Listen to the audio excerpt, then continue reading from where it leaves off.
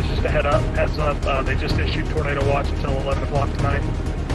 Already got some cumulus that are building on the dry line northwest of Wichita. Over.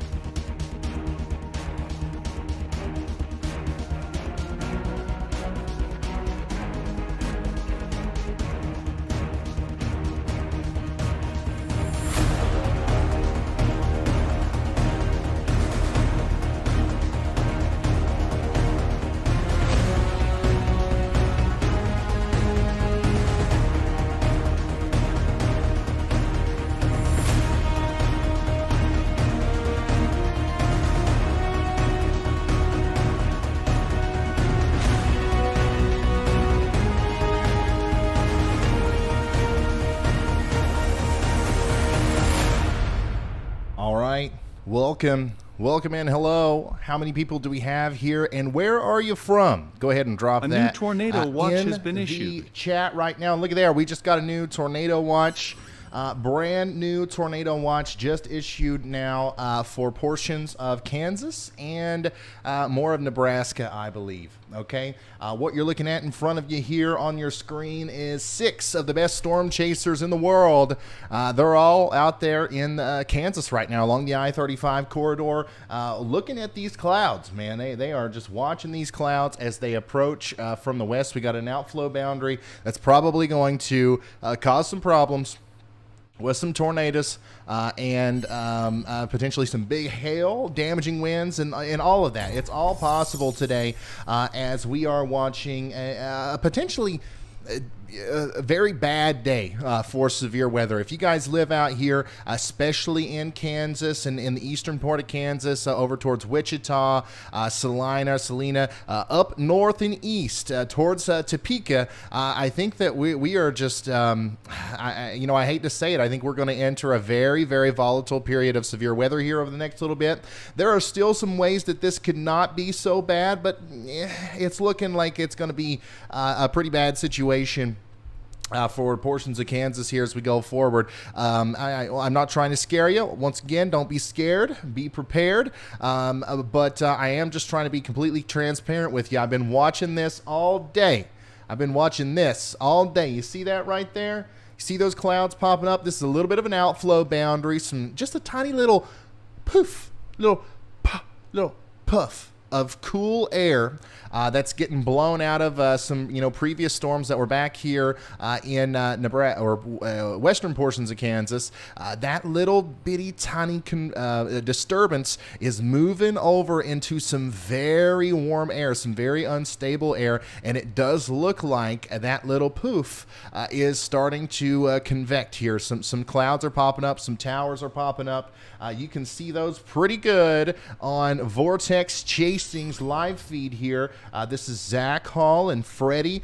They are both out there for Vortex Chasing, and you can see the towers popping up out there in the distance. Okay, those are the storms that are going to eventually potentially cause big problems as we go into the later in the afternoon and towards the evening. Okay, so that little poof is probably going to cause some major problems as we get into Hillsboro, Harrington, Emporia, Madison, Eureka, El Dorado, Howard, all the way up towards Osage City, Topeka, Lawrence, Ottawa, Garnett, Burlington, Manhattan, Westmoreland, Holton, Horton, and of course Seneca, Kansas. It's going to be one of those classic days, and in fact, it's been a while since we've seen a setup like this in Kansas. You guys are used to this back in the 90s. a typical dry line setup like this. It really does seem like it's been a very long time since we've seen such a textbook Great Plains Tornado Alley setup, and here we are. We've got it today, and that does bring out the storm chasers. We do have, once again, 6 of the best storm chasers on Earth helping us today relay information to you guys. We have Vince Welty. He's in Salina. We've got Brandon Kopic, of course. We have Brad Arnold. We have Brett Adair, Zach Hall, and Chris Smith. All these people are out today chasing for us, and they're kind of just sitting around right now. But as soon as one of these storms starts to pop off just a little bit more, we are going to see them go, probably pretty quickly towards the storm there. So let me give you an up close look at everything that's going on right now. Let's come back over to the radar. And then if we have time, we'll do a quick sponsor segment there for Radar Omega. Here is what the radar looks like right now. If I put this into motion, let me show you this. Okay, this is the outflow boundary. Can you guys see the line there? It's not loading up a lot of frames for me. But that outflow boundary, that area, that line there is what we're watching, that slight little gradient, that little poof of cold air, or cooler air. It's not cold. If you're in Arlington, you're not going to notice much of a difference versus what they've got going on in Haven. But the little bit of difference there is going to provide enough lift for big-time storms to form as they move on over towards Wichita and Newton. So right there is our outflow boundary. We're going to watch very closely and see if we start to see storms pop up along this line, and if we do, it's time to ring the bells, and it's time to start heading to your safe spots and getting your tornado precautions in line, because that is the exact it's what we expect to happen, and what we expect to happen is not good. That's why we do have a moderate risk of severe weather today. And if you're new here, if you don't really know what the terminology means, if you're not 100% sure on the difference between an enhanced, a slight, and a moderate. The moderate risk is actually high up there in the rankings for what is to be taken seriously. It's actually a 4 out of 5. Okay, we got a 4 out of 5 on the Storm Prediction Center scale, and that is driven by wind, hail, and tornadoes. Okay, so we actually have a 15% probability now of seeing significant tornadoes in excess of EF2 strength. Which is just something that you don't see very often. Now, I'm not saying it's rare, but it's in the upper echelon of tornado risks, and that does include Topeka. A lot of the southern part of the moderate risk area there is highlighted for tornadoes, and then up here in the northern part, this is where we're mostly concerned about big hail and straight line damaging winds in excess of 60 to 70 miles an hour, and of course the tornado threat exists up there as well. In fact, it exists in a lot of places, even if you're in the orange. I think we do expect northern Oklahoma to get in on some of this action today. Wichita, of course, but right in here, that's where I think the bullseye is going to be for tornadic activity if these storms convect along the dry line. So we don't know for sure if that's going to happen, but we do have a tornado watch out for all this area. Let me show you that watch box. If you are in a purple box there, you are under a tornado watch. Grand Island, Beatrice, Concordia, all the way down to Emporia, Wichita, Salina, Kansas, Parsons, all these places, you are under a tornado watch. Go ahead and start getting yourself ready for what you're going to do, just in case that warning does go live. All right, so big time tornado watch box there, guys. This app, okay, this thing that I'm looking at right here, where I'm looking at the moderate risk and all that stuff, and also the one where I can zoom in all the way down to street level, okay? If you had this app, you could literally go down to the street level and look at your house. It'll show you your house. You see the little buildings there? You can literally go down to the street level and analyze radar, unlike anything else that's available in the App Store or Android Store right now. This is Radar Omega, guys, and I just have to take a quick second to plug them because they are helping us today. If it wasn't for Radar Omega, we probably couldn't afford to, have all of our storm chasers and do all the stuff that we do. So we really appreciate Radar Omega, and not only because they're a sponsor, but because they are literally the best radar app that you could ever get. This is a life-saving tool. It is like $8 in the App Store, but sometimes the stuff that's good costs money. So there are links in the description, and please, if you're wanting to track these storms with us today, please go download Radar Omega. And something else that's really cool about Radar Omega, man, is this right here. Let me show you. You guys know Storm Chaser Vince Welty, professional Storm Chaser Vince Welty. He streams with us every time we go live. Right now he's sitting in a parking lot waiting on them storms to form. But if you want to track Vince separately inside of the Radar Omega app, you can do it. You can do it. Check it out. Right here, you'll see his little icon, South of Salina. That's exactly where Vince is right now. He's in that parking lot right there. And if I click on his icon, not only can I see his stream, okay, I can see his live feed in the app, and you can do this on your phone, tablet, and anything like that too. I can see the temperature outside of his vehicle, the dew point, the humidity, and the pressure in millibars, the wind speed, and everything. This is a very cool addition that Radar Omega is doing, and it, that alone, in my opinion, makes it worth the money. Okay, because there are no free apps or any other apps that you can watch Vince's stream on inside of the Radar app. So, okay, that's enough of that. I just really, really appreciate Radar Omega for allowing us to continue to grow our team and doing everything like that. So I'm going to turn off the categorical outlooks there, and we are going to go ahead and fill you in on some of the stuff that we've got going on right now. We do have a severe thunderstorm warning for Greeley and Wichita counties in Kansas, and also Hodgman and Ness counties in Kansas, and then also Furnace and Gosper counties in Nebraska. All right, we got some big hail over here heading towards just to the north and east of Riverside, and Bazine heading up towards Alexander. Get ready for that. No tornado threat right now, but certainly some big hail. 1 inch in diameter there just to the east of Harold. With that other severe thunderstorm warning, this one's probably got some really strong straight line damaging winds moving into Lydia, Kansas. Okay, so if you're in Lydia, Kansas, get ready. It's coming. Big hail, strong winds, batten down the hatches. And then, of course, we have another one up here that's getting ready to affect Holbrook and Edison in Nebraska. So no need to get underground, but certainly seek shelter indoors during these big time severe thunderstorms. They can be just as nasty and just as dangerous as tornadoes sometimes, especially the weak tornadoes. So here's a latest look at the satellite. You can still see those towers are convecting like crazy. And you can see it on our chaser feeds too, man. They are really trying to get their act together out there. And then also you can see our map of all the storm chasers. Let me turn on the cities just briefly. So you can kind of get an idea of where they are. Wichita, Newton, El Dorado, that's where all of our chasers are right now. I like to turn the city names off whenever we go back to really analyzing the radar so we can keep up with where the chasers are better. But that's the general vicinity as to where our chasers are right now, and they are watching those towers pop up.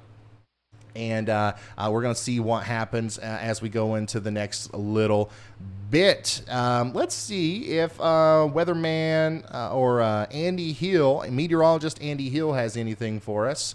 Let me hit him up real quick. Andy, are you here?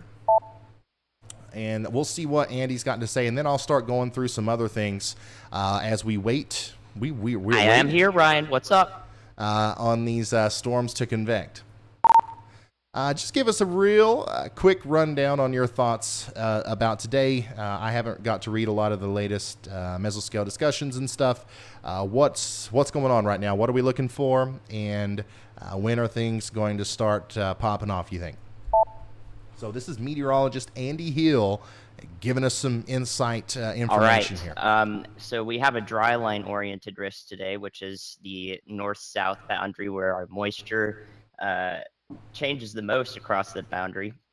Today's a conditional threat despite the enhanced moderate risk areas in the Central Plains. But what that means is that we're waiting to see what really sparks convection to happen. So like there's a few outflow boundaries from storms from last night that see some we may see some formations along those. And should they form, that's when we're going to see the storms take advantage of a really great environment. One that's increasing in low-level shear as our low-level jet ramps up toward the evening hours, which is when we expect this to start to maximize. But overall, like our bulk shear is not too great, so a lot of these cells are probably going to be high precipitation. They may also be cyclical, meaning that they're not going to be long tracked unless one is in the best environment possible. But there's another thing that I'm looking at too, which is called downdraft cape. And we have really high values of that today, which means that supercells may go outflow dominant quite often, reducing their chance to produce a tornado. So those are a few things that I'm watching today across the dry line risk area. And our triple point setup is a little more chaotic. That will have to be monitored from our analyst team and myself as we go. All right. All right. Thank you so much, Andy, for your input there. We always appreciate Andy's input. As he was saying, we have a very volatile and, primed atmosphere for tornadoes and supercell storms, rotating supercell storms. However, as always, there are failure modes. Okay, there are ways that this could not produce any tornadoes at all. And we've seen that happen before. And actually, we're hoping that it happens today. But if storms are allowed to form along this outflow boundary, I'm telling you guys, we are going to see some big storms today with tornadoes. So I want everybody in the tornado watch boxes to have your plan in place. Get your helmets ready. Okay, get that NOAA weather radio ready. Make sure it's charged up and everything. I know hundreds of you guys should have NOAA weather radios now. I think we've sold like 500 just in the past couple days on our website. So if you've got one of those, make sure it's charged up, make sure it's ready to go, just sit back. There's no reason to freak out, right? There's no reason to kind of run around and think that the world's coming to the end.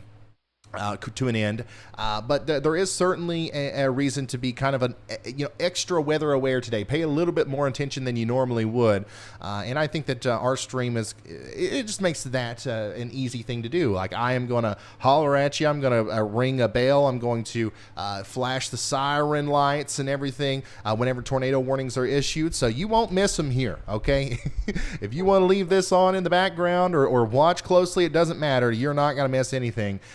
As we continue to track this potentially dangerous day. And guess what? Who else is tracking this potentially dangerous day? It's Barry Bones. Barry. We love Barry. This is Barry is, I think, our number one fan. Every single live stream he is watching very closely, paying attention to the radar. Look, the ears are up. He's in a position like he knows something's getting ready to happen. He's ready to go. He's ready to go to the safe spot when he needs to go. Barry, I will let you know when it is time to go to your safe spot. You're good right now, Barry. You're good right now. We love Barry Bones. If you want to send us a picture or a video today, and you can do so safely, you can do that on Twitter at Ryan Hall Y'all. Additionally, we have pics at RyanHallYall.com. We have Facebook and Instagram and all that good stuff too. Just pick one and send it in. The best one, the easiest one, I guess, is going to be Twitter. Twitter is certainly going to be your best bet, your easiest one to reach me, because I'm always checking Twitter. Always checking Twitter. All right, we also have Evan Freiberger. He's a freelance journalist who is, I believe, out there doing some interviews with people. I haven't seen any of them yet, but as soon as we get some of those, I will show them to you. But yeah, I think that Evan went out there to kind of interview some people in Kansas and around Wichita and Topeka, and he asked me for input. He's like, I just want to do some stuff about the severe weather. I'm not necessarily a storm chaser. I just want to have a story about the severe weather. And I said, you should just ask people if they even know what the threat is today, if they know the difference between a slight risk and a moderate risk. Do they know the difference between a hatched tornado risk and a normal tornado risk? I personally think that would be very interesting.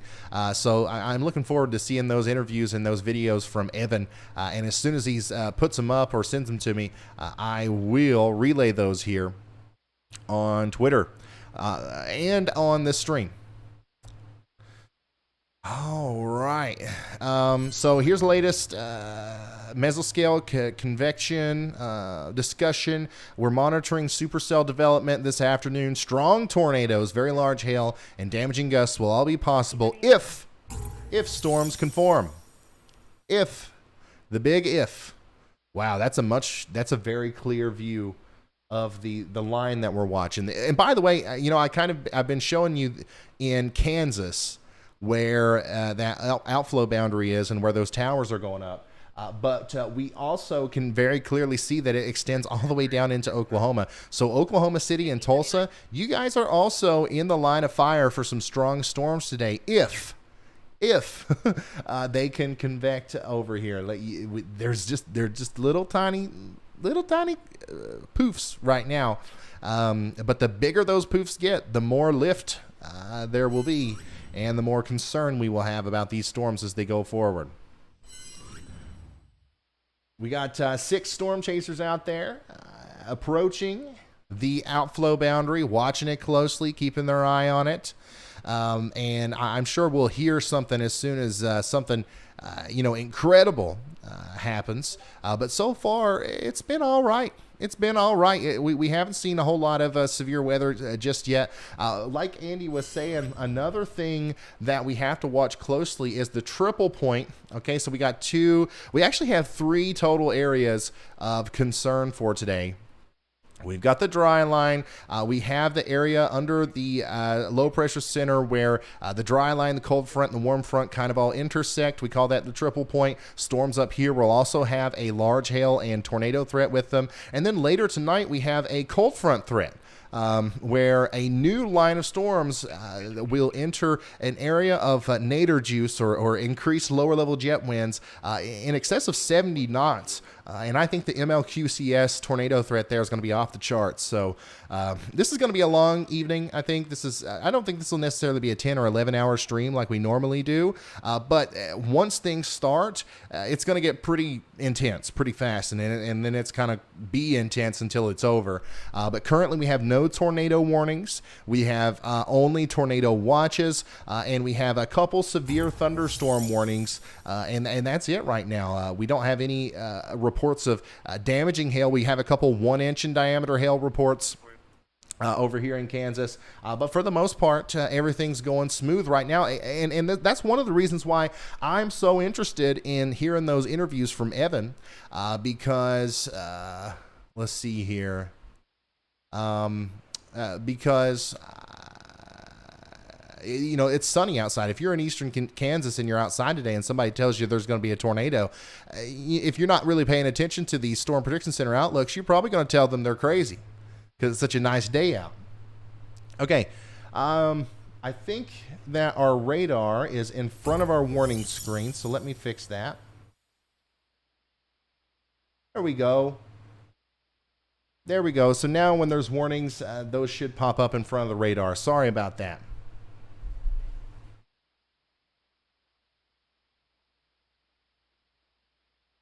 Sorry about that, y'all. If you are just now tuning in, this is live severe weather coverage of a potentially very dangerous day for severe weather in Kansas and Oklahoma and Nebraska. And when the lights turn green, that means we've got a word from Andy, the weather machine. Go ahead, Andy.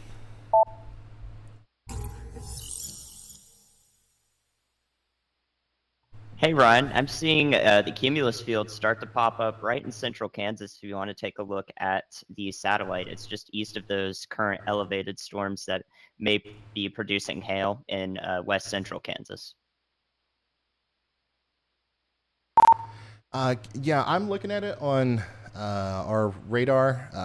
But can you send me something that's a little bit more high def? Like, what's the best place to look at it with a loop online? Let's see here.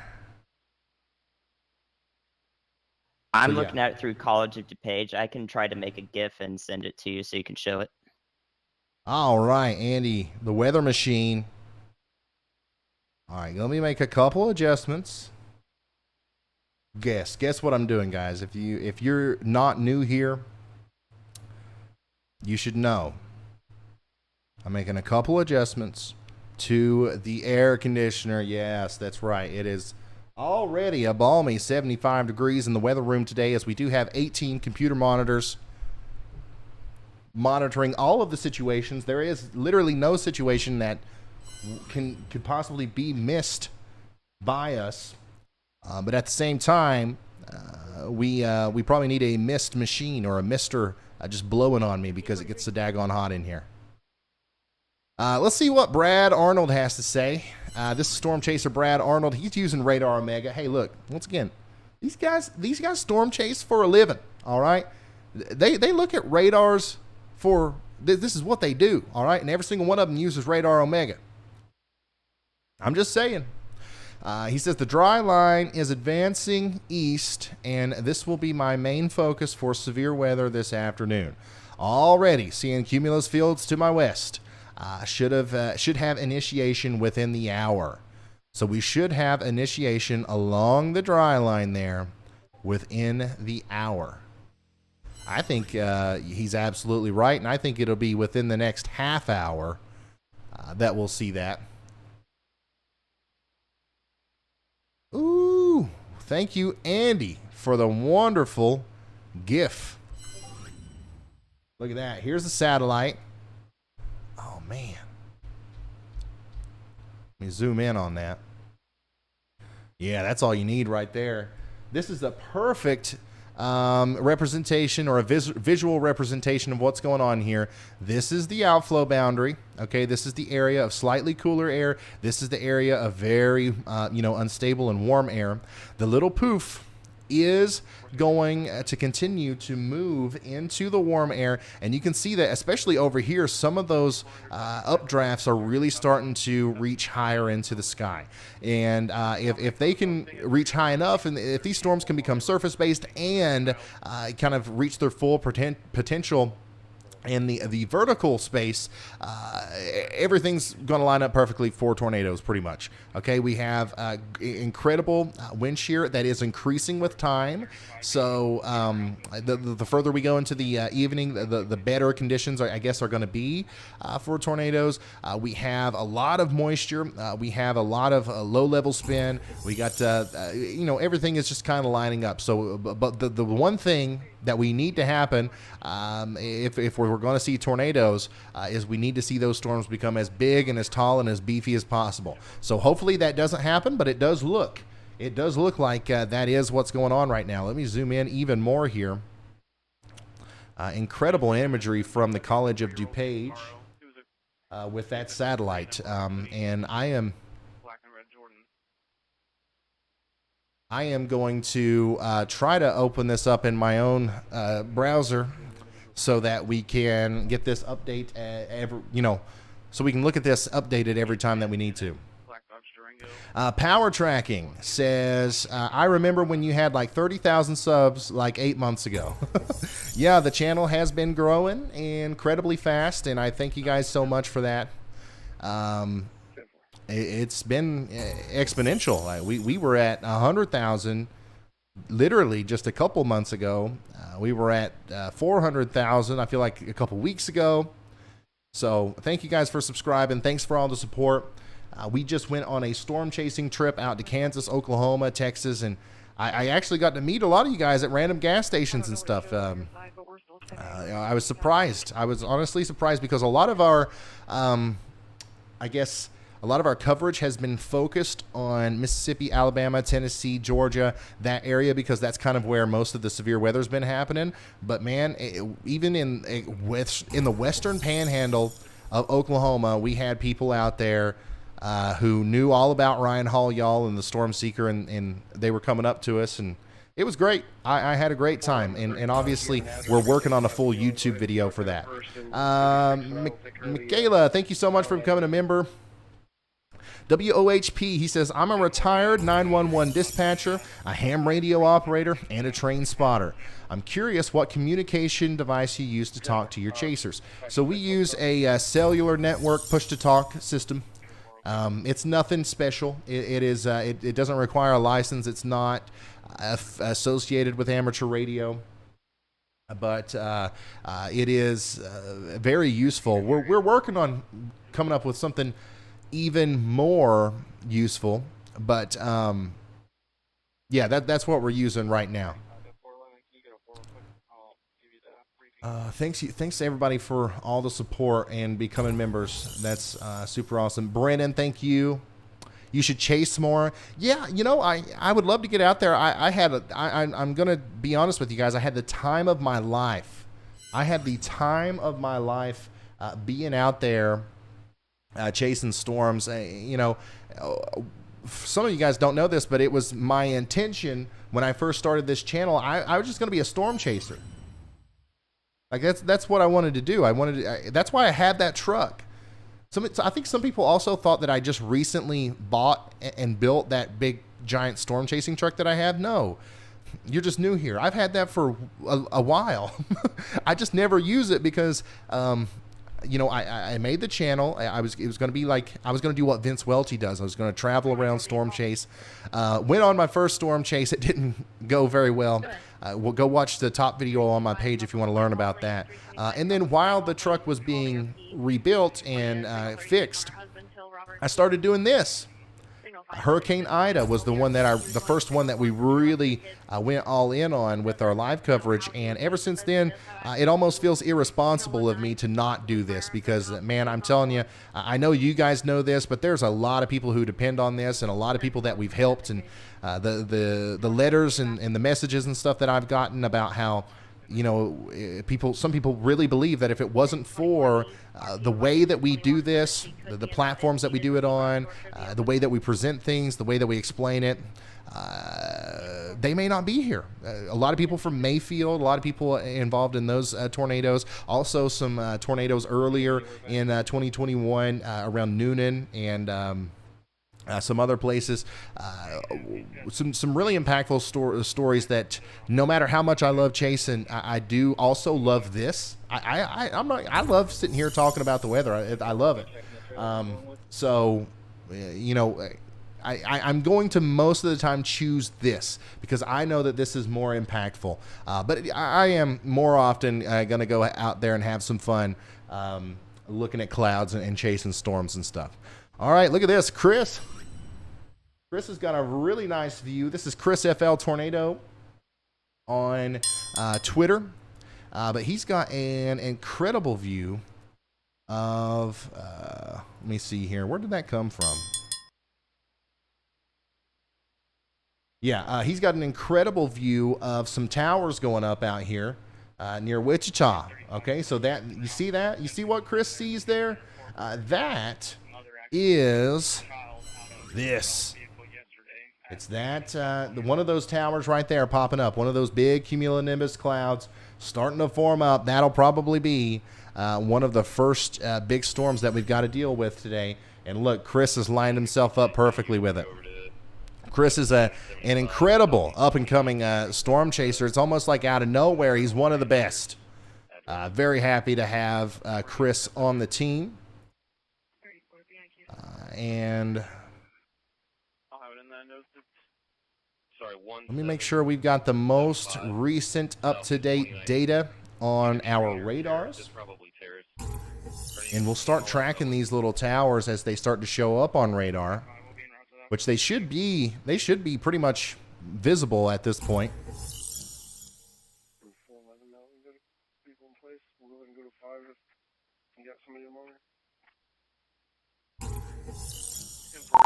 Hey, Andy, are you having any problems with KICT? I haven't got an update in a while from them.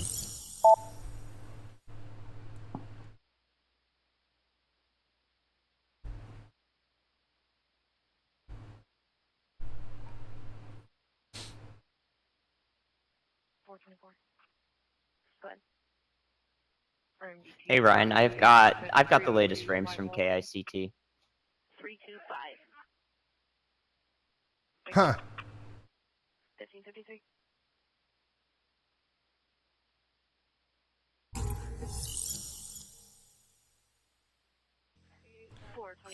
Yeah, so I only have up to about 30 minutes ago, and then nothing. Go ahead, Andy. Not a problem. 1553.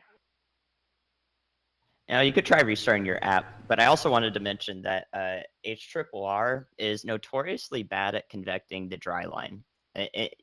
Usual dry line situations like this. This is definitely one that has pretty good chances at initiating convection. We're already seeing it well ahead of schedule with these cumulus clouds popping up on the dry line. The HRRR doesn't really even have anything like that until a couple more hours from now at all. So that's why storm chasers like Reed, Vince, and Brandon are saying that they're probably going to see much more widespread convection than some of the convection allowing models are showing. Yeah. Yeah, so what Andy just said, the HRRR, the high resolution rapid refresh model, which is the model that we actually use quite a bit on this channel to act as our simulated radar. It is not the best for situations like this, where we have convection along a dry line. I 100% agree. I'm gonna have to work on this for a second. Bear with me, y'all. Show you the satellite again. Daggone. We got to make sure them radars are working. All right. Them radars, they got to be working. Or we are not going to have a good time today. Any supervisor direct? 421. Just making sure you're direct with the possible 1048 at 21 in Buchanan. I'm having no problems whatsoever with Radar Omega. It's just in order to do this the way that we do it, we have to use multiple different softwares and stuff like that. And there's just a couple in particular that give me a hard time every single time, but I'm working it out now. It's good that we started early today so that we could find these problems and solve them or fix them before it was too late. And we were deep into severe weather coverage. Okay.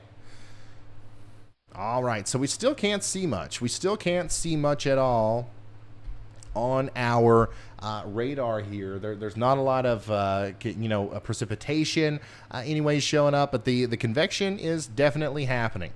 The convection is definitely happening, and you can see that very clearly here on the satellite. You see those towers popping up right there. That's what all of our storm chasers are looking at. Every single one of them are pointing at these clouds, and those clouds are the ones that we have to watch extremely closely as we go forward.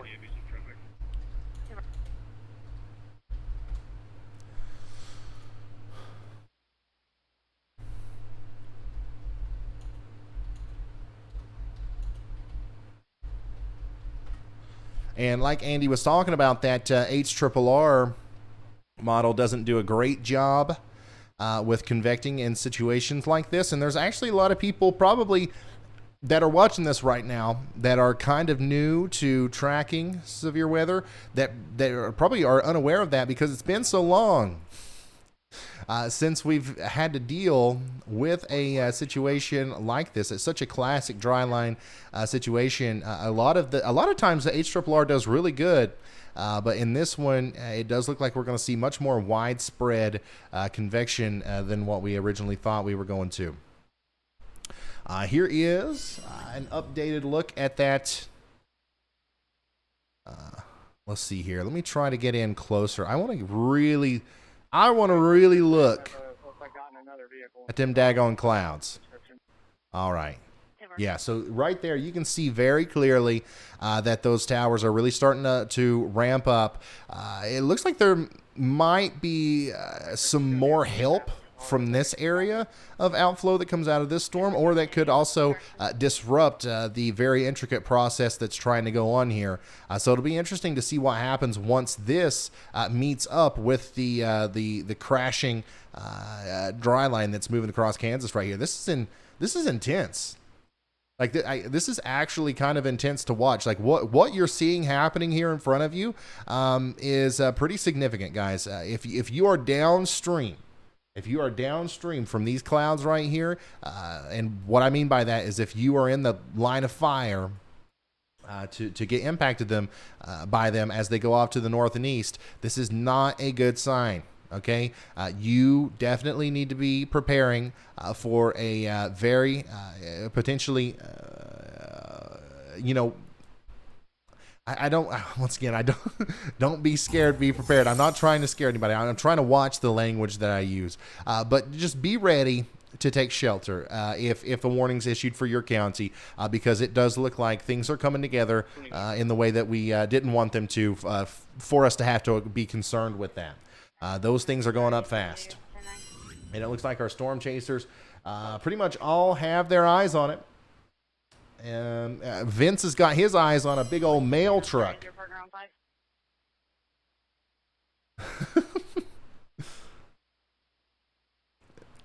But look at I'm trying to see. Okay, yeah, he's pointed in a different direction, or else we'd see those towers too. He's a little bit further north than everybody else. Chris and Zach and Vortex Chasing Brad and Brett are a little bit further south, back towards Wichita.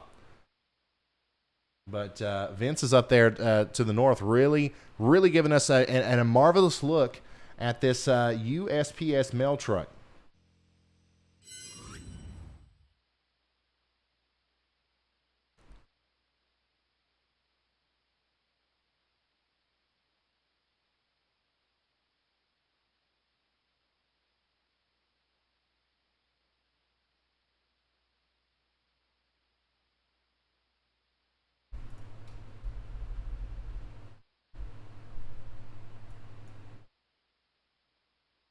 Still not seeing a lot happening on radar.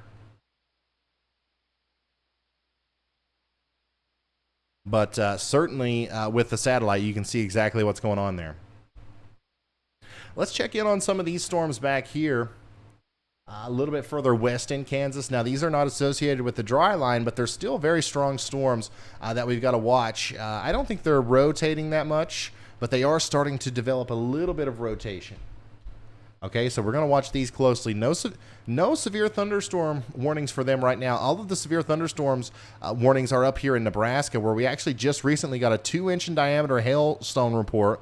We got hail still falling at the Arapahoe golf course. Golf balls with a few egg-sized hailstones mixed in there near Furnace, Nebraska. Our lights are green. You know what that means. Go ahead, Andy.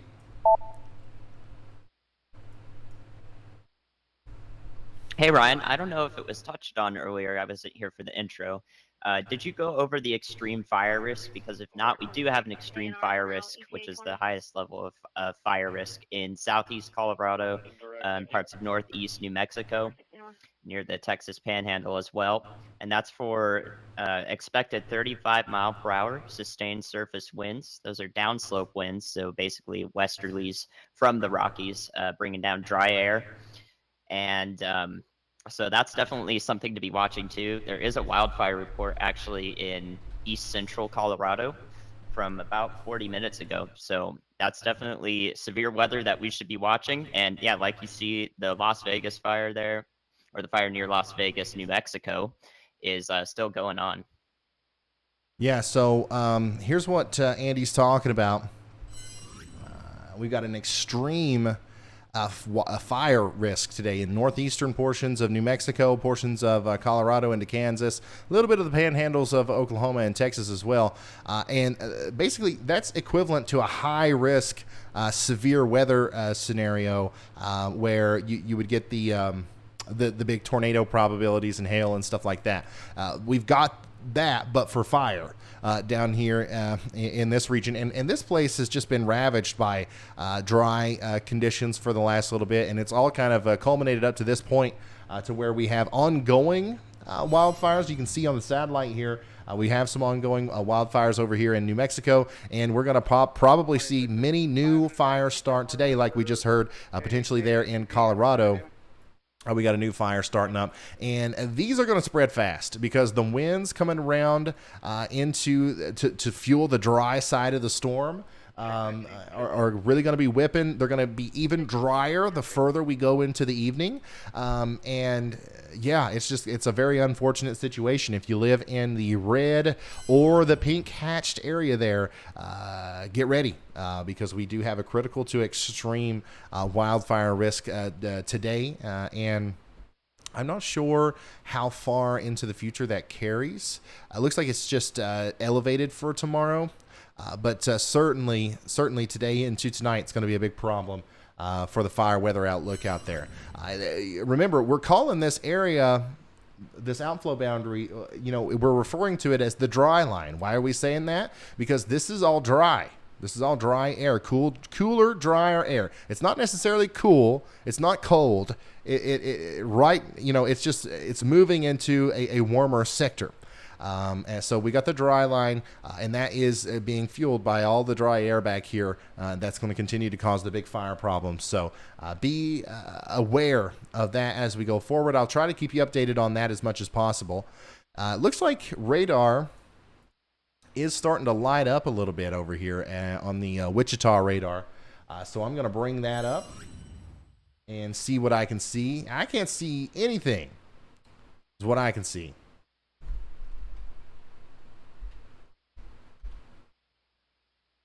21:17. I'm having some problems, y'all. Let's bring up Radar Omega, the most trustworthy and reliable radar in existence. And I can see the dry line here. I can see the line approaching, but I still don't see very much in the way of convection just yet. Maybe up here to the north of Salina, Kansas, but that's all I'm seeing right now.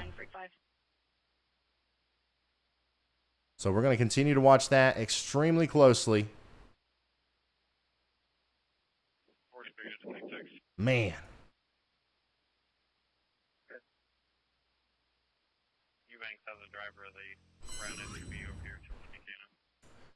We got another really good view from Chris Smith at the base. So, Chris has positioned himself really well here. Let me try to figure out exactly where he is so we can keep up with that specific tower that he's on. This is Chris FL Tornado. You can find him on Twitter, searching Chris FL Tornado. This is where he is on the radar. Okay, so you guys see his little marker right there. See Chris FL? That's where he is. He's on I-135, and we are looking at, on his picture there, either, I believe it's this one. It's this beginning portion of a potential big-time storm there that's forming near Gosel, Canton, and Galva, Kansas. So he's giving us a look at that. And then, of course, the other chasers are also giving us some looks at some other big towers that are forming there. Zach and Vortex Chasing. They are on, I think what we're actually looking at on Zach's feed there is the same thing that Chris is looking at, but just from a little bit further distance, because all these guys are kind of in the same areas right now.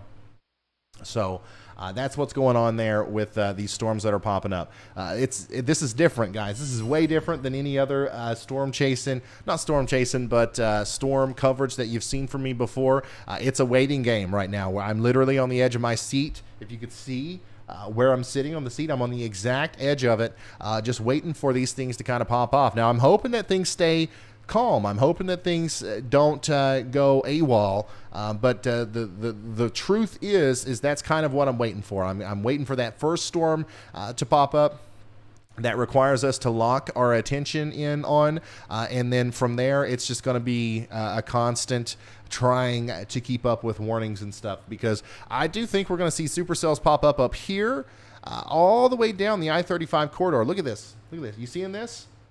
That dry line, that area of potential convection goes all the way down into Texas. So pick your supercell today. Any one of these could cause big problems from Oklahoma City, Stillwater, to Tulsa, Bartlesville, Ponca City, Arkansas City, all the way up to, of course, Wichita, and then towards Topeka. This is kind of where I believe some of the bigger problems are going to be had. But this whole area today is potentially going to be impacted by some very severe weather. So that's what we're watching there.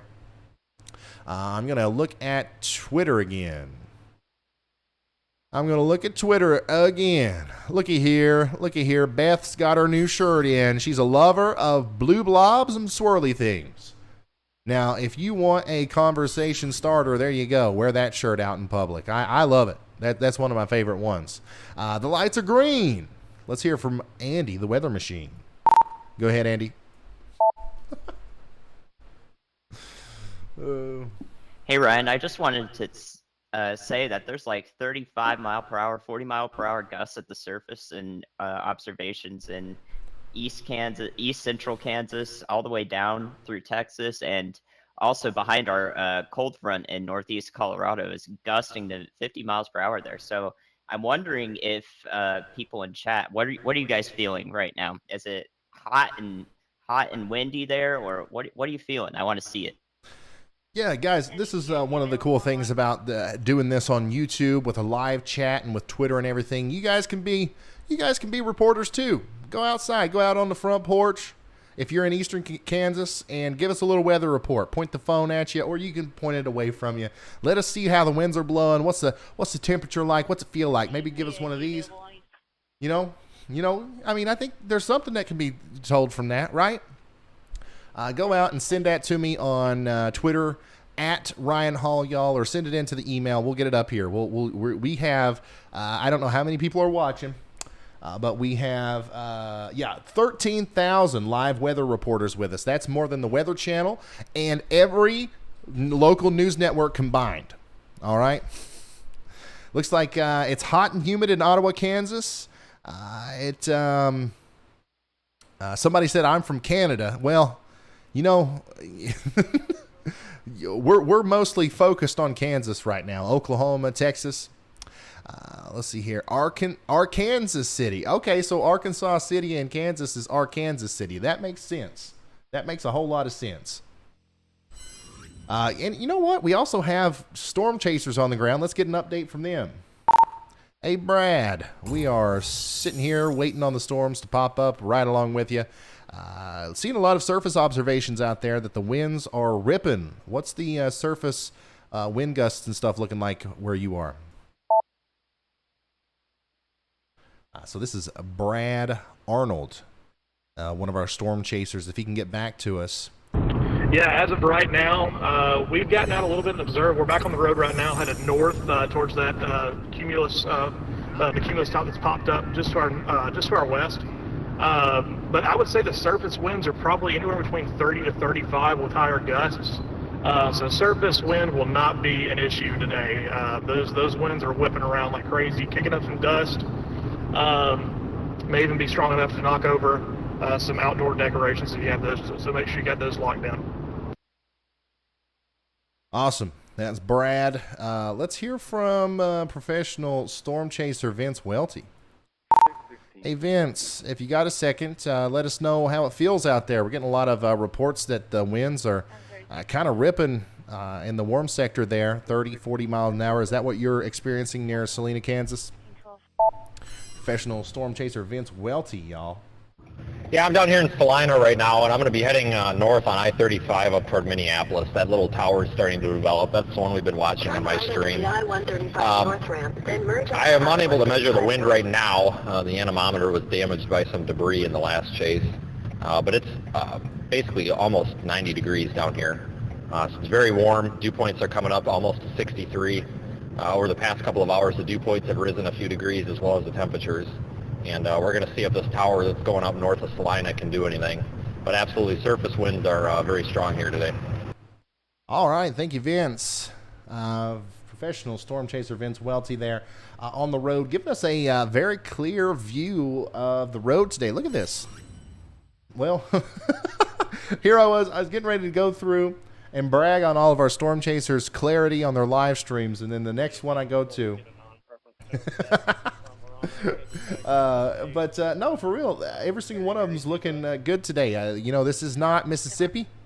I think we're going to have a decent time, not a great time, but a decent time keeping good feeds on our guys today. So, you know, if obviously there's a lot of people watching right now that are in the path of these storms and they're concerned and they're trying to get information that could potentially save their lives.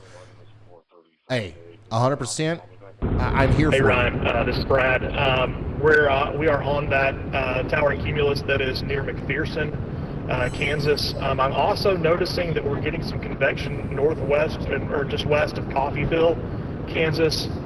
So I'm really locked in on those two areas. Obviously, this one's the main one that's back on the dry line, but that Coffeyville area has me concerned as well. What I'm saying is I feel for you. If you're in this area and you are wanting to get, those important updates and information, obviously we're going to be providing that for you. And that's one of the reasons we have storm chasers out there. But also, if you're somebody in Canada, I know there's a lot of people watching that don't live in Kansas right now. If there's anywhere today that you could be watching weather coverage where you could potentially see a tornado live, it's going to be here. Okay, I don't think there's anywhere else that you could potentially see that happen. Because we have, once again, 6 of the best storm chasers on Earth, and they have all positioned themselves, in my opinion, perfectly to kind of intercept these storms. So we're going to keep you informed, and we are also going to keep you updated on everything that happens as we go forward. So let me actually look at that storm that Brad was talking about down here near Coffeyville, Kansas. Did you hear him mention that he was kind of concerned about this storm? This is the definition of a renegade cell. If that turns into a supercell, we could be talking about some big problems. Talk about a storm that is unimpeded by any competing showers. That would not be good. If that ends up rooting up and producing a rotating updraft, we could potentially see some big problems as that goes up towards Independence and Parsons and St. Paul in Kansas. Now, right now, it doesn't look like that's going to be anything in the near future, but we're watching it. We're watching it closely. Also, it's important to note that the further east you go over here, the more that low-level jet ramps up. So if that was to turn into something big, that we definitely have to watch that for some potential problems there. All of our storm chasers are right here, though. Pretty much every single one of them is right there in that general vicinity.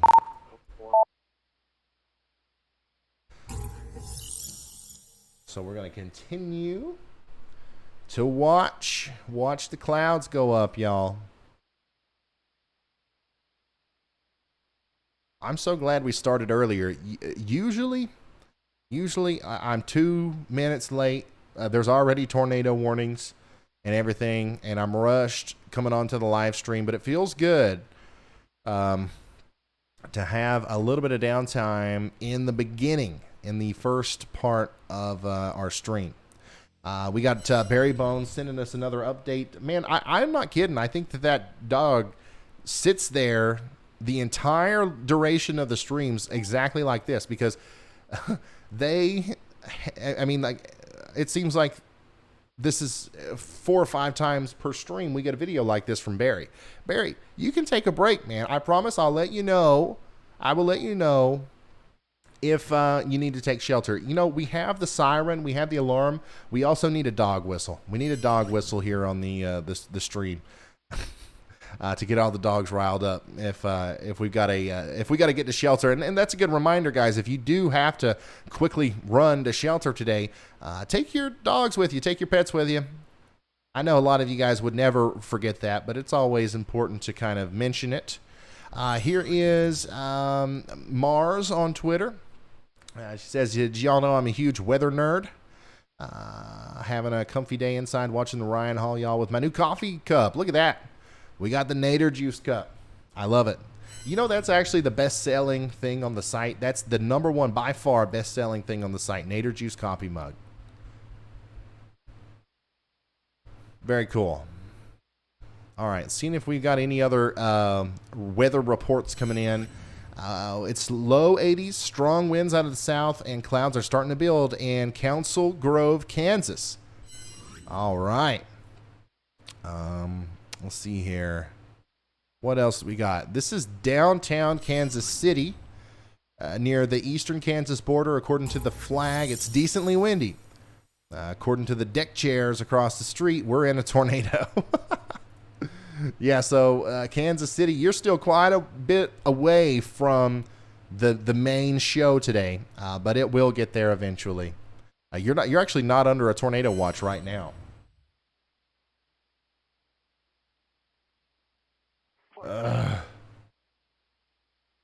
Yeah, I'm having just the worst time ever with GR2 today, and that is not good. That is really not good.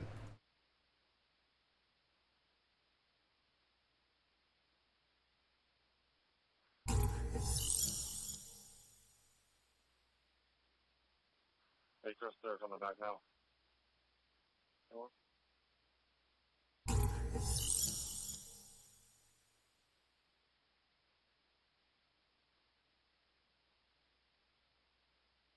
$21. Are you kidding me?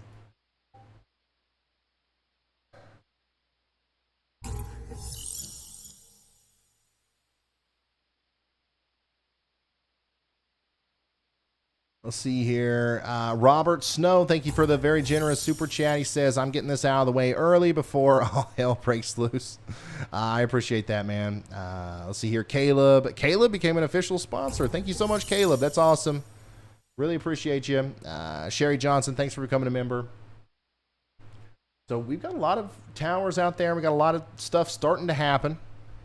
Brad's got a good view of the base, or the potential, the base that's trying to form over here on this storm near Galva and Canton. So Brad Arnold is currently on the road between Marion and Hillsborough, Kansas, facing west. He's going towards Canton, Kansas, and he's pointing us at this storm here, or this rain shower, really, that's just north of Galva, Kansas right now. That's what you're looking at there. And, man, I mean, these things are really getting their act together, but they're also taking their time. They're taking their time. And you know, like Andy said, they're popping up earlier than what we thought they would, but still, they are. There's no massive explosion that's happening here yet with these things developing. Were you trying to get it with me?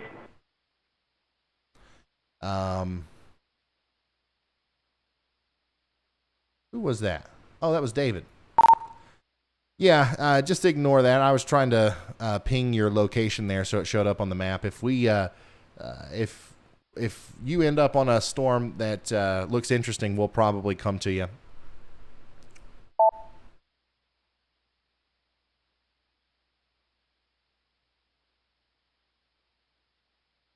By the way, that's David Lilly, who's way down here in Oklahoma. So if there's something, this is Alrighty, sounds good. I'm setting up over there near Perry and Stillwater. That's where I'm going to right now. I should be there in about 2 hours.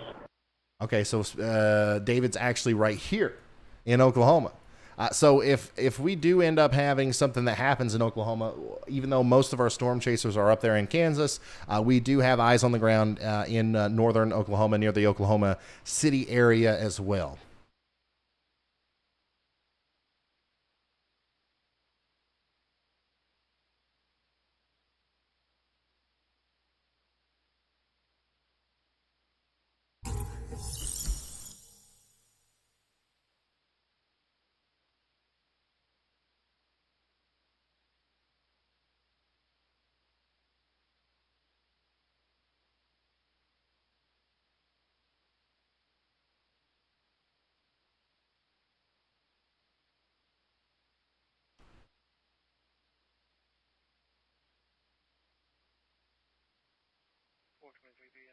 All right, so I'm gonna I've got to mess with something one more time. Technical difficulties, of course. Go ahead, Andy.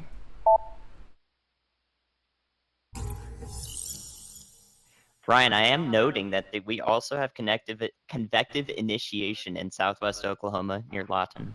So that area is heating up as well. I'm thankful we have David over there so that we can have an Oklahoma view. Yes, very, very thankful for David. Guys, David Lilly is actually, he's part of our team. Usually he's the one that runs social media and stuff. But today, David is actually storm chasing. We didn't have enough room to fit him on the screen, though. Like, I'm having a real hard time figuring out how to get more than 6. and like make it look nice. Obviously, it's not that difficult to just have more than 6.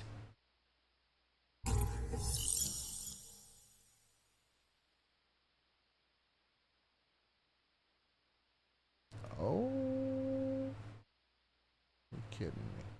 In 23 and 24, just 1067, we did have a pass call at the case address in January of this year from the male half so that the female CRP on your current call is signal 3 with schizophrenia.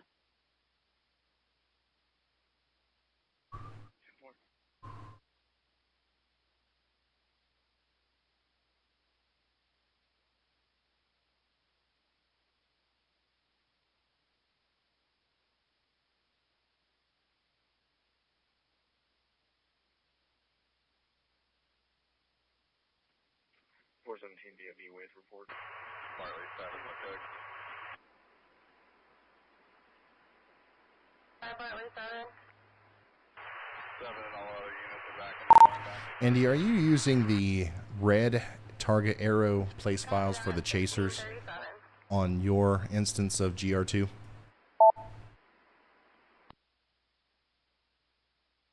No, Ryan, I'm using blue, but I think they're both working. They are working, but every time I turn on the red ones, the program freezes. It doesn't, the radar doesn't update, so I don't know if that's a me problem or a that problem. I'll probably try the blue ones. If you could find a link to that and put it in the text thing for me, that'd be much appreciated.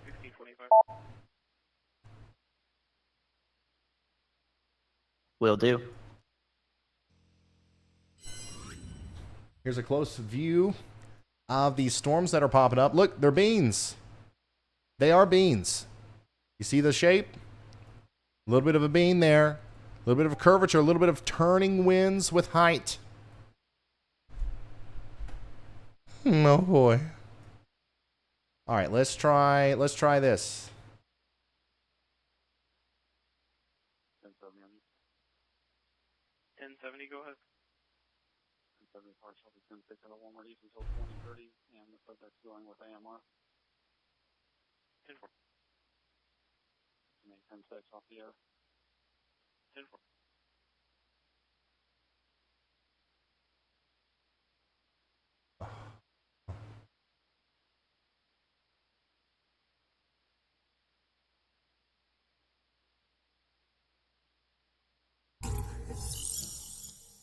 Okay.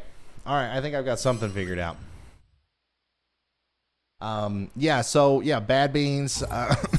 Whenever the storms are starting to take on the shape of the hodograph, especially in their very beginning stages, that's never good. Speaking of hodograph and a loaded sounding, let me show you something here.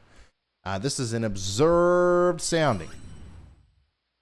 You know, does that look familiar to you? Does that look like the bean shape to those storms you just saw? This is a little bit further south. Let me see. What is that? Norman, Oklahoma, 1 p.m. We do have that curved hodograph. And a lot of convective available potential energy. The meteorologist Andy Hill said the thermodynamics were out the wazoo. Quote from meteorologist Andy Hill there. This is certainly a sounding that is kind of concerning if we get storms. as we go further into the evening, especially down there in Oklahoma. I think that the kinematics, the photographs probably look even more pronounced than that as you go up into portions of Kansas, but that's certainly enough there to make you take a double look at it as we continue to watch these storms form. The temperature 77, dew point 67 in Norman at 1 p.m.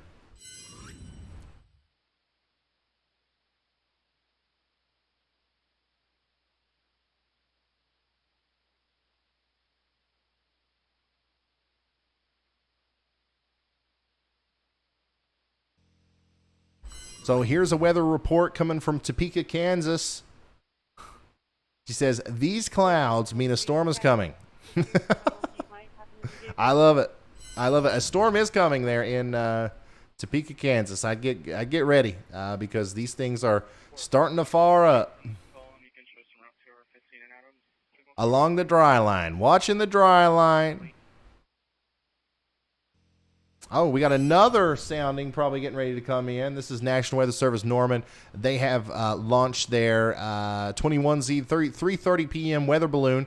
So that graph that I just showed you with all the funky looking lines on it and stuff, that graph, that whole thing is drawn by the data that's sent back from this weather balloon.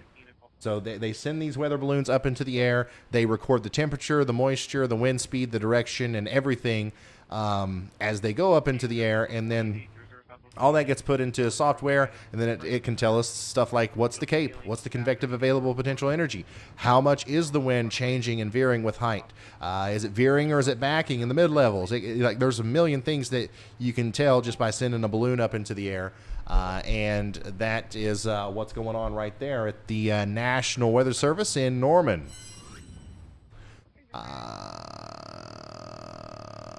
Okay. Oh, okay. Here we go.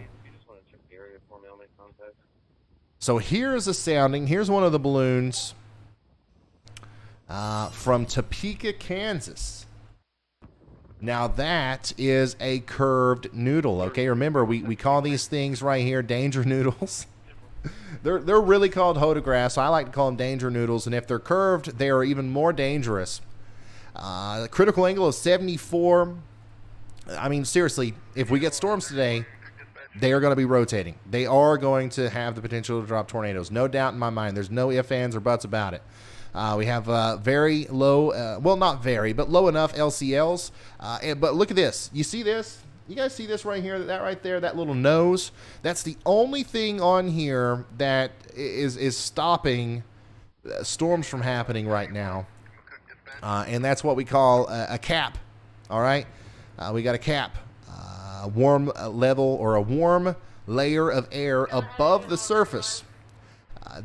So, you know, back to second grade, how do you get storms? Warm air rises, okay? But warm air can't rise into warm air. I mean, there's no movement there, if that makes sense.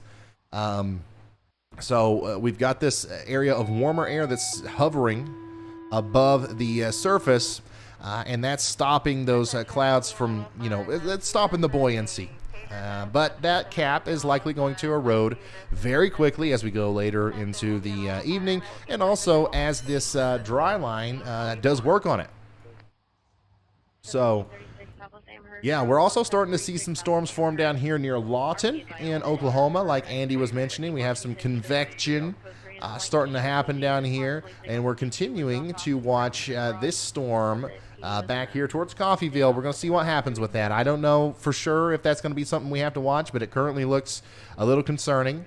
And then some of our biggest storms are actually happening way back here in western Kansas right now with some strong winds. I'm certain there's some hail in there, but no severe thunderstorm warnings. In fact, all of our severe thunderstorm warnings right now are up here in Nebraska.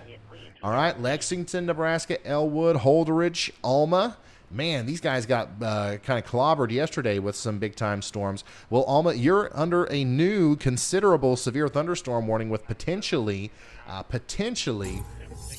hail larger than 2 inches. 2 inches in diameter hail there in Alma, Nebraska. So big time area of storms up here in Nebraska. We're going to continue to watch that for more potential tornadic activity. Heavy rain, flash flooding, and hail is going to be possible back here. But I'm telling y'all, the main thing, the main show, the number one thing that we have to keep an eye on right now is the dry line in from Oklahoma all the way up through Kansas.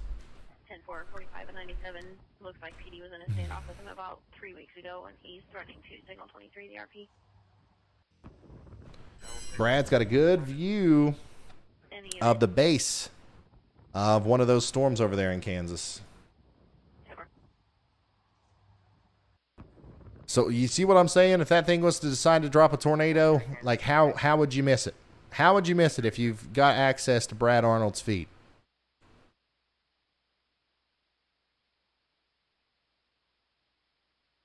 Oh, wow.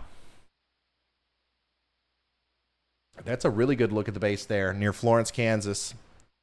A little bit closer to Hillsboro. Brad, the camera that you're watching right now, he's just north of Hillsboro, Kansas, looking at pretty much the only storm of significance right now that's near Canton. So we're going to keep an eye on him. Looks like Chiefs Kingdom got their merch in today, got the Supercell iPhone case, and of course, it looks like the Supercell shirt there. Thank you so much for getting that from shopryanhall.com. Oh man, all kinds of stuff coming in. Looks like somebody got their Ryan Hall y'all hat too. Thank you so much for sending in those pictures, guys. And Kelly is showing off her helmet. You know what? I think that would work. You just got to hold on. You got to hold it in place, right? If you're actually, in a situation where you're trying to protect your life, and you don't have a helmet that fits, something like this could possibly work. You just got to hold on tight, right? The goal is to protect your dome, and I definitely think a cast iron pot, which is I think that's what that is. I think that has the ability to do it.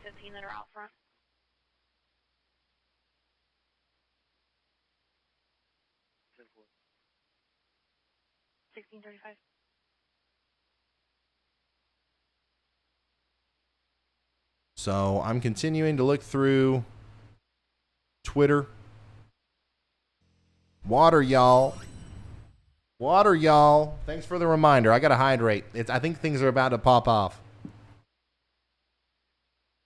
Not to our knowledge, no.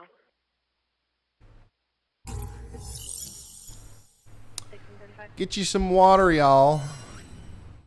Everybody watching right now needs to hydrate. My goodness.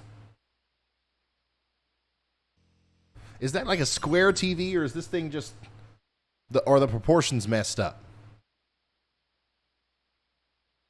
I think the proportions are messed up.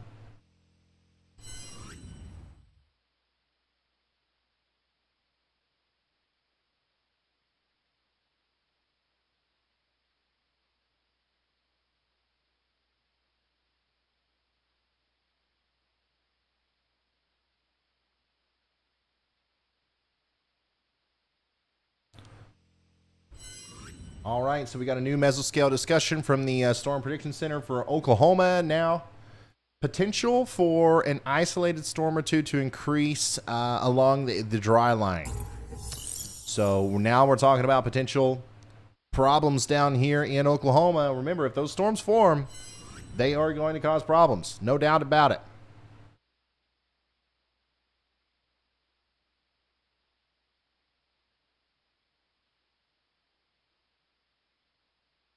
No doubt about it.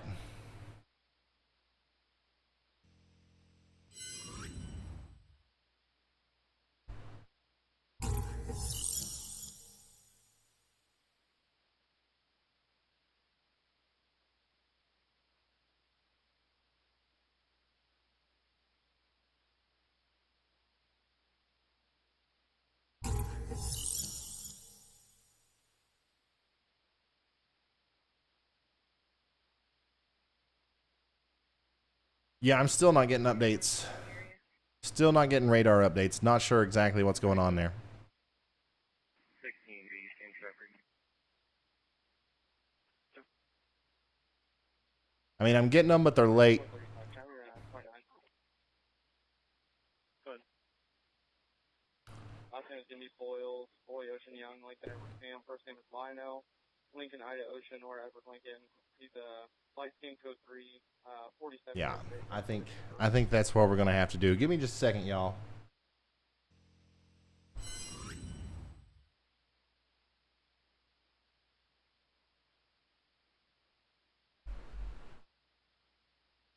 Look at that. That thing's sucking in air.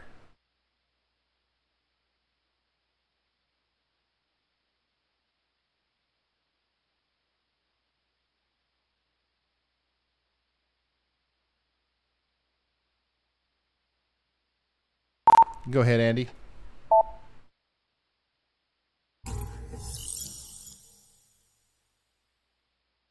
Hey Ryan, there's a couple of interesting areas that I'm monitoring in those Nebraska severe thunderstorms, warned storms. One just west of Alma is showing a hook echo. I'm trying my best to look at the kinematics, and I see incredibly marginal storm relative helicity in the low levels there. So it is quite interesting to see the structure with that. I think it's overperforming personally. There's also possibly an area along the line to the north in near Elwood, Nebraska, that may be rotating in a QLCS manner. So we'll have to keep an eye on that as they move east towards more favorable kinematics that actually would reflect why they're presenting like this on radar. All right. Thank you, meteorologist Andy Hill. This might be some type of. Let's take a look at that hook echo, shall we? Now we're moving from Kansas to Nebraska. This is right up here near the Nebraska-Kansas border. This is a severe thunderstorm that's moving into the Stanford and Orleans and Alma areas in Nebraska. Look at this. That would be where potentially we have a tornado. The rotation doesn't look... I mean, it looked decent at one point. It doesn't look great now, but we're going to continue to watch it, obviously. Right there near Stanford and Orleans, this certainly has very big hail. Okay, so I don't want anybody to balk at this if it doesn't have a tornado.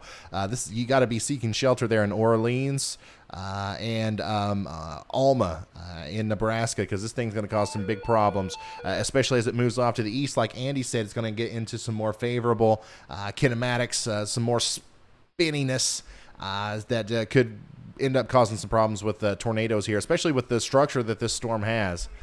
So we're going to continue to watch that extremely closely there near Stanford and Alma in Nebraska. Severe thunderstorm warnings go all the way up and down this portion of the storm system. Elwood, Smithfield, Lexington, Eddyville, even up here in Sargent and Westerville in Nebraska. You guys are going to get some very strong winds, some big hail. And look at this. We have new storms forming out here, and these are also presenting a little bit of that curvature, that beam look to them, south of Kearney and moving into Lowell, Gibbon, and Kennesaw, Hartwell, Norman in Nebraska. You guys need to be hyper weather aware as we continue to watch this dangerous situation unfold. We also have these storms down here in the dry line sector that we're continuing to watch. This is where all of our storm chasers are right now. And it looks like there's a lot of inflow. Look at that. A lot of inflow coming into the storm. But as of right now, no big time signs of rotation that would, that would say that there's a velocity couplet or something like that. These are the only two storms that we have right now in this part of Kansas. So that's a good sign, but I do think more are popping up, and they're popping up very quickly. So we're going to continue to watch them closely, along with the rest of our storm chasers, man. These guys are out there keeping an eye on things for us. You can see that we have multiple views from multiple angles. So if anything was going to happen, we will be some of the first ones to know here as we are continuing to watch this potentially dangerous day unfold in Kansas. Oh, here's a very interesting video. This is from a truck driver, I believe, in Russell, Kansas, just to the east of Russell, Kansas. Look at that big dust getting blown up by the outflow from one of these storms. He didn't believe he had any. Thank you for sending that in. Anything about them being inside. He checked his hoodie and there wasn't any in there either. Thank you. 1642. Appreciate you. Oh, great. We got somebody watching in Lawton, Oklahoma. This is on the west side of Lawton, Oklahoma. Very dry and windy. Clouds are forming. Big time towers popping up down there in Oklahoma. Who's going to be the one? A new tornado There it is. warning. I was going to say, who's going to be the first tornado warning? And it was answered for me there. So let's zoom to it. We got a new tornado warning up here in Nebraska, y'all. This is an observed, a confirmed tornado.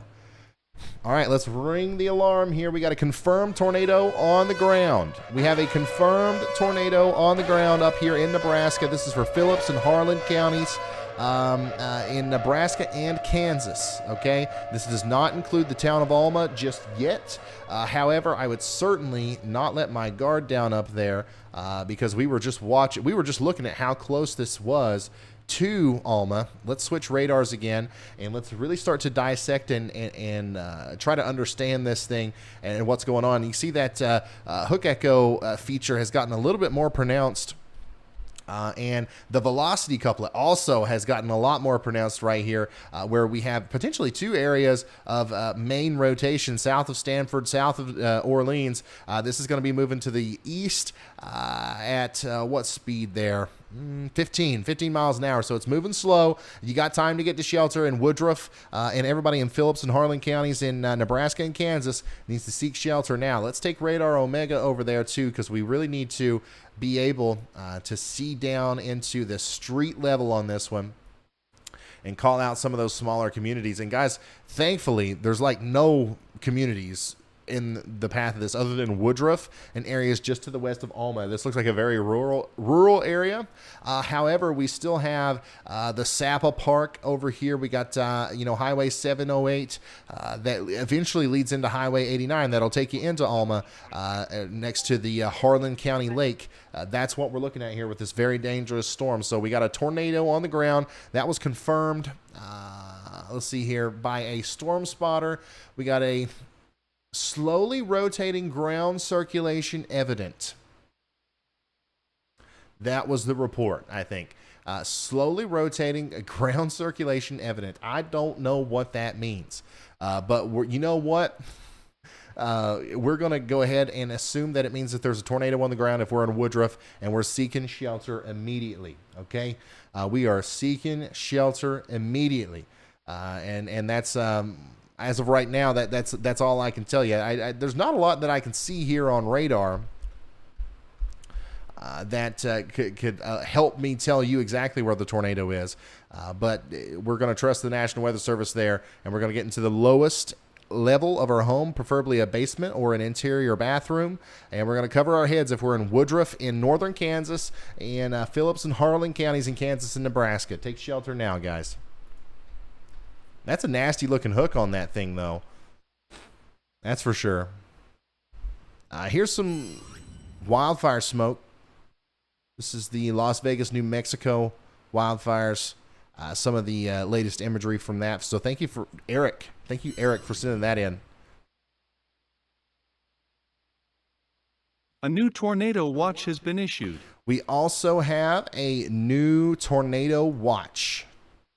Brand new tornado watch. Let me show you that.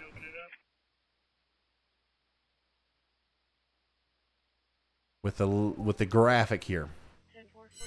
All right, I'm retweeting this on Twitter. National Weather Service has issued a tornado watch for Lawton, Oklahoma, Oklahoma City, Norman, Guthrie, Stillwater, Ponca City, all the way up to Tulsa and Bartlesville. You guys are included in this. A few tornadoes are likely. Scattered hail up to DVD size. 1043, can you take that? 1047 at 20% water maker. What? Have you guys seen that before? 6047. What? 6047. What? Scattered hail up to DVD size, likely. And scattered gusts up to 75 miles per hour possible. This is affecting a population of 2.8 million people, almost 3 million. And there's 1,000 schools and 99 hospitals in the path of these potentially dangerous storms there in Oklahoma City. So, man, get ready. DVD size hail. That's something else. I don't think I've seen that on a tornado watch before. DVD size. Like, you know, it's been a while since I've held a DVD, so I'm searching in my memory for the last. I don't know if I'm thinking of the right thing or not, but I'm pretty sure it's like, you know, DVDs are pretty big. Jeez, man. Not only do we have the tornado risk out here in Oklahoma and a portion all the way up into Kansas, but now we have a DVD size hail problem unfolding.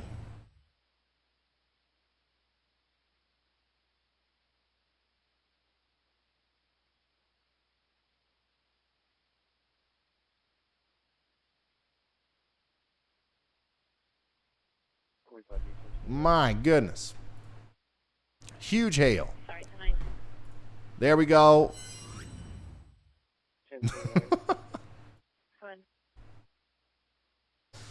Wow. Here's that tornado report.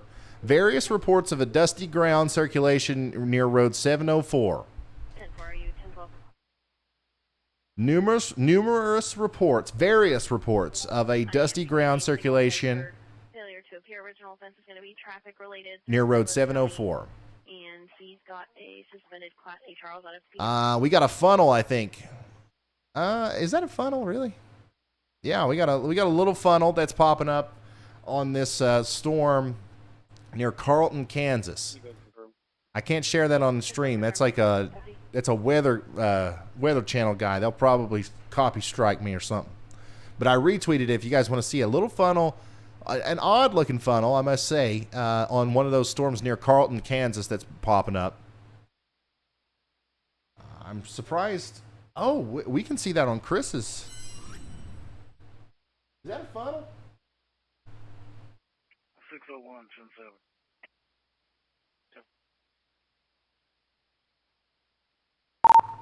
Hey Chris, is that a little funnel we see on your live stream there? So basically the picture that I just tweeted is the same thing that you're seeing on the left-hand side of your screen over there on Chris's live feed. I can't tell if that's a little funnel or what. I'm not catching it. Where are you seeing that, Ryan?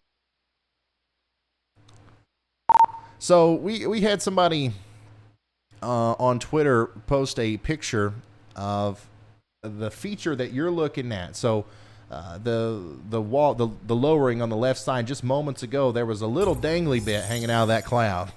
Now, obviously, I couldn't see any rotation from my vantage point here, but the person that posted this picture on Twitter, I'm pretty sure it's the same exact storm, was claiming that it was a funnel cloud. So I was just wondering if you saw anything, but I don't think you did.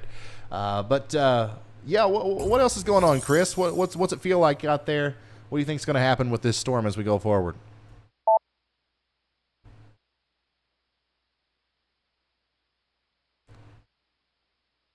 Sure. Well, actually, earlier, I did think I saw a shear funnel about 10 minutes ago. I did have it on my feed. I think that's what it was.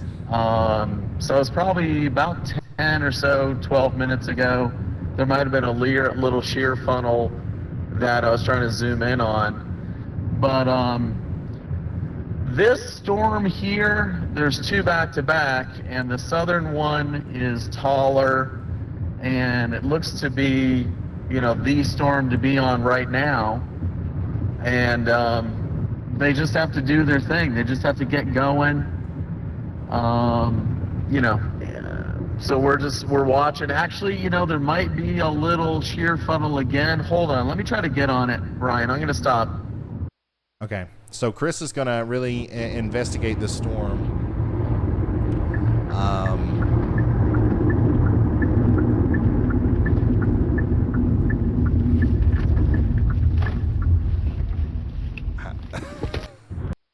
Okay, Chris is going to start investigating this storm near Carlton, Kansas. Let me show you guys where Chris is. I know we've got a lot of stuff going on right now. We got an active tornado warning, but I do want to keep our people over here in Kansas updated. Chris is pointing Yeah, us... I think I just saw another little shear funnel, Ryan, and it stopped before I could stop. But it's trying to do little things, but it's still a little early. Not a whole lot going on in velocity yet. Okay, thank you, Chris. But this is the storm that he's on. This is the one that we're watching.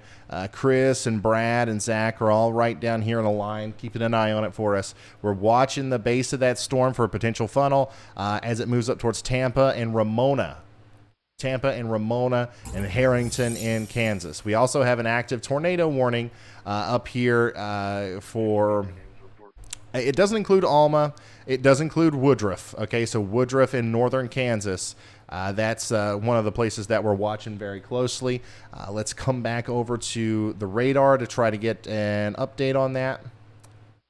And you can see that the hook feature on this storm that has the tornado warning has really kind of died off. However, the rotation is still there. Like, we still have a very large rotating area inside of this storm. So that confirmed tornado could continue to be ongoing. It's just a very odd looking storm. There could be a tornado down here moving into Woodruff. There could be an embedded rain wrap tornado down here south and west of Orleans. That would be bad news for Alma if this storm decided to continue to move off to the east in the same fashion that it is right now. But the overall structure looks like it's trying to become outflow dominant. So we're going to hope for that. But there is still a tornado on the ground. Last we heard, I don't know if it's lifted or not, but there was a tornado on the ground about 15 minutes ago moving towards Woodruff and Alma. So make sure you're getting your safe spots right now if you haven't got there already.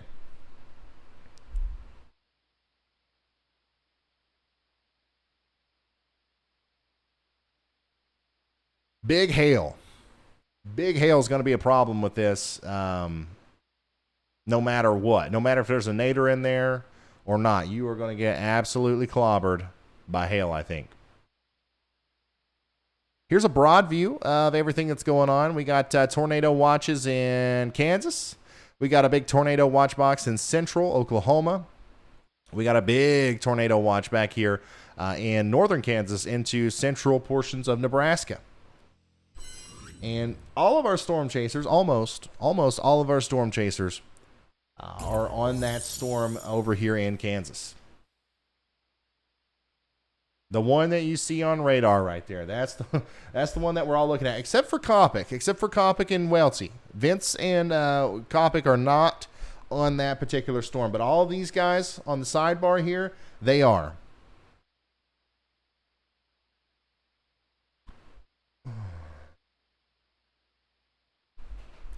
DVD size. What? What?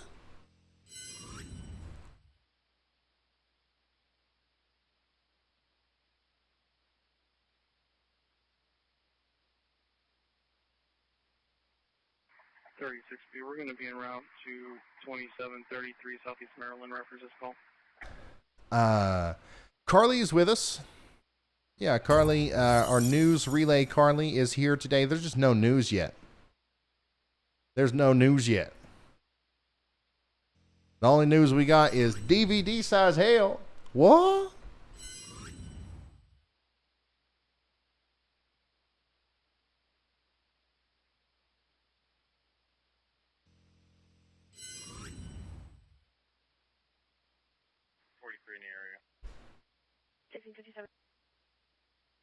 If you're just now tuning in, we do have a tornado warning.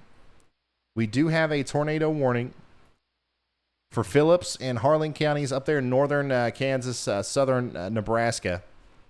We've been watching her closely. And since that last report that we got in of that ground circulation, we haven't heard any further reports of there still being a tornado on the ground. But if you're in Woodruff, I would just go ahead and assume that there is. I would just go ahead and assume that there is a nadir still on the ground there in Woodruff and take shelter immediately. Yeah, 10-4 was a signal 10.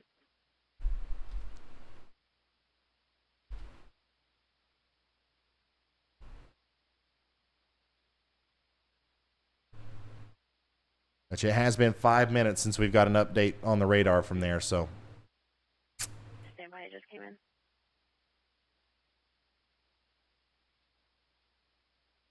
Still looks pretty intense. I'm not going to lie. That still looks very intense there, south of Flynn Junction and Orleans. 10-4, thank you. And that was 2 minutes ago. Oh, Lord. We can't do this. We can't Be at the Dillons at 21st and Fairlawn. We can't have this not update. Second place, B2 Blake. That is not an option today. Crisis. I'm not doing well, said he's struggling with My goodness. Was requesting CIT, but we don't have any. He'll be waiting by the door. He's a code 1 in a blue sweatshirt, blue sweats, and blue shoes. Advising 1659. 448 vehicle. Good. 2601 Southwest 3rd Street, 2601 Southwest 3rd Street. Speak with Martin Gray. Will make himself known. He's Vail Security. Advise an ex-employee was 1023 and they want to make a trespassing report. Advise. 1659. Okay, so this storm, the circulation is about to exit the tornado-warned area. So it'll be interesting to see if they continue it. I don't know if they will or not, to be honest.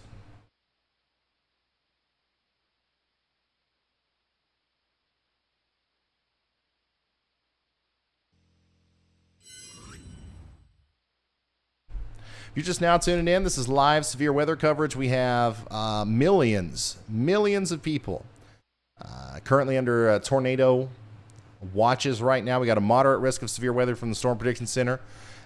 We are just waiting. We're waiting patiently for stuff to happen. Thankfully, nothing has happened so far of any incredible significance. But things are going to start popping off here within the next little bit. That's why we have all of the tornado watches.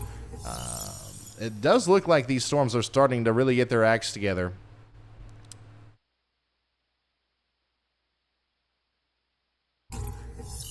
Trying to find Evan. Let's try and see what happened with Evan. 445. Good. They won't extradite. Not seeing anything with Evan.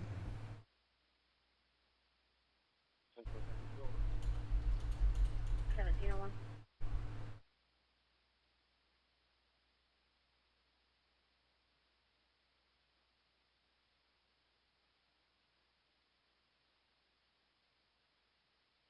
Woody, thank you so much for the super chat. Dan, Chelsea, BRC, Kat, Christy, and Christy, thanks again for upgrading to an extreme risk member. Y'all are awesome. We have the most members, I think, of any weather-related channel. I think, well, obviously, but I think we're even up there amongst all channels. Like we have a huge member squad here, and I'm very appreciative of you guys. Oh, here we go. Here's that dusty ground circulation. This is posted at 5:58 p.m. So this is that tornado warning that we've been watching. It's moving into Woodruff now in Alma. Okay, so if you're up there in Woodruff in northern Kansas, Alma in southern Nebraska, this could be what's coming for you now. This was a while ago. Storm certainly looks a little bit less impressive, in my opinion, at this point. But more than likely, if there is a tornado still with that storm up there in Nebraska, it's going to be wrapped in rain somewhere south of Orleans. So take shelter now. I retweeted that on Twitter if y'all want to see it up close. If you see anything on Twitter that I'm not seeing, tag me in it. At Ryan Hall, y'all.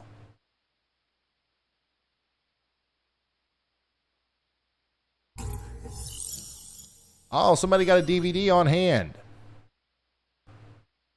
This is the Waterboy DVD.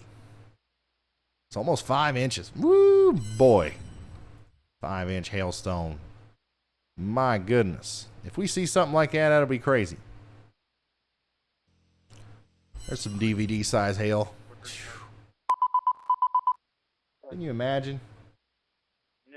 We got a considerable severe thunderstorm warning for Phillips, Franklin, and Harlan counties, Nebraska. So they just issued that. It'll be interesting to see if they continue the tornado warning.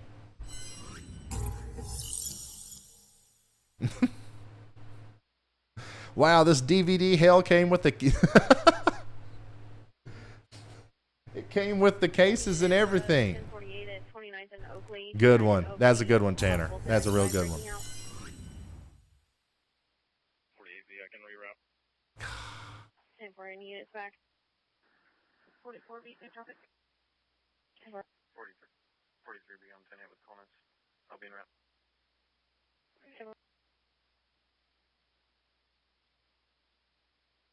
But, you know, we're joking and stuff. But, guys, that's real. That could happen today in Oklahoma. Prepare for that. Go ahead, Andy.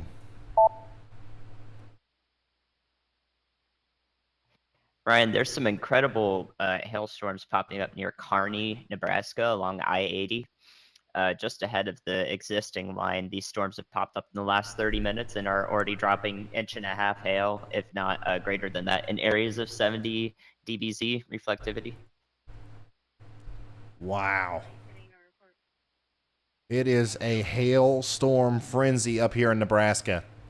Kearney, Lowell, Minden, Norman, Hartwell, Gibbon, Shelton. All you guys, get ready. You see that? You see that mess right there? That is not going to be fun. That is not going to be fun to deal with as these storms move off to the north and east in Nebraska. That tornado warning is still in effect. It does not expire for another 11 minutes. But I'm not convinced. There could be a tornado inside of that thing. So if you're in Alma, I would watch out. You're not under a warning, but I'd continue to watch out. 416, I'll be out at the library. Man, that's nasty. All right, we're going to take Radar Omega, the best radar app that you could possibly get for your phone, iOS or Android. Links in the description. And we're going to take that down here and look at our storm that's trying to do something down here near Carlton. Cool thing about Radar Omega is I can click on Vince's little icon here, and I've got his stream. I see his stream. I see his temperature outside the vehicle. I see the dew point. I see the wind speed. I see the humidity. I see it all. And you can too for just downloading an app.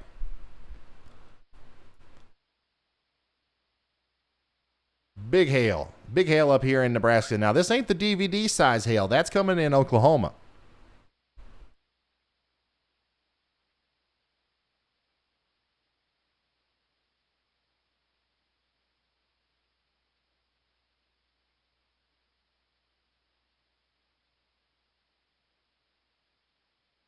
That's coming to Oklahoma. Chris FL Tornado just sent me a video. I'm going to post it. And I'm going to show it to you. Right yonder. Actually, he tweeted it.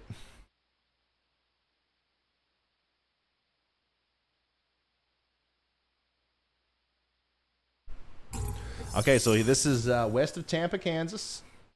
This is Chris FL Tornado's current view of the base of that storm. No naders yet. We've seen a couple funnel-looking things, but no naders as of just yet with that storm to the west of Tampa, Kansas.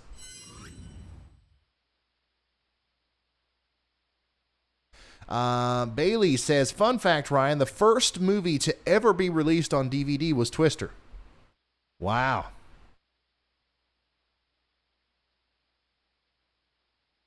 And now we have DVD size hail in our tornado watch.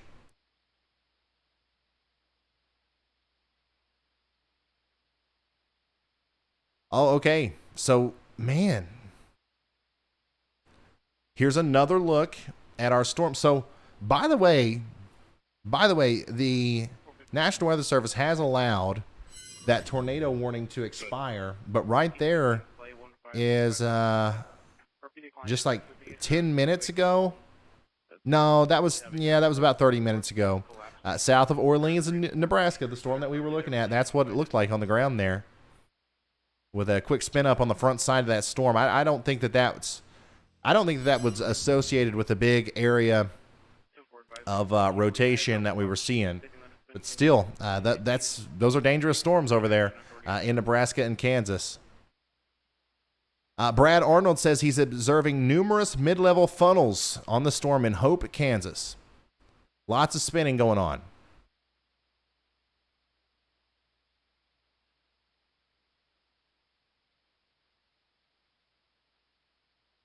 So here's a look at some of the hail up there near Kearney, Nebraska. Woo! It's not DVD size, but that'll still hurt. That'll still put a dent. 2600 Southeast California, 2600 Southeast California at the Dollar Tree East. See Paul, he's an employee. For signal 29, customer code 1, their 50s. Wearing a gray jacket, slipped in something outside, came inside, then copying signal 29 to the employees. We had a couple callers on that.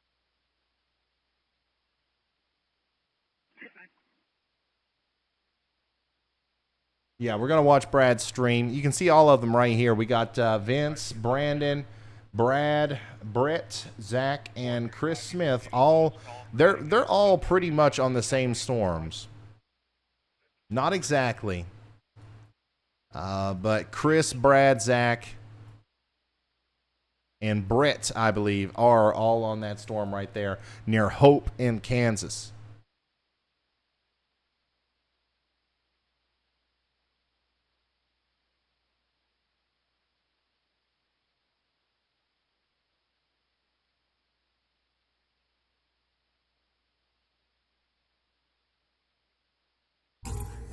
Carla Snow, thanks for becoming a slight risker. Go ahead, Andy. Hey, Ryan. South of Kearney, Kansas, near Keene, Kansas, we've got a hook echo wrapping up there. It's become concerning enough in the last few scans that I want to take your attention to it. And this is like right on the edge per the latest hourly meso analysis. It's right on the edge of favorable kinematics, entering good autograph territory. So this is probably going to be one to watch.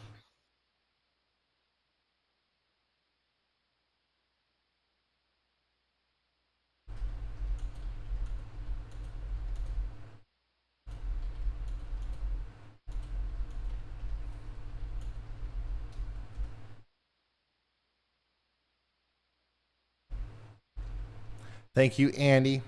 We're watching this new hook echo here near Keene, Nebraska. 416, I'll be out to check the area around Central Park. 10-4.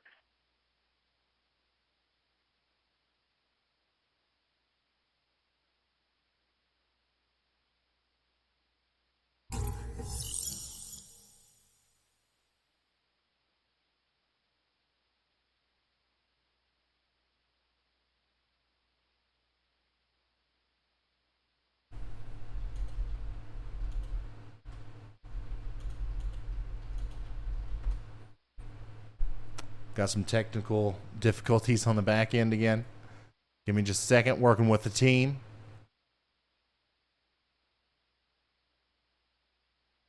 Oh, I see. A new tornado warning has been issued. Okay, so there we go. We got a brand new tornado warning, guys. A new tornado warning has been issued for Franklin County and Kearney counties in Nebraska. That is going to be up here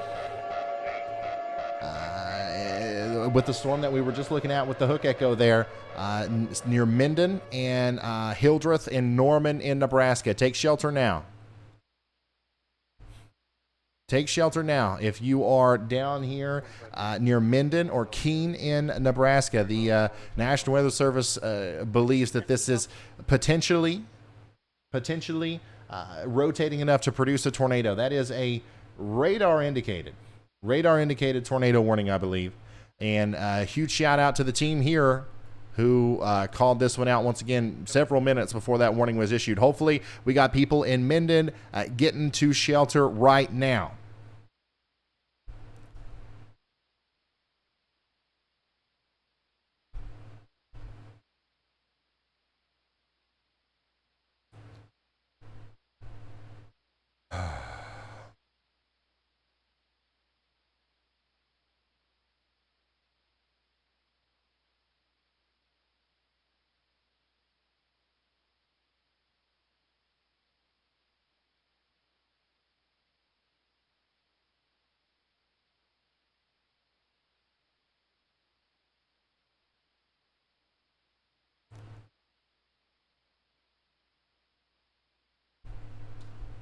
My God.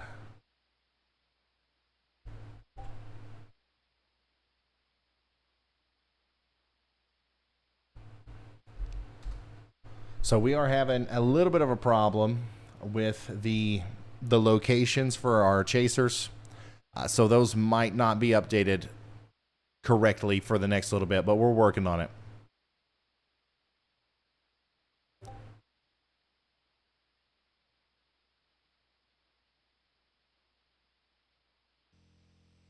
So here's a video probably from one of those storms in Nebraska.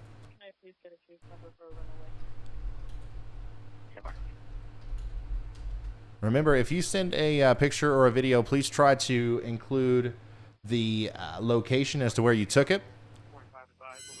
Obviously, also don't do that unless you can do so safely. And I just checked their profile. It looks like they're from Kearney, Nebraska. So this is near Kearney, Nebraska, with that big storm that's coming in right now. Big hail's on the way. Also, if you're down there south of Kearney, near Minden and Norman in Nebraska, you got a tornado warning, and we're watching that one closely because you see that? That's what we call a dangly bit. And those things, they mean business on a day like today. So we're watching very closely for some rotation down here, potentially a tornado forming south of Minden, moving into the Norman area of Nebraska. Also in Minden, you guys are getting ready to get hit by some very, very large hail as well. So make sure you're ready for that. Latest scan does show more rotation there, actually a lot more.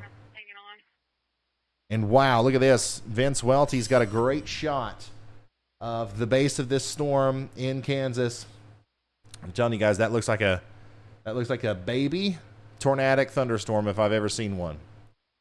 That is going to continue. If that grows and continues to produce, we're likely going to see a tornado from that storm too as well in Kansas. We're focused on this tornado warning though down here in Minden and Keene, Nebraska. And we haven't even got to the DVD size hail yet.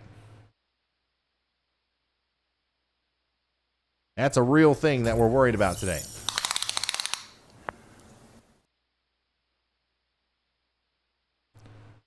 You guys are incredibly creative. This is perfect stuff for our Reddit, by the way. If you want to join our Reddit, reddit.com/r/Ryan Hall, y'all.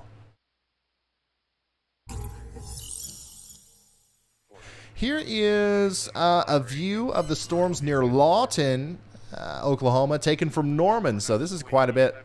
That's quite a distance. So you can tell that those storms are pretty tall. You can see them all the way from Norman. Thank you, Elijah, for sending that in. If you're just now tuning in, we are watching a tornado-warned storm south of Kearney in Nebraska. This does include Keene and Minden. We could potentially have a tornado coming together just to the east of Keene, moving east, south of Minden, towards Norman. Take shelter now.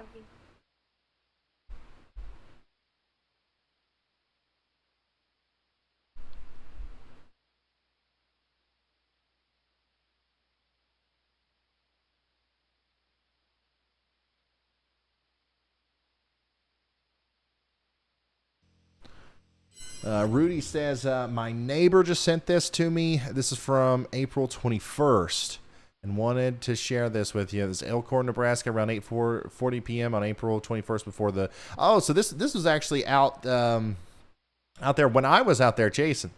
Very cool. Thanks for sending that in. I wasn't in Nebraska, but I was just to the south in Kansas. We only have one tornado warning as of right now, and it is for this radar-indicated tornado, this potential tornado near Minden and Keene, Nebraska. No tornadoes on the ground as far as we know. You still want to take that warning seriously because it could happen at any moment.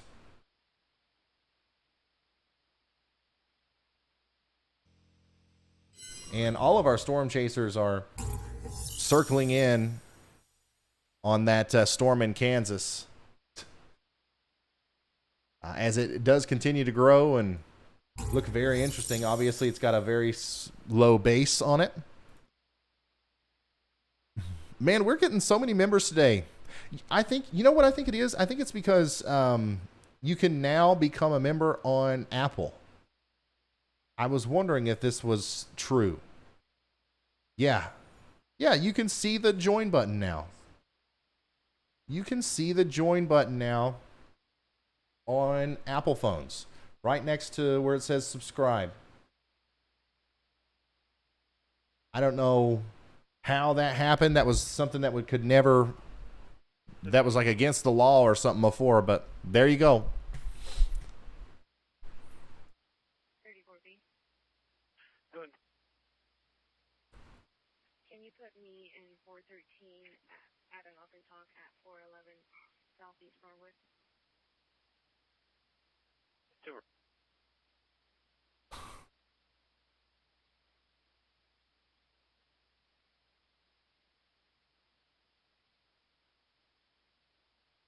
Or 24B. 24, go ahead.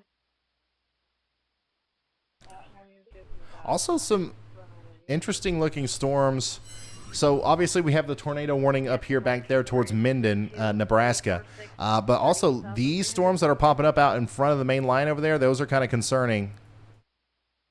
Those are kind of concerning looking. Those could cause some big problems with naders too. So if I'm in Blue Hill, Roseland, Pauline, Glenville, Clay Center, Fairfield, any of these places, I'd watch out. Wow, look at that. That could cause some problems as these move off. If any of them start turning right, they could cause some big problems there. Latest scan on the Minden storm looks interesting. Still some broad rotation, not a lot of tight rotation, but that hook echo feature does look a little bit more pronounced, I guess.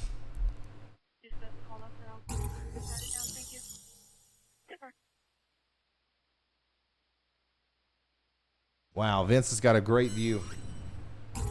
What you're looking at right here is a live view of the storm in Kansas, near Hope, Kansas.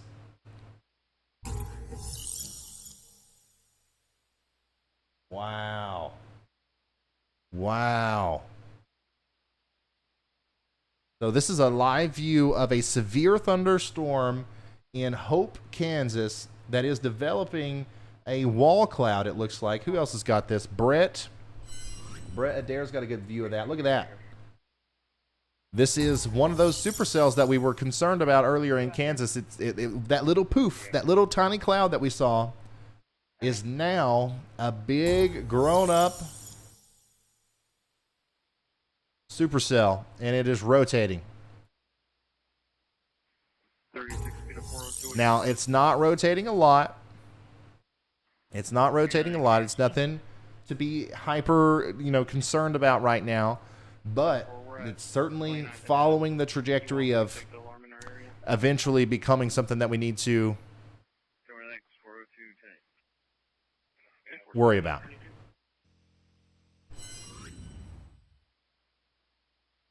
And it looks like the overlay hub is being updated now with our locations.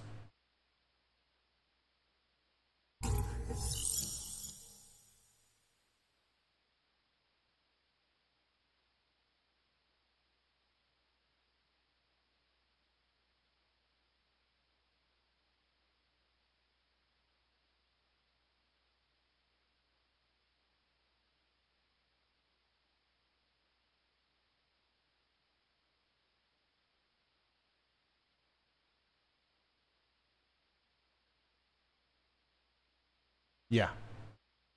Yeah, it all looks good now. Thank you to the team. Everybody say shout out to Andy, Chad, and Frank for solving problems like it ain't even no problem. Here's a broad view of everything. Look, there's the United States. Let's zoom in the central part. Traditional tornado alley here. We got a tornado watch from Lawton, Oklahoma through Oklahoma City all the way up to Stillwater, Pawnee. We also have that tornado watch in Wellington, Eureka, Madison, Emporia, Topeka, Kansas, Manhattan, you're included, Marysville, and then a big tornado watch for a lot of northern Kansas and south central Nebraska. This is all happening now, and we are still in the very beginning stages of this potential severe weather outbreak, potentially a tornado outbreak, if things keep going the way they're going right now. Hey, the lights are orange. It's time to hear from Carly. Go ahead, Carly. We got news, breaking news. Yeah, just to give you a quick update, we're not getting a ton of news in right now just because we're dealing with limited feeds in southern Nebraska. But one thing we do know is that right now in Buffalo County, that's in Nebraska, is reporting flash flooding. All right. Thank you, Carly. Thank you, Carly. I appreciate that. We appreciate the news update.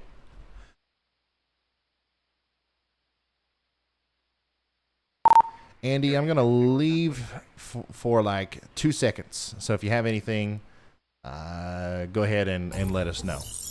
I'll be right back, guys. I'm having AC problems again, if you can't tell from the glisten. I'm going to solve it.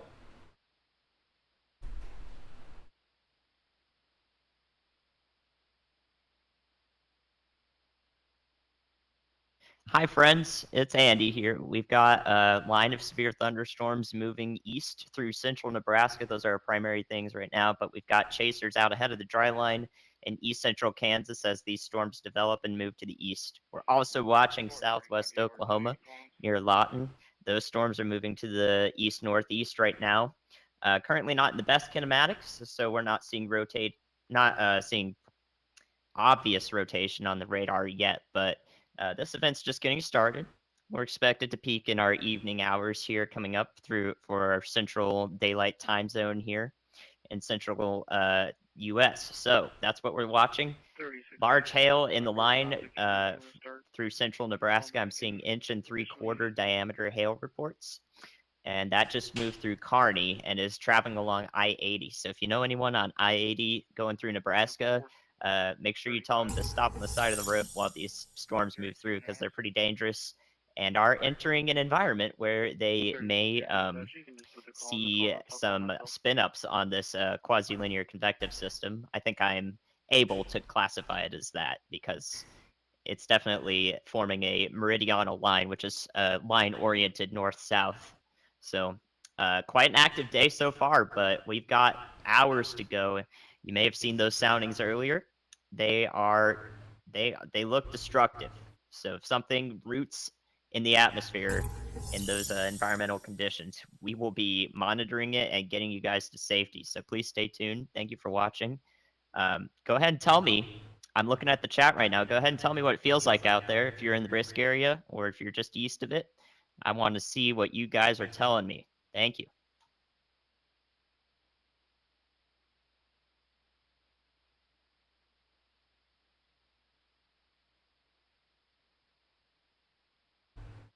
45B, 1023 to DOC. Any miles to call me? 1727.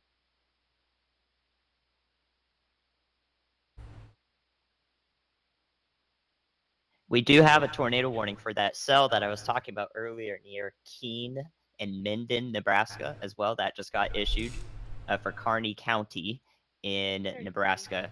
So that storm again is entering more favorable kinematics with greater bulk shear and also helicity in the lower and mid level. So go ahead, Ryan, and watch that one. It looks like a quick spin up right ahead of the line. All right. Thank you, Andy, for the meteorology. And I'm back. We are cooling. We all systems are a go in the weather room. Everything is running smoothly. So we should be on track now. I am very glad we started early today, because if we would have had all these problems when there's a big nadir on the ground somewhere, that would have not have been good. But yeah, what Andy was talking about there, we're continuing to watch extremely closely these storms up here in Nebraska.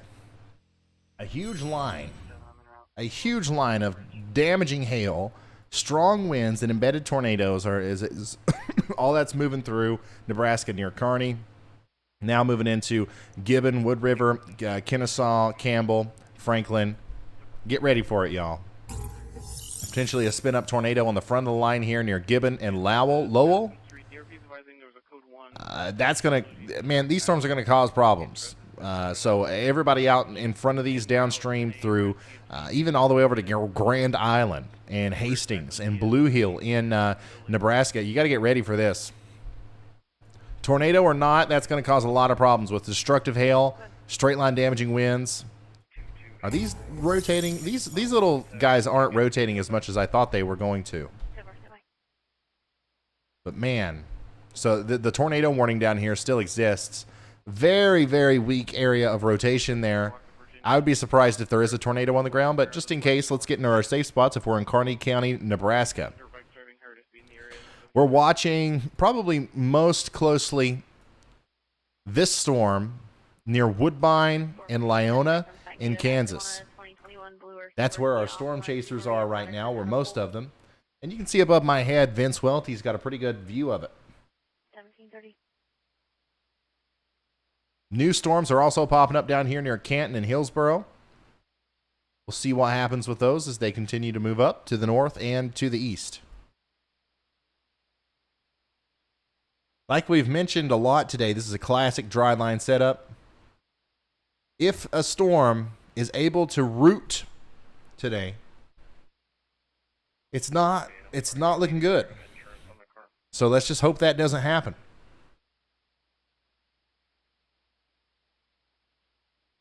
It doesn't have anything. There's no policy number or anything.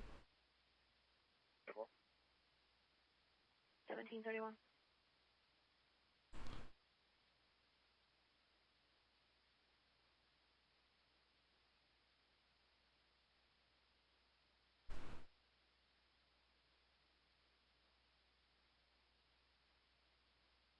Yeah, Twitter is still going crazy over the DVD-sized hail.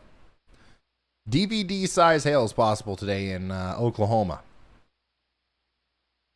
You didn't hear it from me. You heard it from the National Weather Service or the Storm Prediction Center.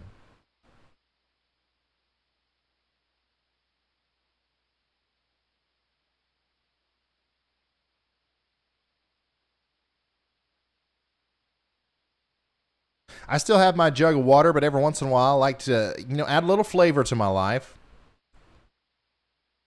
Currently drinking a fruit punch version of Prime. Not sponsored. Just good. Yeah, it's so far on the south side, it looks like the plywood's been ripped off and opened.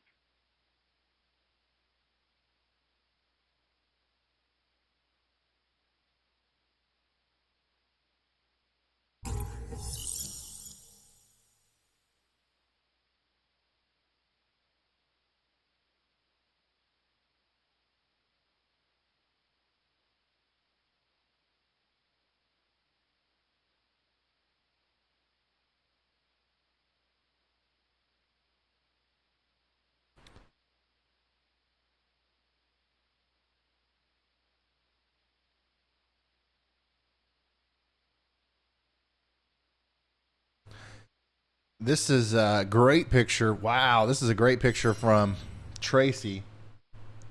Looking east on I-70, 8 miles west of Salina, Kansas. That's a great view of one of those dry line sails going up.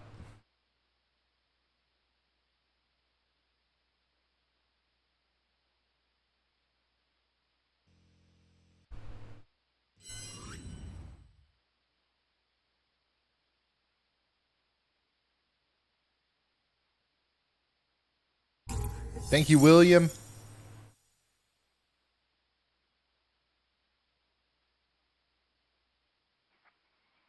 We cleared ourselves with a false alarm tonight.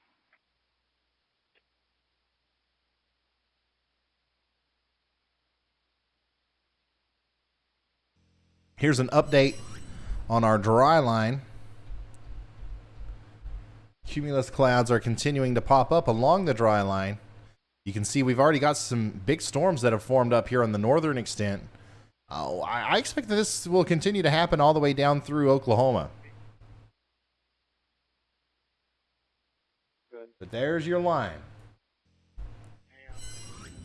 That's what we're looking for. Considerable severe thunderstorm warning for Adams, Buffalo, Hall, Howard, and Kearney County in Nebraska. Large hail. Huge hail on the way. Get indoors. Get away from them winders.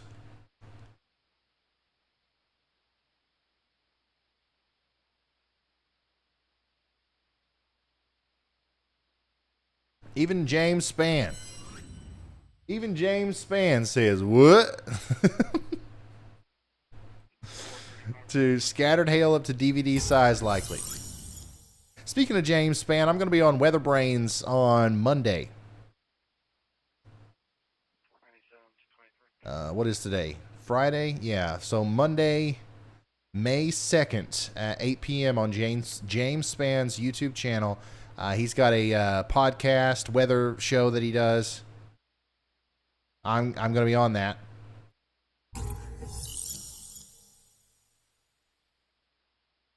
As a guest.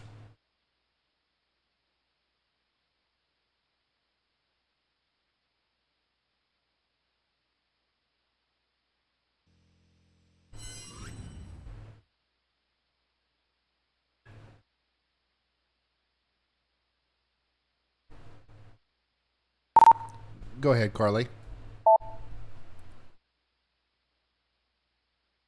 Yep, we do have a report coming from the Minden Fire Department that's in Kearney County, Nebraska, of rotation, and the fire department does have their eyes on it, so we'll keep you updated with any new information coming out of there.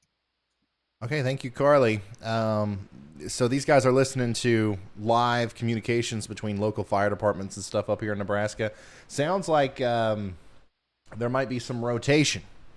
Some rotation evident out here near Kearney, Nebraska. Obviously, I think that would be down here near Keene or Minden. Yeah, so she mentioned that was Minden. And you can see that rotational area, at least to me, it looks like it's kind of died out a little bit. So any rotation that they saw or they are seeing might be just kind of ramping up with that huge squall line coming through. So I don't know if it's the hook echo feature that we should be paying attention to as much anymore versus this huge area of wind that's coming through Minden right now. Quick spin up. QLCS tornadoes are going to be more than possible. They're going to be likely as they move into Minden, Norman, Upland, Hartwell, all these places. Go ahead, Andy.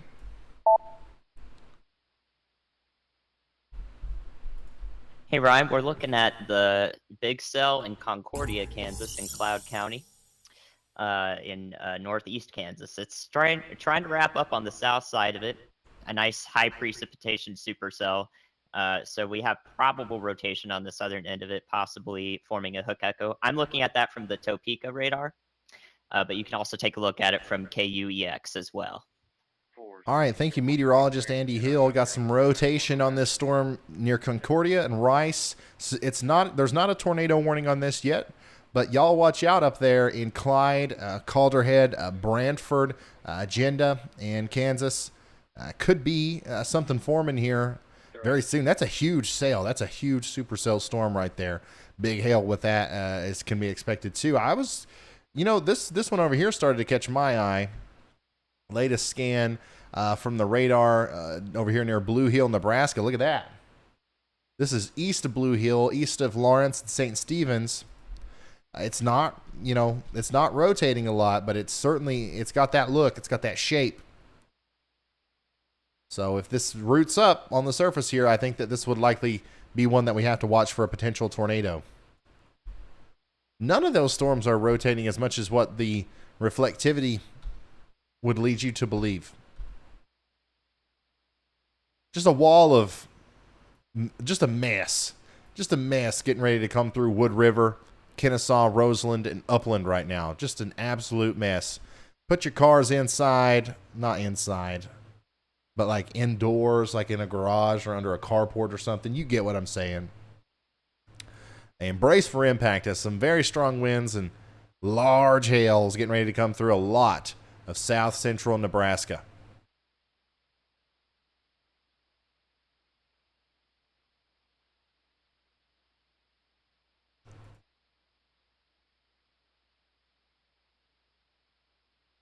Still no warning on this storm in Kansas. Well, there was a severe thunderstorm warning earlier, but now there's no warning on it. But it's still the one that all of our storm chasers are kind of clinging to.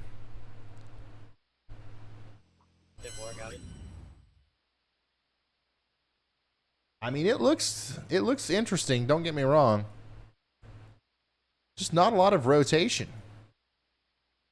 Not a lot of rotation with this storm at all. Which is surprising. Not going to lie. Remember, though, as the sun sets, the low-level jet's going to ramp up even more. And that's kind of when we were thinking the biggest problems were going to happen anyways.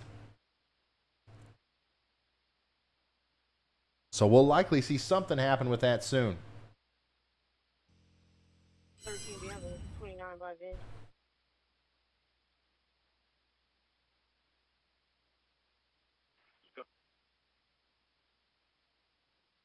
Here's a great shot of the top of one of those cumulus clouds forming near Mays, Kansas.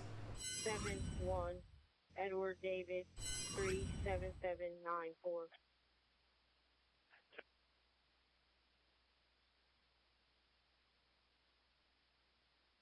Vin's negative returns expired 2001 Ford F-250 Super Duty to a Stephen Bell at Topeka, address of 522 Southeast California.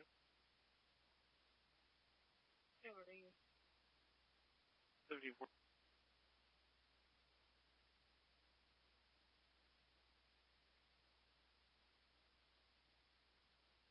I'm just browsing. I'm browsing Twitter, seeing if I see any updates here. Remember to tag me in stuff if you think it's interesting or newsworthy. This is a big part of the show. Wow. Wow. The National Weather Service just issued one of the biggest severe thunderstorm warnings I've ever seen. You see that red box that pops up right there? You see this? I don't blame them one bit. Everybody out in front of this thing's got to get ready for some strong winds and some big hail. That's a severe thunderstorm warning for pretty much all of South Nebraska and North Kansas.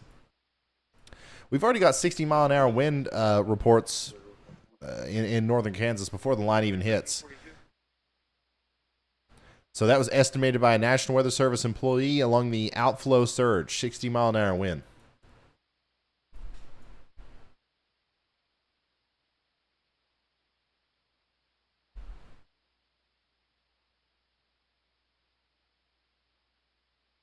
We got a severe thunderstorm warning over here for Concordia and Clyde and Cuba in Kansas, and we're watching this one closely as it, out of all the storms, this one's got the most rotation on it out of any of them. So Rice up there towards Agenda and Clyde, watch out. Go ahead, Andy. Hey, Ryan, I just wanted to point you to the severe thunderstorm warning west of all of the line there in Lincoln County, Nebraska, near North Platte. it's on the other side of the low pressure, or like right in the center of the low pressure or surface low pressure system there.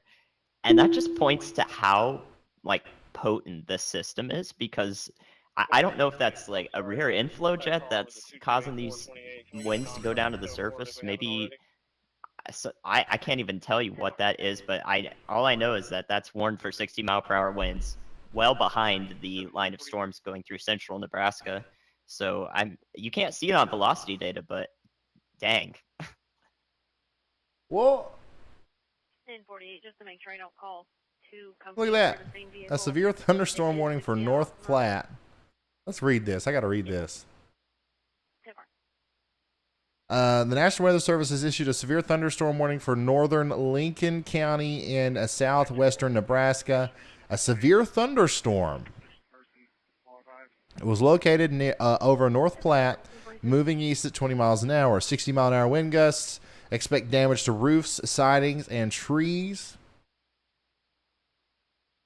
There's nothing special in there, but that is, yeah, there's a severe thunderstorm warning back here, kind of underneath the low pressure system that's producing all of this.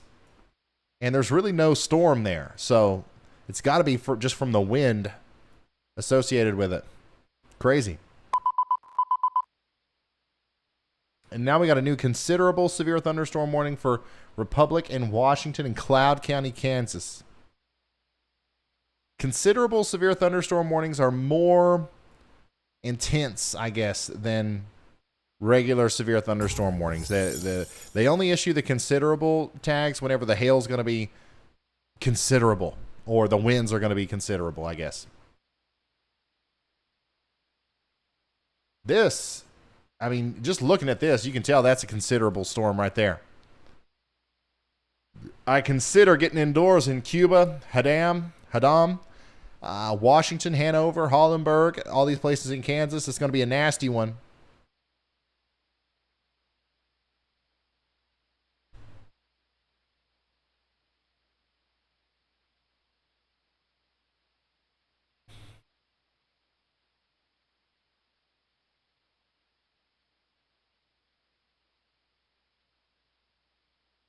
The threat for hail and a few tornadoes continues in Nebraska. How about you, Ryan? And the damaging wind threat will increase into this evening in Nebraska.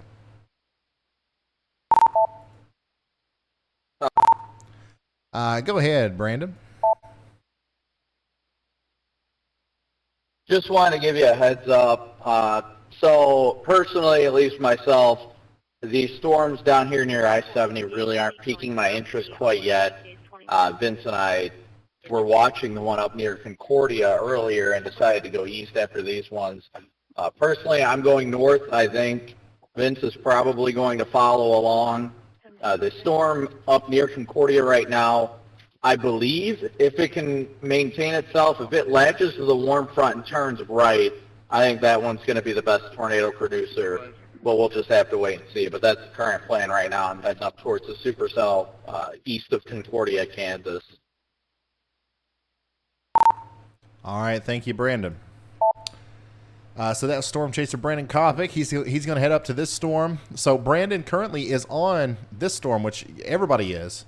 Vince is, Zach, Chris,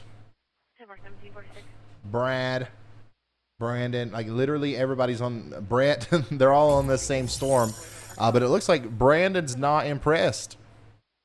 So he's going to go up towards this storm and try to intercept it. And I agree with him. On the southern side here, if this thing can open up and start to root and take advantage of that increasing lower level jet that is increasing right now, that one's got a very good chance of producing a tornado. But the thing is so do these. So do these. So we don't want to let our guard down here. But I you know, Brandon's a good storm chaser. He hardly misses. So we're going to watch that one extremely closely. Still has the most rotation on this than anything. Like nothing, neither of these storms down here have anything close to what this one is producing right now.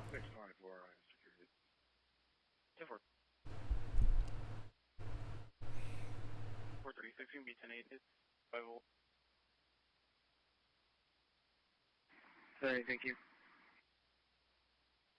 7048.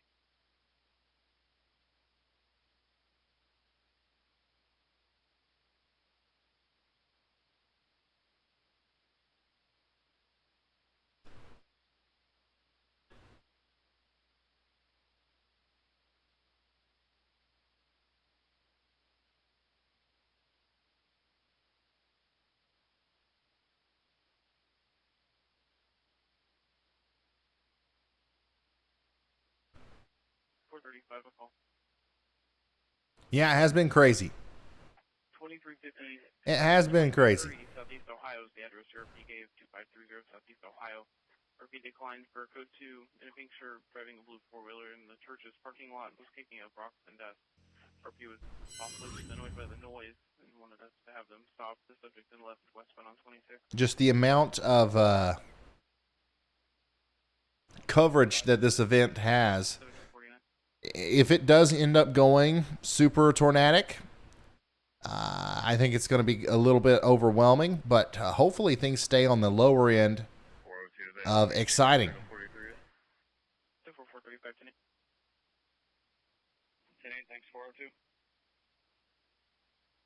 Latest mesoscale discussion there for Nebraska. It does say that the threat for hail and a few tornadoes continues. The damaging wind threat will increase into this evening. So that this thing right here, my goodness, man, like that is just disgusting. Look at that. Imagine, like, I mean, obviously there's probably a lot of people living. There's probably a lot of people that live out here that are watching right now. But I like, just imagine if you don't. Imagine you live in Macon and you seeing that coming towards you. That's going to be a nasty storm, y'all. Big hail, strong winds, 60 mile an hour. Embedded tornadoes possibly, and of course just an incredible amount of rain all at once. Still not seeing any great rotation on these storms. I honestly thought we would by now. I'm not gonna like that. That's what I thought we'd be seeing. I thought we'd really start talking about this one, but thankfully it is not rooted.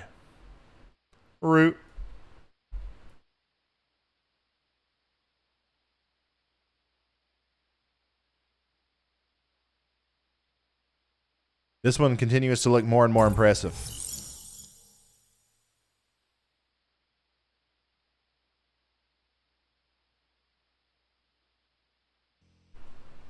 I'm just south of Junction City on US Highway 77.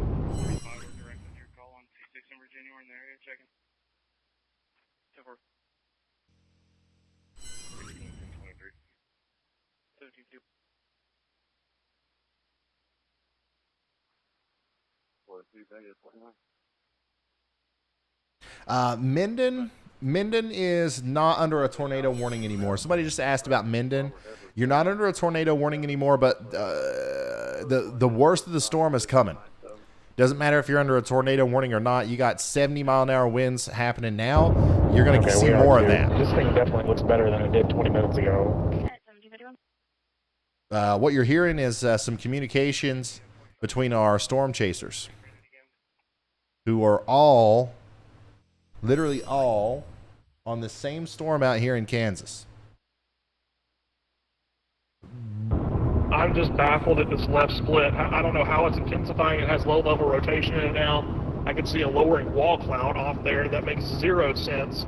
Why the one that's in Junction City is not going absolute berserk right now. This makes no sense. Yeah, we're half contemplating going south to those new pops, but I don't know, man. This thing just bebopped around for the last 2 hours.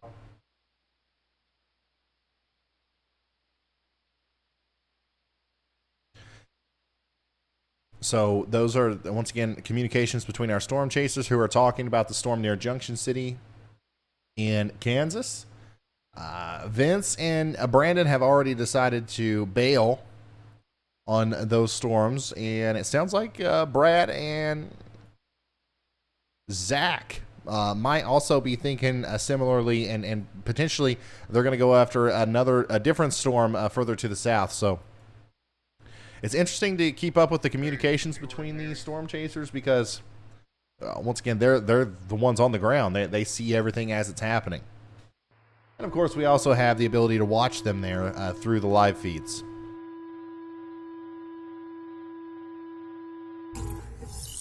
Hey, Goat, thank you so much for being a member for 3 months. Guys, we have some people that have been members for over a year and a half now.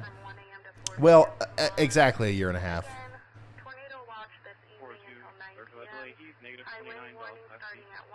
Crazy.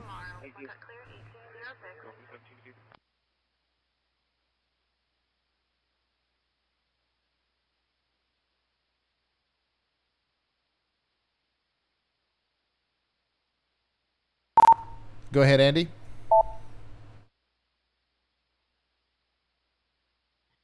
Hey, Ryan, I just want to give you an update on the Concordia storm. So I'm looking at the mesoanalysis here, and basically everything I see is that it's moving into an exceptional environment with literally the only thing missing being the upper level winds. The storm relative winds in the upper levels are quite weak, but they are strong in the low levels. And that's why we're seeing this be a high precipitation mess of a blob, a cluster.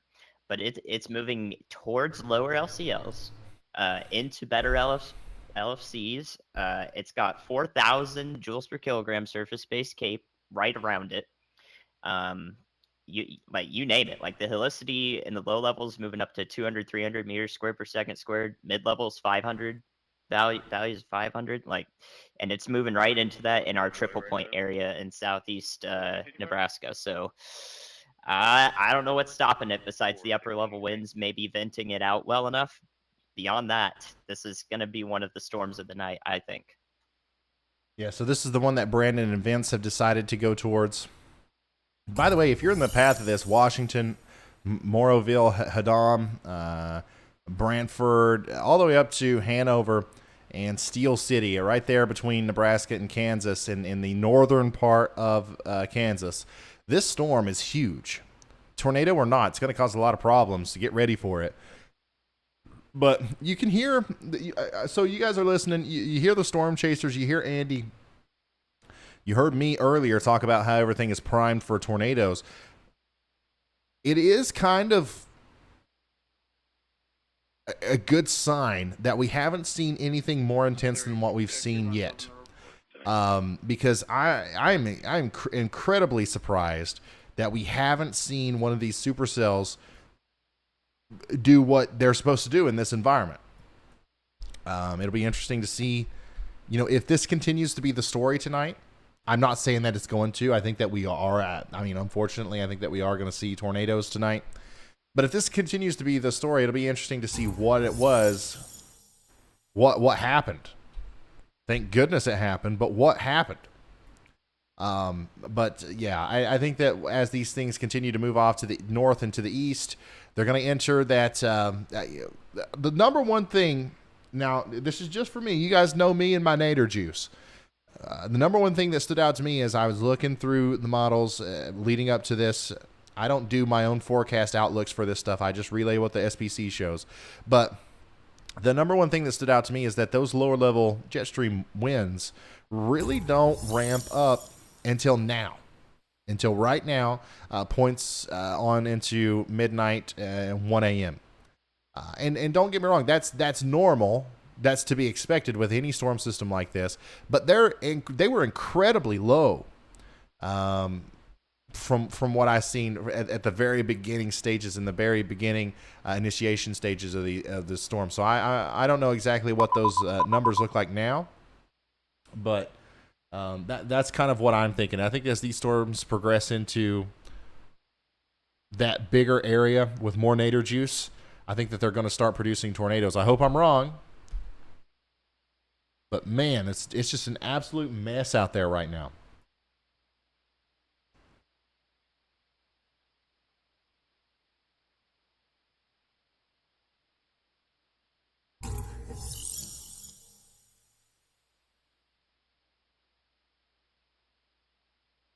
Another thing to consider is that the models, a lot of the forecast models, were expecting the low pressure system, even though the low is very strong and it's obviously causing some strong low-level winds near North Platte with that random severe thunderstorm warning. It's not as strong as it was forecasted to be. I think it's the NAM, HRRR, I think a lot of them were showing a 986 to like a 988 millibar low. Right now, I think the surface pressure right there around North Platte is in the 990s. So the whole system is a little bit less, I guess, impressive than what it was supposed to be. I try to avoid talking like this too much, though, because the last thing that I want is for anybody to let their guard down, because these things at any moment could start dropping naders left and right, and I don't want to be the reason that you stopped paying attention.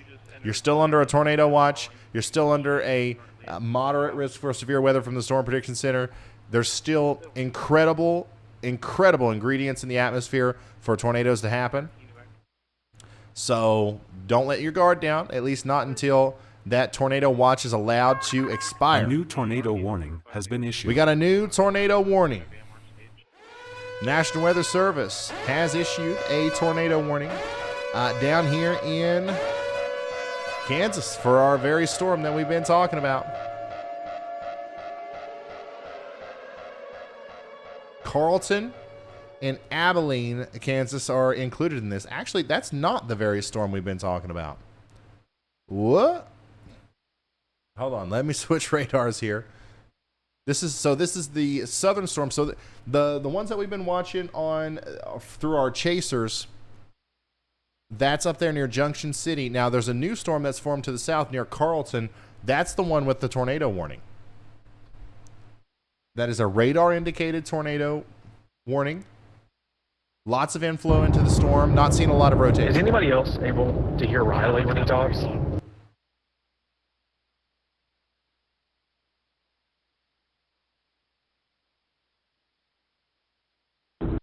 Only person I've heard is you. Riley needs the mapper role removed if he wants to talk. Anyways, we got a tornado warning down here for Carlton, Elmo, Navarre, Enterprise, and Abilene in Kansas. We'll see. We'll see what the next scan looks like. But as of right now, I certainly think that there's enough rotation down here to warrant that. Carlton and Elmo, let's get to shelter immediately. I am interested to see which storm. Okay, yeah, that's perfect. Okay, so Zach Hall, look. Zach Hall is in perfect position to show us the base of this storm. So here we go. This is a live look. Vortex chasing. This is a live look at the tornado warned storm in Kansas. This is for Dickinson County in Kansas. We've got a tornado warning. That's what it looks like right now. Go ahead, Andy.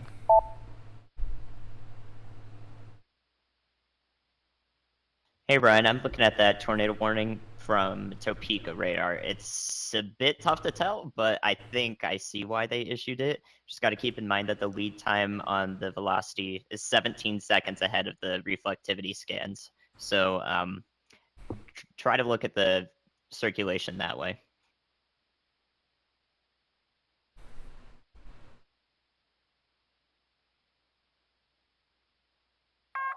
A new tornado warning has been issued. We got a new tornado warning for Cloud, Republican Washington counties in Kansas. Let me take you to the radar real quick. This is why they issued that warning. There is some rotation down there. It's not incredible, but it's there. And we can see through Zach's footage that there's certainly a lowering. There's a base on the storm. There could be a tornado at any moment. Now, we have another new tornado warning in Kansas, and that's for the storm that we've been talking about. This includes Haddam, Lynn, and Columbia. Or not Columbia, but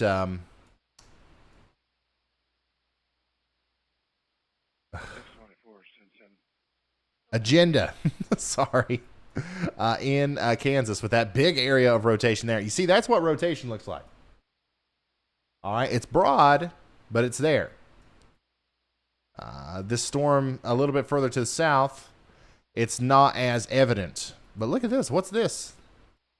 South of Industry.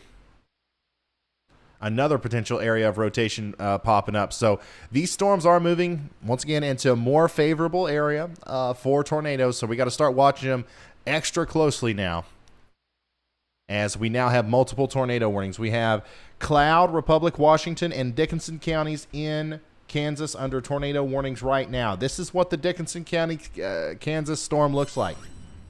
There is, as far as I can tell, there is no tornado on the ground in Dickinson County. However, you're under a tornado warning because we believe that there could be one that forms right there on the right, closer to the right-hand side of your screen with that lowering. That's where the tornado would be if there's going to be one. Now, we don't have a view of this storm up here that's producing the tornado warning for Cloud, Republic, and Washington counties. But we do have a couple storm chasers who are on their way.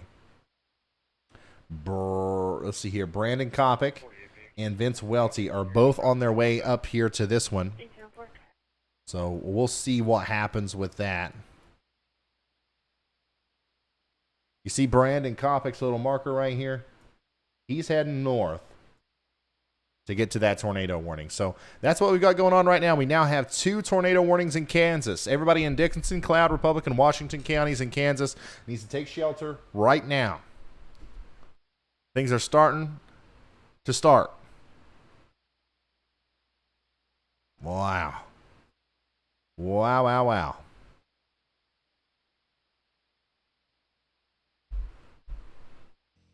Look at this incredible video from Rowley.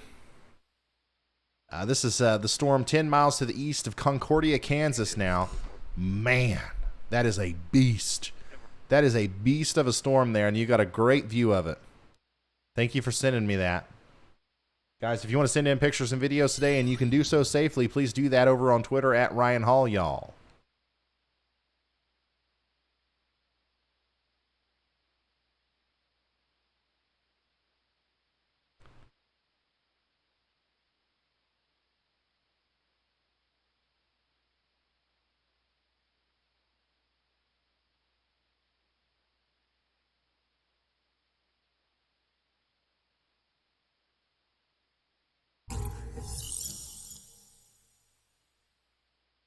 Hey, look, this is one of the first people I've seen with the Supercell hat send in a picture.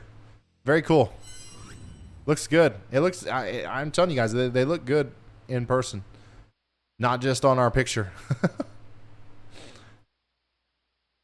If you're just now tuning in, we got 2 tornado warnings. One is for Cloud, Republic, and Washington counties in Kansas. And the other is going to be for Dickinson County in Kansas. So we got Vince Welty, who's approaching that Cloud County storm. Now, we can't see if there's a tornado on the ground. He's still pretty far away, but you can see the towering clouds, the dark clouds over there. He's going to get close eventually.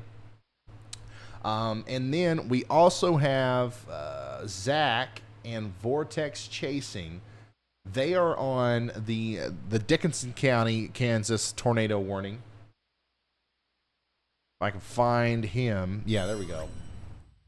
And really, it looks even less impressive now than it did just moments ago. So we'll continue to watch them. But as of right now, neither of these storms look like they're posing an immediate threat. The Concordia one looks the most likely to be posing an immediate threat. It doesn't matter if I see an immediate threat or not, by the way. You still need to be taking shelter. Look at that. There's certainly a rotation over here in the Concordia storm. And I call it the Concordia storm just because that's the last place I remember it being near. It dropped some 2-inch hail over there, but it's way off to the north and east of Concordia now.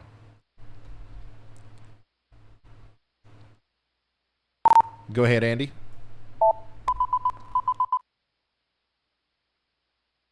Hey Ryan, I'm definitely most concerned about the Carlton rotation at the moment. You can see the rear flank downdraft starting to form and wrap around it, form our hook echo. I do want to note that this radar presentation looked similar to the Gilmore City, if you remember that, Gilmore City, Palmer, Iowa tornado from the 12th of April. We couldn't really tell what was going on because the circulation was right at the edge of the reflectivity radar echo. But now that we're seeing this hook echo wrap around, yeah, it's definitely starting to become more concerning. Okay, so this is the radar imagery that we're talking about. Carlton's right here. Carlton's right here. Elmo's right here. Navarre, Enterprise, Abilene, all you guys are under a tornado warning. This is the area of rotation that we're concerned about. There's a huge area of inflow coming into the storm. It's not necessarily tight. It's not necessarily tight, but you know, we've seen this happen before. Like he said with the Gilmore storm, we've seen this happen before. This could end up becoming a very dangerous storm over here for Carlton, Elmo, Navarre, Enterprise, and Abilene in Kansas. So please seek shelter now. We're going to keep a very close eye on that.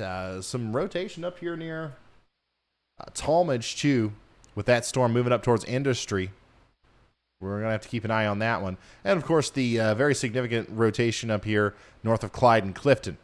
This is all in Kansas. Now, we have a huge severe thunderstorm system that is affecting areas outside of Kansas. In fact, Nebraska and northern portions of Kansas over here are just getting absolutely clobbered by hail, rain, damaging winds.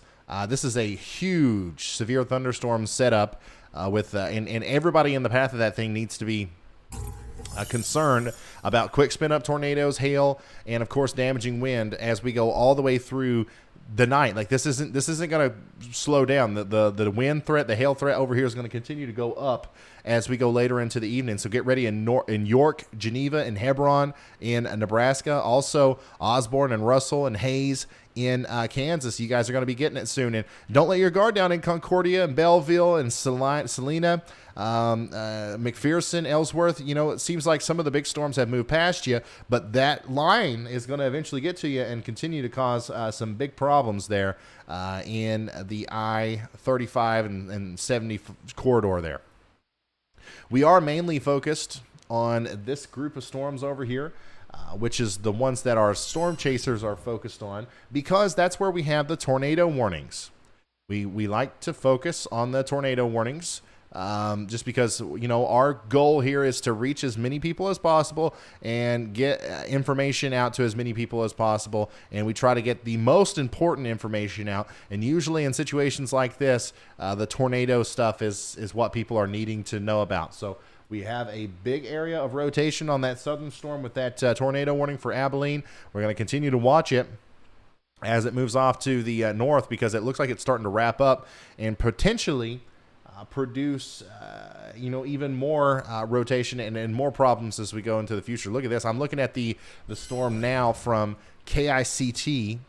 This is just a 3-minute old view, but you can see that there's certainly some rotation right between Carlton and Elmo.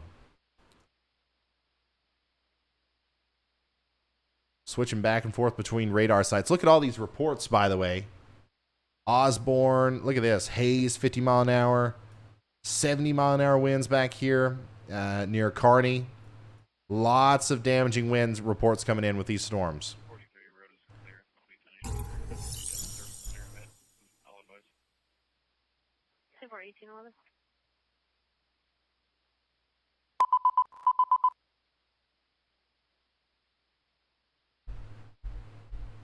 Wow. I cannot. Oh, okay. Wow. Yeah, so that looks incredibly concerning there.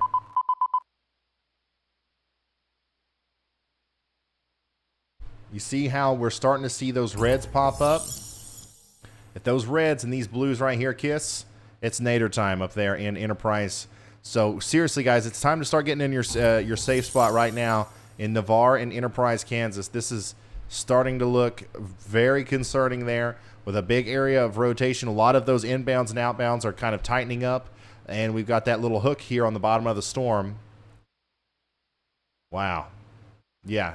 Definitely got to take this one seriously. That's a tornado warning for Dickinson County in Kansas. We do have storm chasers on this. Let me see who's closest. So Zach Hall and Brad Arnold both are on this storm. So we should be able to see. Now, they are in front of the forward flank, so they have to look through all this rain. They have to look through all this rain before they can see the tornado, if there's a tornado there. So I'm not sure if we are going to be able to do that through Brad's camera. But at the same time, it does look like it might be possible. It might be visible enough.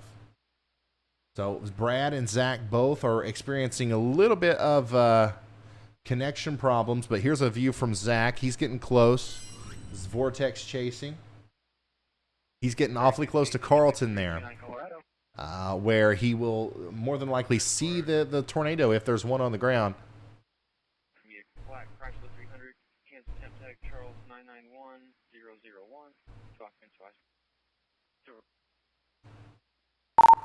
Hey, Zach, are you able to see, and Brad, sorry, are you guys able to see the base of the Carlton storm, or is the precipitation blocking it off? Because the neighbors have cameras and he wants to ask them for it. We're also getting a second call from Rito. Said you could call him if needed. His number's in there. Said something. Hey, Ryan, yeah, I've got the wall cloud on my stream right now. You should be able to see it. It's a very, very large wall cloud. We're not close enough just yet, but we should be in about 5. Advising at 1814.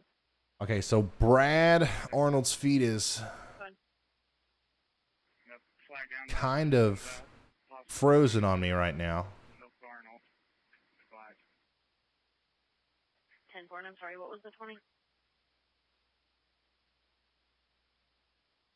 going to be I believe, milk barn. 10-4, do you have the internet? So we'll wait on him to come back. But that was the last image we got from Brad there. Now Zach's awfully close. So we'll keep up with him. Now, if you're just now tuning in, we're watching very closely a tornado warning that is in effect now for portions of Kansas. This includes Dickinson County. Brandon, what you were saying cut out, Brandon, what you were saying cut out. What were you saying?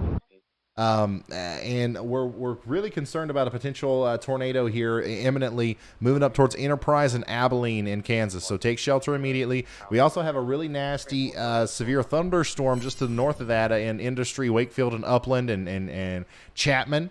And then we have another tornado warning back up here in Republican Washington counties, where the rotation is a little messy, but man, it don't matter. Okay, this doesn't matter, a tornado or not. The storm's going to knock you out there in Morrowville, Hanover, and Washington with big hail, strong winds. Might as well be a tornado. So just get in your shelter. Even though we can't depict anything really specific on radar, there's certainly something going on up there that does require you to get to shelter immediately. So please do that as we continue to watch this storm down here extremely closely.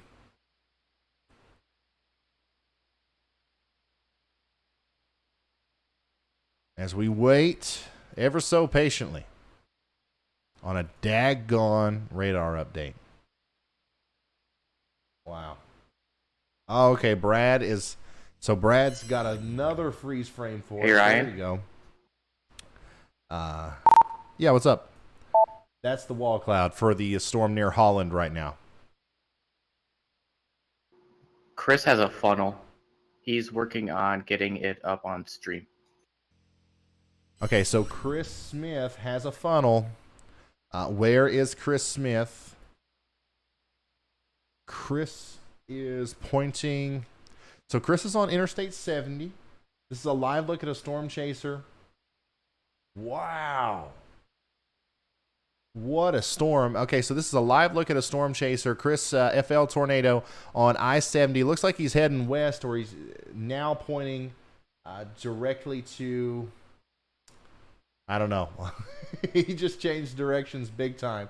Oh, wow, look at that. Look at that. This is a live look at the storm here near Abilene, in Kansas.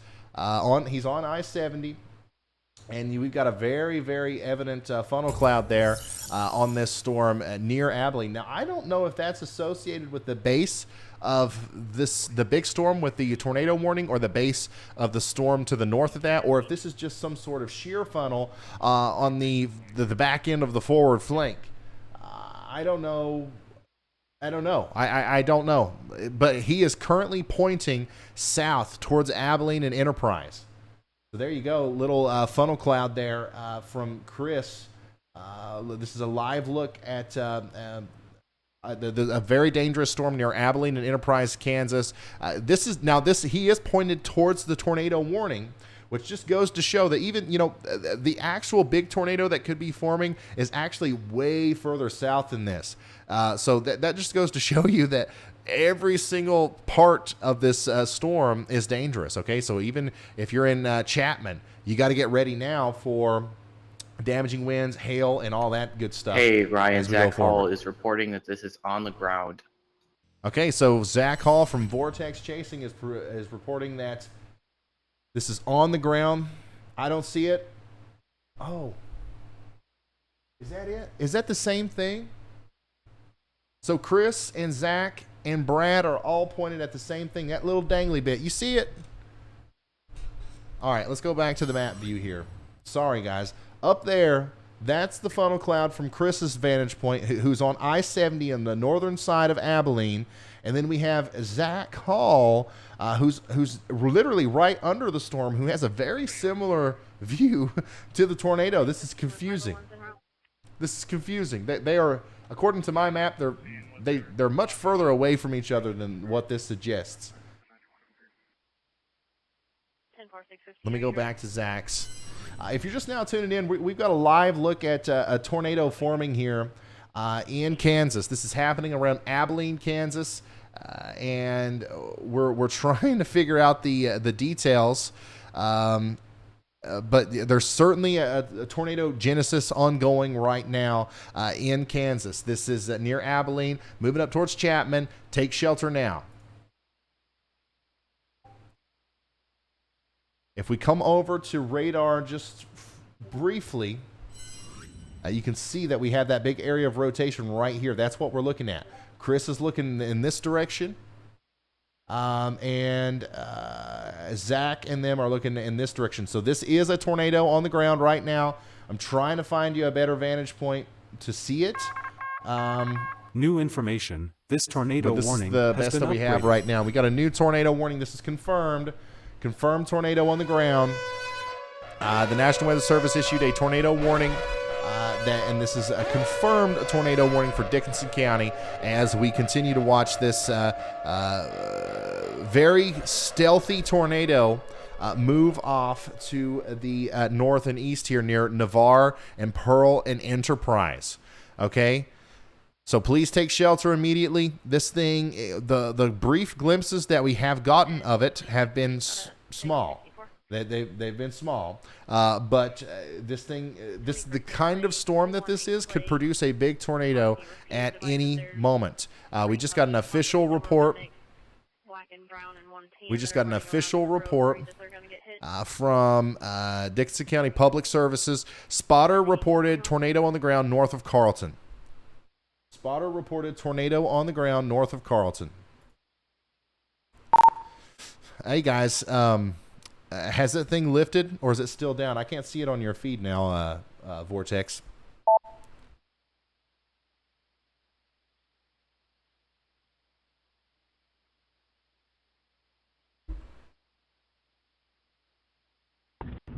Lifted briefly, but we have rapid rotation. This thing's about to drop another one right in front of us. We can see another funnel starting to come out, but it took the last one a couple minutes, so it might take this one a couple minutes too. Okay, so just to be Ryan, clear, I posted a picture on Twitter and just to be clear, we're watching a live view of tornado genesis occurring in Kansas. We saw the tornado earlier. I thought that because of the distance that Chris was from the storm, I didn't realize that this was actually the tornado that was forming. Chris is just an amazing storm chaser. He was able to see from a pretty good distance, the tornado forming. So that's still the funnel cloud right there in front of you. And then even closer than that, we have Zach Hall, who's right on the ground, right underneath where this thing's continuing to form. All right, so we're gonna watch him. We're gonna continue to watch him closely. Let's go check out some of those pictures and videos, and let's make sure we're getting into our safe spot in Navarre and Enterprise in Kansas. This very dangerous storm's coming right for you.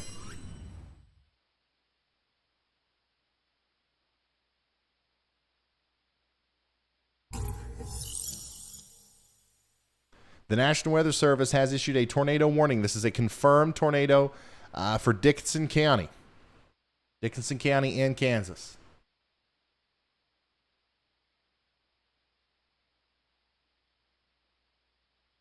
Lots of rotation. Wow.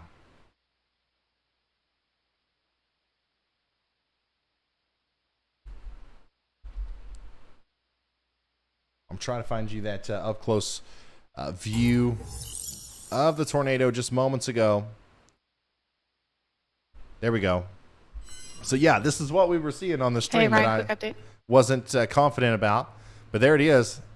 And then you can see that there was some dust and debris being picked up on the ground right there. This is from Zach Hall. I'm retweeting this now.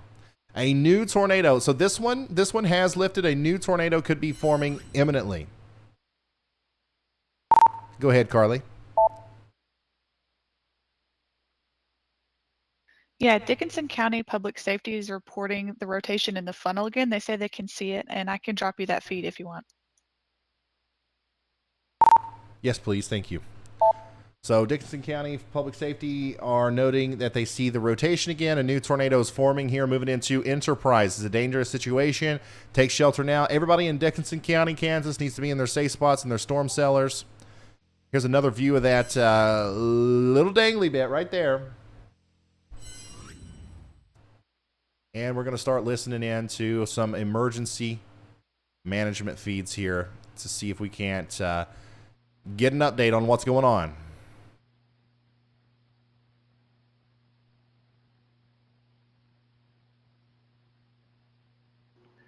Hey guys, there's a report of 1.5 inches hail on this storm that Zach, Brad, and Chris, you guys are all on it. Can you guys confirm this?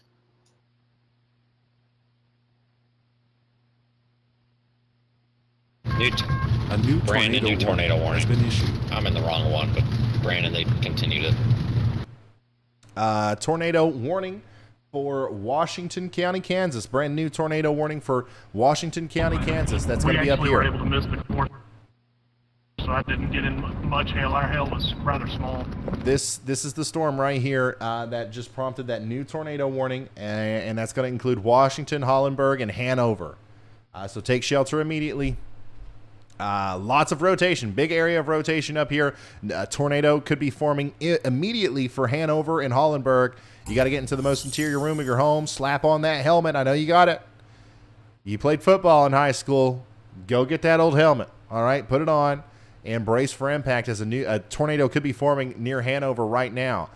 We seen a tornado just moments ago on this storm near Navarre and Enterprise. Ooh.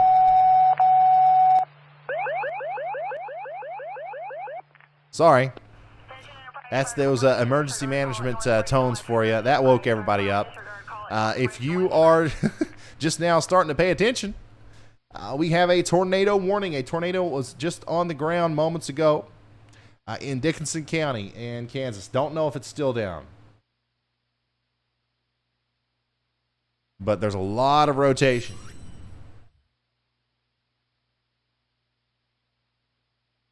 Wow. Yeah, you can see it very clearly.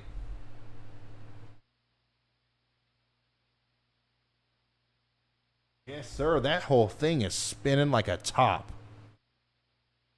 Wow. This is not sped up, y'all.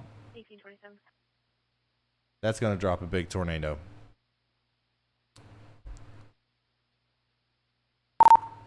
Go ahead,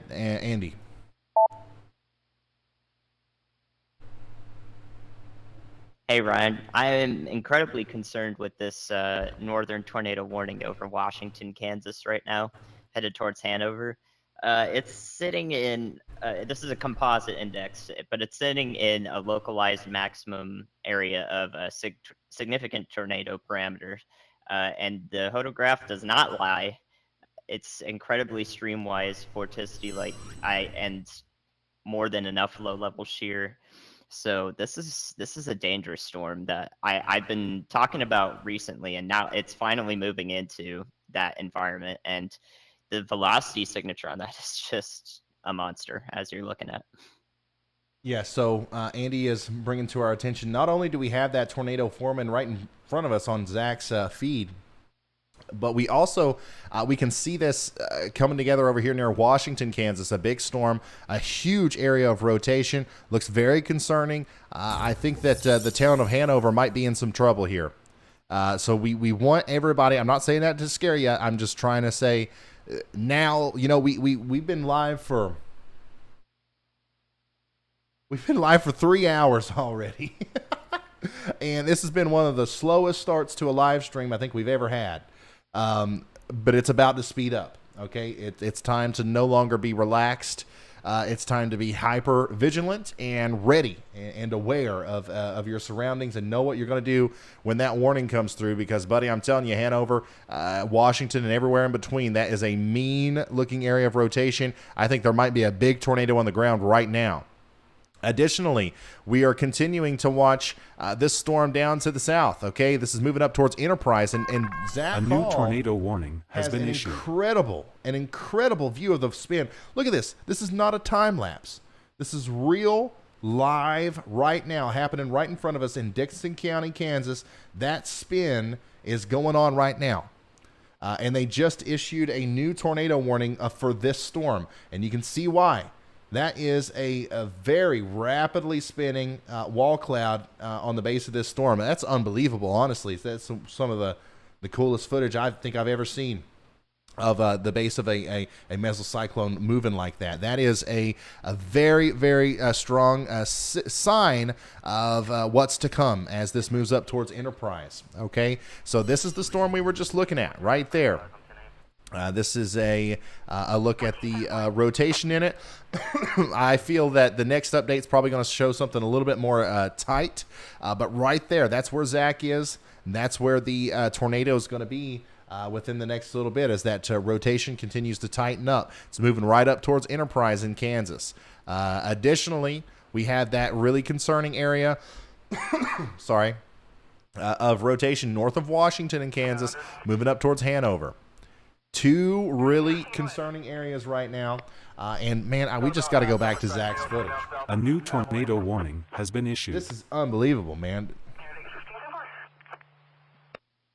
Rapid motion in those clouds. We got a new tornado warning for Dickinson and Geary counties and Republic and Washington. Actually, let me go back to the map here, the big map, and let me show you actually where that new tornado warning is. So that was up there in Nebraska. A new tornado warning has now been issued in Nebraska. Let me ring the alarm again because we got to get everybody's attention. Anybody in Nebraska that decided to stop listening because we've been talking about Kansas. Now we're talking about Nebraska again. The Central City, Marquette, Hordeville, and Polk, and Clarks in Nebraska. You're under a tornado warning. This is a dangerous situation. Got lots of rotation with this one. Seek shelter now. Let me take Radar Omega. Hopefully you guys also have Radar Omega. This is important in situations like this where I'm trying to monitor 17 storms at once. If I have to leave yours for a little bit, at least you got your own app there to keep track of it. Let me look at the velocity on this. Where did that tornado warning come from? So we're looking for a spin-up tornado on the front side of this to hit somewhere near Overland and Central City. If there's a tornado, get to shelter. If there's not, you're still going to want to be in shelter because the straight line damaging winds with this are going to cause a lot of problems. Let's come back down here. I'm increasingly concerned about these storms because we've been talking all day about the ingredients. The ingredients that are needed for storms are so ample down here. Well, we're starting to see that come to fruition now as, I mean, you can just see the spin in this storm in front of storm chaser Zach Hall right now. Go ahead, Andy. Unbelievable stuff. I hope we're able to clip that. Hey Ryan, I'm looking at that tour warn in Nebraska. You can see it from Omaha radar. Will give you a better eye on the circulation due to its relevant angle to the storm. There's also another rotation just to the north of that tornado warning, just south of Fullerton, Nebraska, headed towards Silver Creek. All right, thank you, Andy. Thank you so much, meteorologist Andy Hill. And yeah, you can certainly see the rotation a little bit better here on this radar, moving into Chapman and Central City. And then a new area up here, I bet we'll see a new tornado warning for Fullerton and Genoa within the next little bit. Well, y'all watch out, okay? You're not under a warning yet, but watch out. You might as well go ahead and start getting into your shelter. Don't see why not. Man, oh, wow. Is that a 4-inch hail report? 2 minutes ago, a 4-inch in diameter hail report from Enterprise in Dickinson, Kansas. 4 inches. That's almost DVD size. That's almost DVD size hail, y'all. So, Chapman, you're next in line. You got a tornado coming and potentially DVD size hail. You got to go to shelter now. You don't have much more time to think about it. Rotation on that still churning. We got a bunch of views of it, by the way. Brad Arnold has given us an incredible view of the rotation on the southern side of this storm. They, let's see here. Let me see where these guys are. Vince Welty and Brandon Kopic are still on their way up to that northernmost storm. But Brad Arnold here is on, he's right underneath the circulation near Abilene and Chapman, okay? North and west of Woodbine. And you can see on his feed that there's a lot of rotation there. It looks like the cell service in this general vicinity is not great. But, buddy, you sure can see the movement in those clouds from Zach Hall from Vortex Chasing, who's kind of in the perfect location to see if a new tornado forms. Yeah, if 4-inch hail hits you, you're hurt. You're more than hurt. Oh, Chris. Oh, so Chris FL Tornado is actually seeing some of this hail. Looks like his windshield got blown out.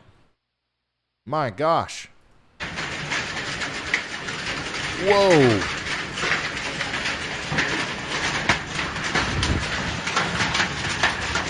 Is that the back glass? I think that's the back glass. So I just retweeted that. That's some large hail there from one of our storm chasers. That's Chris, who looks like the windshield's okay. That might have been the back glass, actually.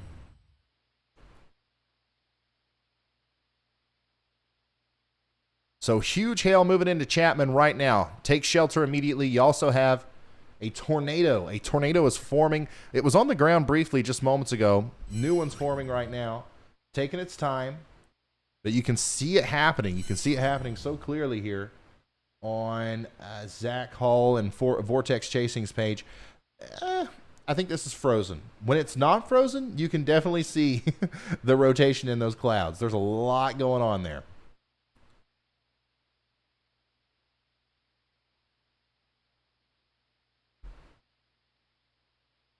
Holy smokes.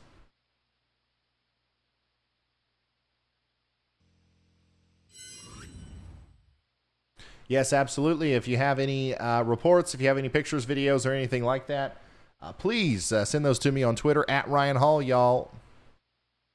Only do that if you can do so safely. Very important.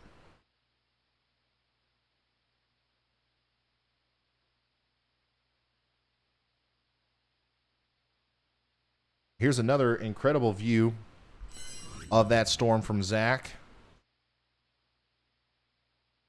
Just like really, really good storm, like structure. That's why we chase in Kansas, he says.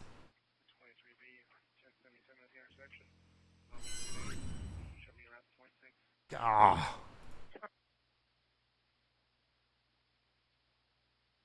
If you're just now tuning in, we have a tornado warning for Dickinson and Geary counties in Kansas, and that's what you're looking at there. We also have a confirmed tornado on the ground up here north and east of Washington in Kansas. This is moving towards Hanover. We've been talking about this a lot. Hopefully you're in your safe spot. This is what their radar looks like right now. We got a tornado. We got a confirmed tornado moving into the Hanover area. Take shelter immediately. Don't see anything on the correlation. This one up here in Hanover, you're not going to be able to see it, I don't think. I think that's going to be a rain-wrapped monster coming towards Hanover. But seriously, if you're in Hanover, take shelter. We got a potential tornado that's going to go right between Spence and Hanover.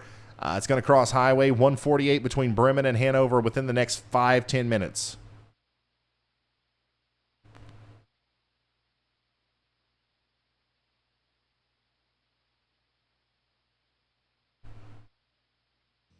Looks like Brad Arnold's got another really interesting view of the storm there.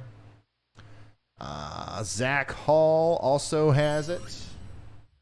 Man, Zach's just got the best shot of this whole thing right now.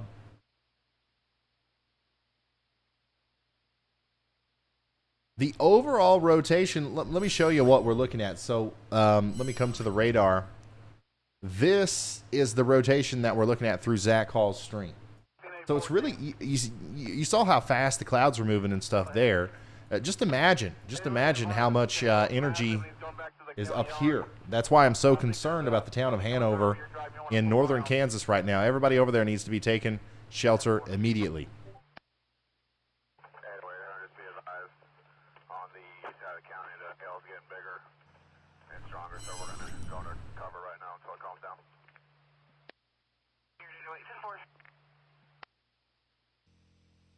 Here's a great picture from Vortex chasing Zach and Freddie out there. Incredible. Go ahead, Andy.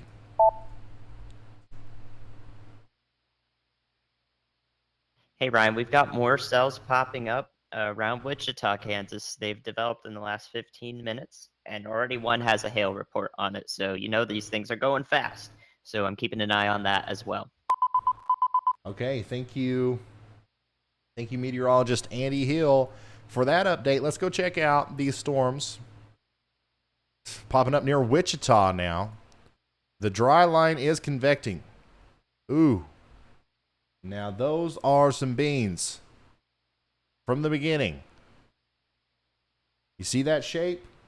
You can literally see the changing winds with height with these storms near Wichita. These could potentially produce tornadoes as we continue to watch them form. If we go to velocity, not seeing a lot right now, but we'll keep a very close eye on that as we go forward. Things are really starting to pop off now, y'all. Unfortunately.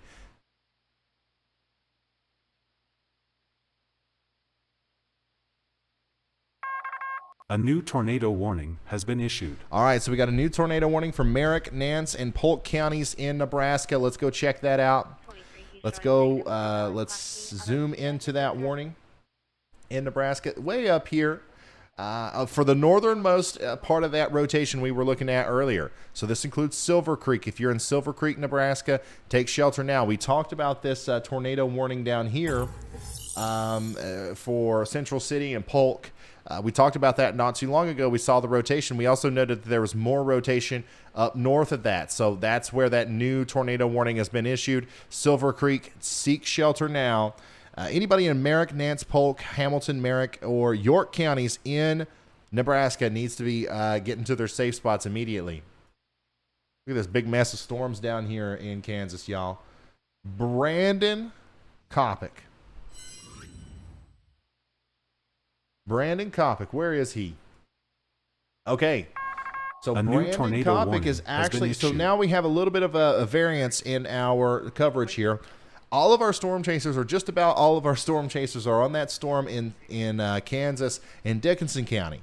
Okay, so now we also have that confirmed tornado report over there in Washington County, and that's where Brandon Kopic is now. So that imagery you just saw of the lowering and the wall cloud there is associated with that new tornado warning that we just got out there for Oquito and Hollenberg and Hanover in Kansas. Okay, so keep in mind what you're looking at through Brandon Kopic's feed when we go back to the map view is the big storm in northern Kansas. Now, what you're seeing through Zach Hall's feed is the one a little bit further to the south that we have been watching for quite some time. And looks like it's still rotating. It looks like it's still causing a bunch of problems out there. Big hail, potentially 4-inch hail out there in with this storm. Blowing out windshields and back glasses all up and down. A new tornado warning has been issued. Okay, so now this is a confirmed tornado. We have a tornado on the ground in Gage County and Jefferson County, Nebraska. Confirmed tornado in Gage and Jefferson counties in Nebraska. That is, let me see here.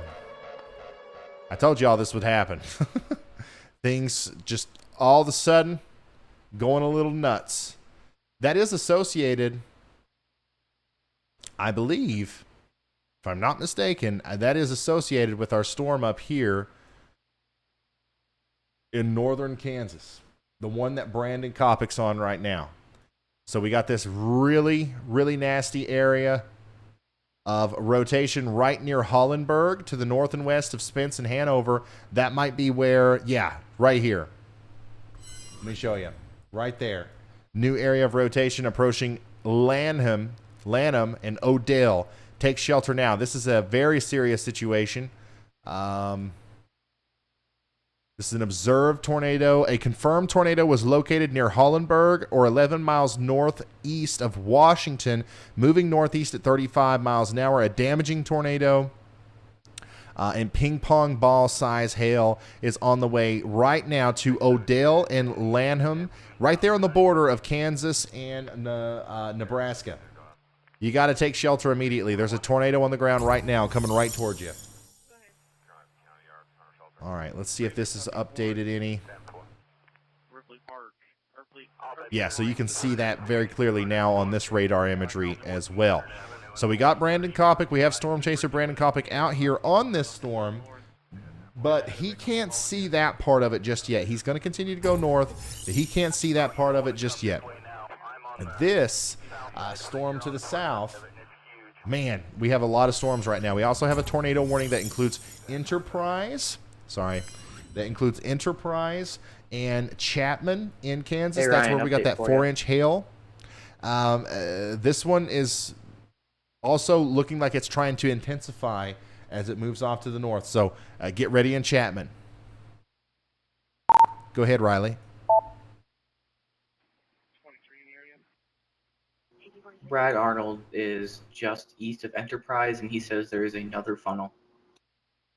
Brad Arnold is just east of Enterprise, Kansas. He says there's another funnel.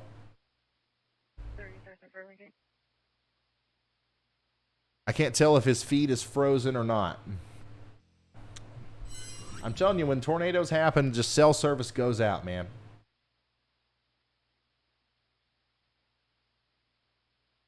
Yeah, everybody who is in viewing distance of this reported funnel, their feed is frozen.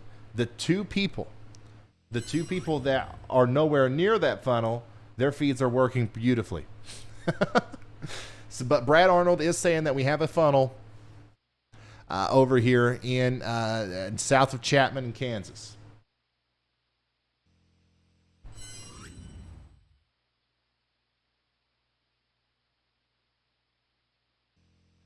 Trying to get you a visual on that. Oh, I see it. I see it.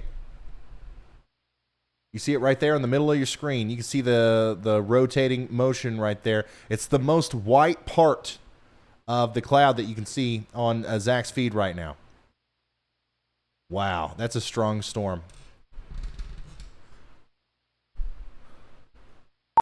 Go ahead, Carly. Yeah, York County in Nebraska is reporting a tornado on the ground near Chapman, which is where that tornado warning is currently ongoing. That's near Chapman. Okay, so report of a tornado on the ground near Chapman.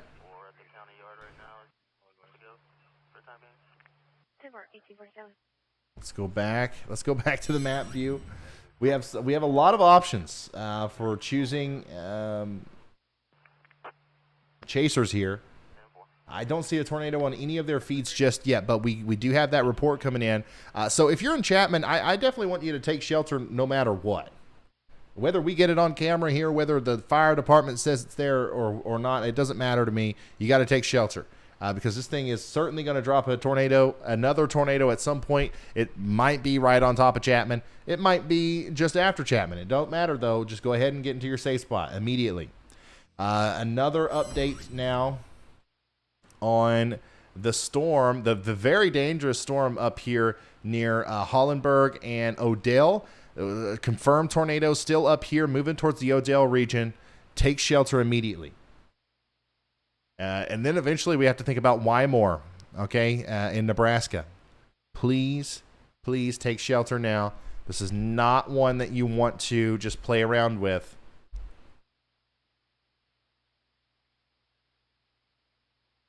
Brandon Kopic is very close to giving us a view of the base of this storm, but he's just not quite there yet. Let's go back to vortex chasing. This is down there in Dickinson and Geary counties. This is the base of the storm. If there was a tornado, we'd see it. I see something over there.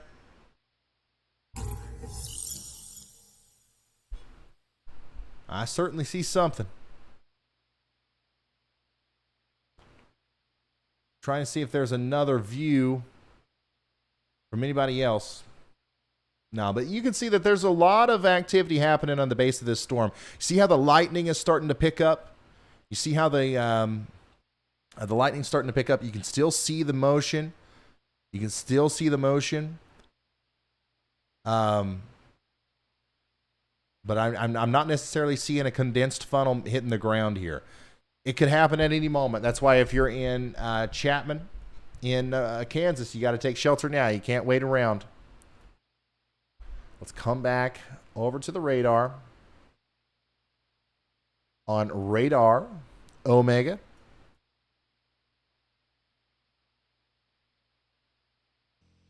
And you can still see very clearly that area of rotation. The storm is like passing off little areas of rotation back and forth between these two hotspots. Both of them are going to go through the Chapman area. That's why I'm just telling everybody over here from Detroit, Moonlight, and Chapman, that's the Bermuda Triangle. Get yourself underground to where we can't see you. We don't want to. We want to have no evidence of you on the surface. We want you underground or in the most interior room of your home. Barricade yourself with as many walls between you and the outside world as possible. That's the best thing that you can do. And it sounds to me like we got a new tornado watch. Am I correct?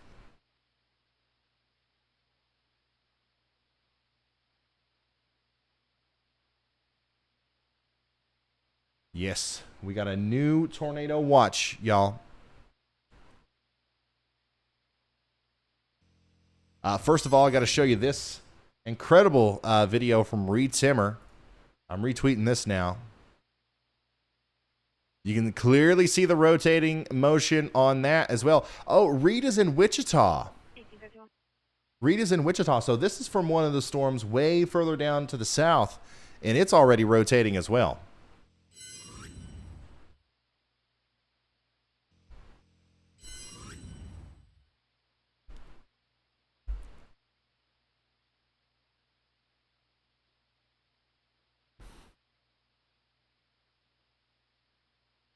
Oh, here's a good view of it, too, from Jacob Norris. He's in Wichita. You can see that spinning storm. Wow, that's actually kind of concerning. If that storm looks that healthy already, that one's probably going to cause some big-time problems.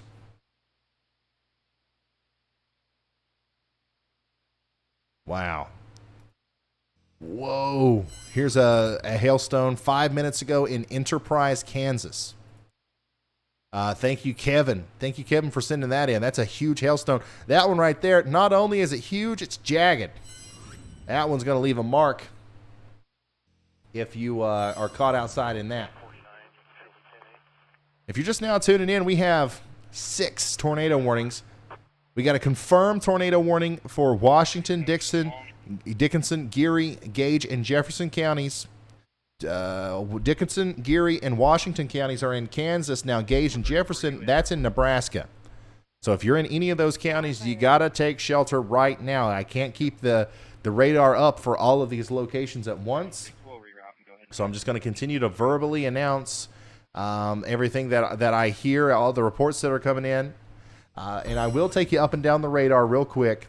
We do have these supercells forming near Wichita that we are very concerned about. These will probably produce those very large hailstones and tornadoes as we go later on into the evening. Get ready in El Dorado, points north and east on I-35. Chris. Let's see here. We got an update from Chris from Riley. Yeah, go ahead, man. Let's see what he's got to say there. This is from Chris FL Tornado. He lost his rear windshield to tennis balls, but he is going to continue to chase. Wow. Chris FL Tornado lost his rear glass on his car to tennis ball size hail, but he's still chasing. He's still going after them tornadoes. That deserves a follow on Twitter if I've ever heard something deserve a follow on Twitter, guys. Go look up Chris FL Tornado and say thank you for continuing to stream even with a big hole in your car. You didn't have to do that. Okay, so we're watching those supercells down here near Wichita. We've also got that tornado warning near Enterprise moving up towards Chapman. That's where Brad, Chris, and Zach are. That's where that big hail punched out his window. And then we also have a considerable severe thunderstorm with 70-mile-an-hour winds moving into Leonardville, Riley, and Milford. Manhattan and Onaga and Westmoreland, all these places are just getting battered by hail and wind right now. And then we have that confirmed tornado up here near Odell moving towards Wymore in the border between Nebraska and Kansas. We have also some tornado warnings up here near Silver Creek. So if you're in Silver Creek, Nebraska, take shelter now. This is a broad view of everything. Look at this. We still have that tornado watch down in Oklahoma, but there ain't a single storm in Oklahoma right now. Man, I feel bad for David. David Lilly. Very happy to have David down there in Oklahoma because if something was to pop off, he would be our only chance of seeing it. But he is barreling down I-35 to get to Kansas because that looks like that's where all the action is right now. Now, if you're in Oklahoma, don't let your guard down. Storms could still pop. But certainly right now, all of the action is happening up here in Kansas and Nebraska. And just so I have everything straight, 23 and 26. All right, map view. Let's see. Vince's storm. Let's see here. Vince Welty is getting ready to get hit by that considerable severe thunderstorm with the 70-mile-an-hour winds. So it'll be interesting to see what happens with him. Now, Brandon Kopic, he's a little bit further east. Man, you can see that that thing building.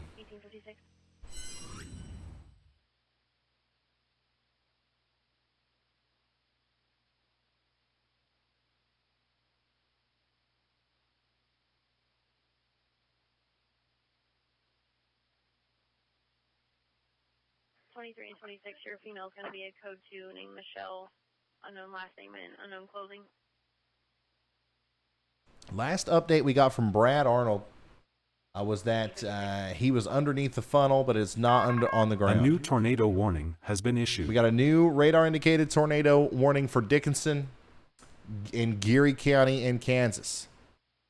So this is no longer a confirmed tornado that we're looking at here with all of our storm chasers. Brett Adair's got a pretty good view of the wall cloud, of the lowering there, but still I don't see a tornado. Chris Smith, with his busted out windshield, also has a good view if we can get a connection there. And then Zach Hall and Vortex Chasing continue to offer some of the best imagery that we've seen all day of these storms. So we're going to keep up with these guys. We're also going to keep you updated on all the other warnings. We currently have 6 tornado warnings in effect. Gage and Jefferson counties in Nebraska, you guys got to get to shelter. It does look like the rotation in that specific storm up there near Odell and Wymore has calmed down a little bit. I would not let my guard down, though. Looks like a lot of the rotation is near Greenleaf now. No warning there, but that's close to where Coppock is. Holy smokes. Wow.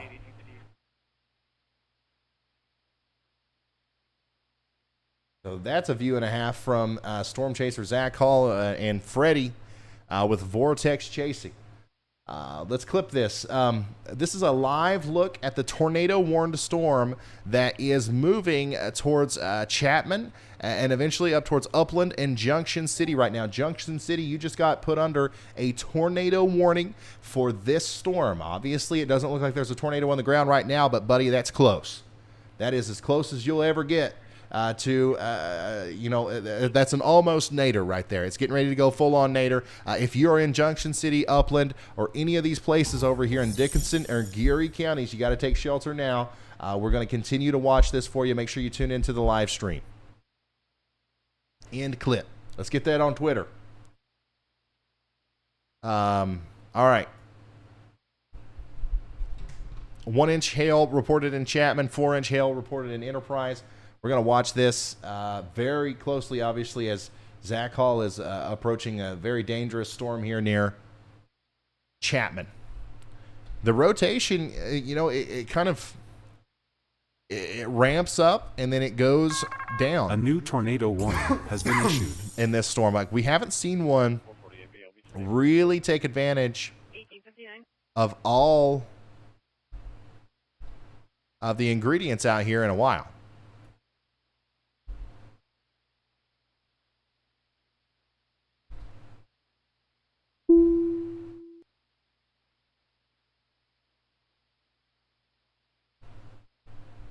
All right, let's come back over here to the map view. Here's some more hail. This is near Enterprise, Kansas. So thank you for sending that in. Remember, guys, only send stuff like this in if you can do so safely. Don't run outside in a hailstorm. Please. Trenton College. You come to the ER here at Stormont. We're not in the ambulance bay. We're at the main entrance. Still, dispatch mentioned local. Looking through some of the reports that we're getting. 1900. Thanks to the team for sending me all these pictures. Admission side, so that they're just sitting there. You can send at Ryan Hall, y'all, or pics at RyanHallYall.com. That's still an option, too. Here's a beautiful look at that tower forming south and west of Wichita. That is going to become a big storm.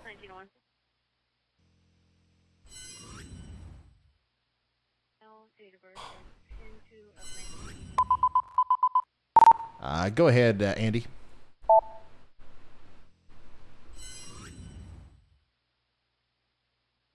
Hey, Ryan, just wanted to make sure you saw that tornado warning in Clay, Thayer, and Fillmore counties in Nebraska. It's just north of the border in our Triple Point area. Quite incredible storm structure. I don't really know what to call it. It's like a tilted supercell or perhaps a bookend vortex in a quasi line there. Anyways, there's 75 mile per hour wind gusts, just about 1,000 or 1,500 feet above the surface, and they're kind of wrapping up and headed towards Bruning and Shickley and Geneva in Nebraska. Okay, thank you, meteorologist Andy Hill. Yeah, we have a new tornado warning up here for Geneva, Shickley, and Bruning, associated with that very strong line of storms that's got some very strong straight line damaging winds, and then also we're concerned about the rotation and potential tornadoes moving through these areas too. So if I'm in Bruning, Geneva, or Shickley, I am getting to shelter now, especially if you're in Shickley. You don't have much time left up there in Nebraska. Let's go ahead and get there, and then let's not come out until the warning has been allowed to expire. We're going to come down, back down to this storm that everybody else is on. It's just... So, at first we had a problem with the cap, and now we have a problem. It's not really a problem. But we have a problem with too much convection. That's a good thing because it's decreasing the tornado threat a little bit. But yeah, so just to the north of Chapman, you see that rotation there. You see what's happening. This is what it looks like in real life. No tornado on the ground as of right now. It was on the ground not too long ago, but it is not currently.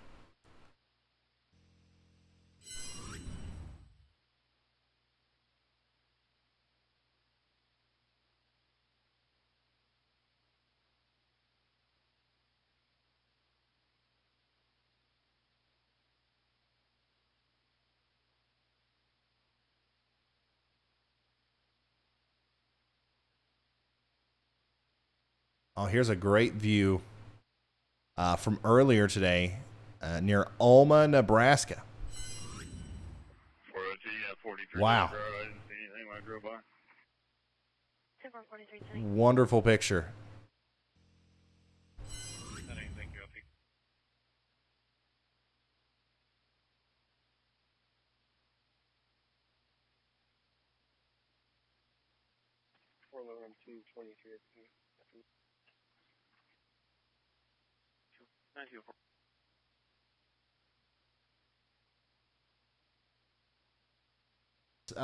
This is a live look at the tornado warned storm that is moving towards Chapman and eventually up towards Upland and Junction City right now. Junction City, you just got put under a tornado warning for this storm. Obviously, it doesn't look like there's a tornado on the ground right now, but buddy, that's Freddie with Vortex chasing.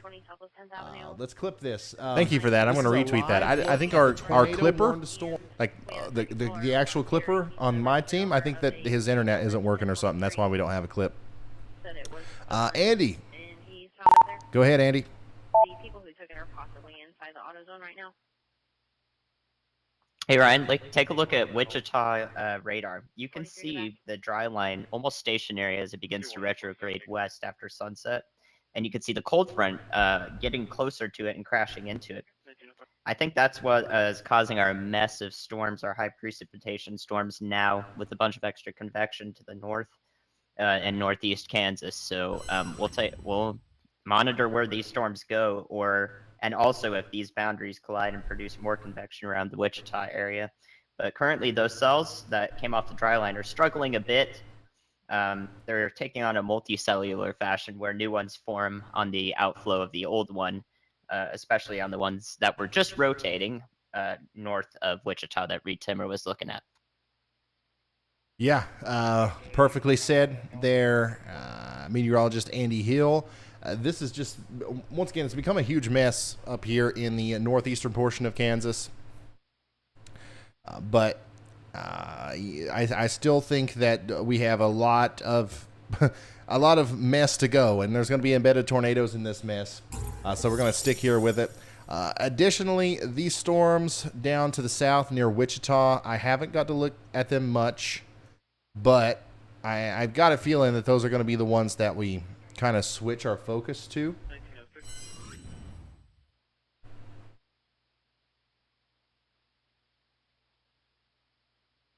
If these are able to kind of become bigger than what they are now. And then I think that stuff's going to continue to convect all the way down into Oklahoma. It's just not going to affect as wide of an area as what we originally thought. Frankie. Yeah, it's Frankie, not Freddie. My bad.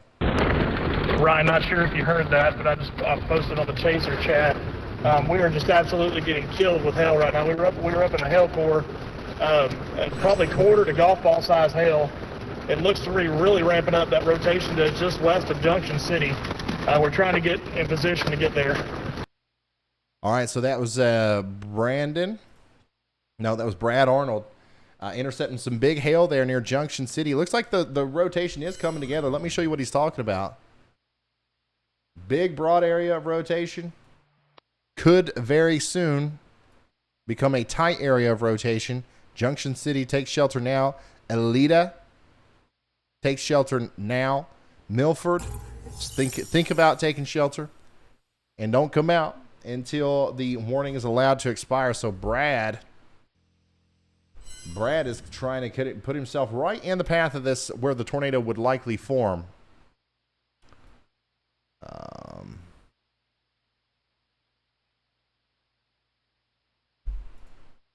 See if I can't. This storm has had so many different areas of rotation, it's not even funny. So yeah, this is going to be a situation where it's a rain-wrapped tornado moving into the Junction City area if there's one on the ground. And tornadoes aren't really rain-wrapped if you're close enough to them, so he's trying to get closer so that if there is something in there to be worried about, we're going to see it. But yeah, that rotation is ramping up near Junction City. So is the lightning. All right.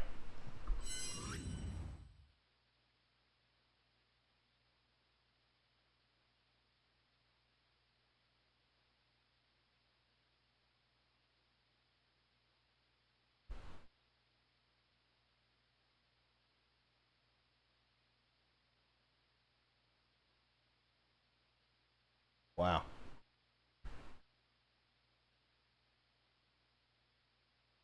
So let me come over here and show you once again why we think that there's rotation here. This is Radar Omega. And if you go to, you start off on the high-res reflectivity. This is what you're used to seeing. If you go to the high-res velocity, this is what you'll see. Velocity shows stuff, or, wind or rain, whatever the radar is bouncing off of. It shows stuff going towards the radar in the green, away in the red. You put those things close together. Obviously, you've got counterclockwise rotation there, which indicates rotating supercell, potentially a tornado. That's why we're concerned about that specific area right now. Let's go over to Zach, who has just been keeping up with the base of this storm like crazy, man. A new tornado warning has been issued. We got a new tornado warning for York County, Nebraska. York County, Nebraska. Let me take you to that one real quick. This is up here near York. Okay, so if you're in York, in Nebraska, the county seat there, Waco, Thayer, also Utica along I-80, between Bradshaw and Utica, I-80 points north. You're under a tornado warning. Take shelter immediately. That's south of Silver Creek, so that's associated with that big storm that we've been watching. That is just, it's a huge line of, like a nasty storm, but it's producing brief tornadoes inside of the line. So take shelter now.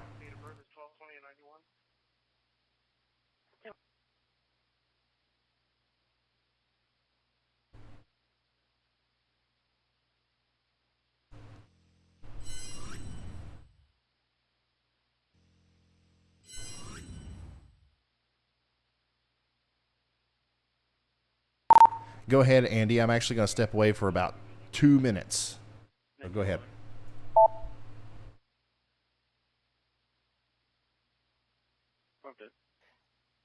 Okay, howdy, y'all. There are two things I wanted to say. There is an area on the southern end of this line in central Nebraska. It's headed just north of Hebron, and headed towards Belvedere, south of Bruning or Brunning. All of these are hard to pronounce. I'm sorry.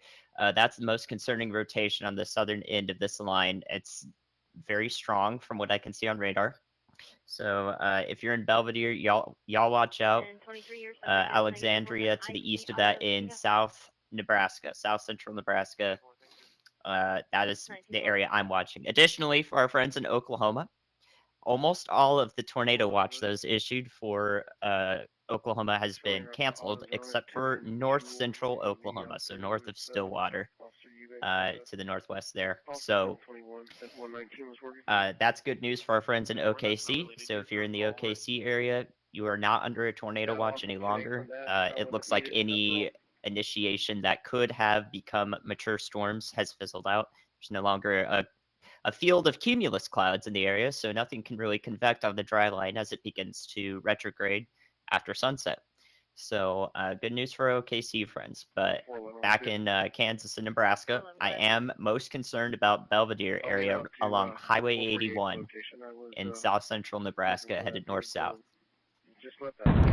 Hey Ryan, we are bailing on this storm that is just west of Junction City. It looks like it may be getting undercut by the dry line that's moving in. We're going to head towards the storm that is just about to enter the city of Manhattan, Kansas. Already noticing a wall cloud on it. We're able to see the base. We're coming through Junction City right now.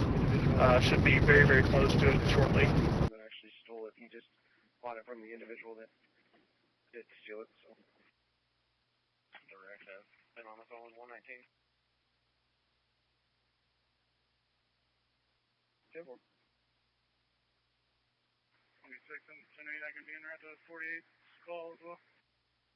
1913. A new tornado watch has been issued.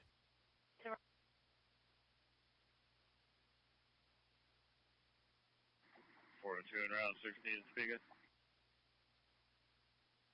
I'll get you another if I can find one.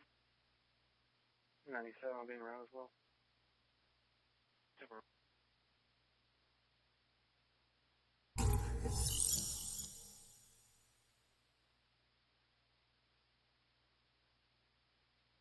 All right, Ryan's taking a break right now. This is Andy filling you in. So you heard Brad Arnold there saying that they are leaving the tornado warning that is just west of Junction City, Kansas, and they're headed northeast towards Manhattan. I know there are a lot of people in that area due to university. The rotation in that storm appears weak. You are not under a tornado warning at the moment in Manhattan, Kansas, or anywhere in the Topeka area, but this could develop as the storms move off to the east into favorable kinematics.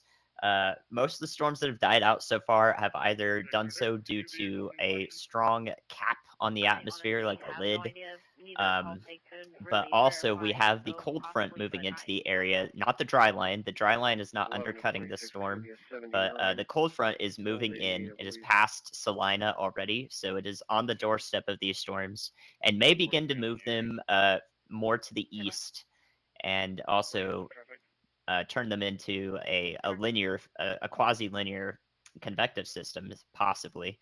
So our main worry coming up now may be our QLCS tornadoes. So any spin-ups in the line, we'll have to keep good eyes on that from myself and our analyst team.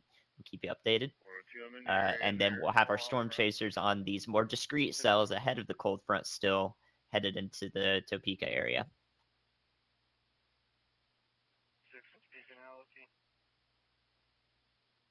I don't have an active disturbance yet.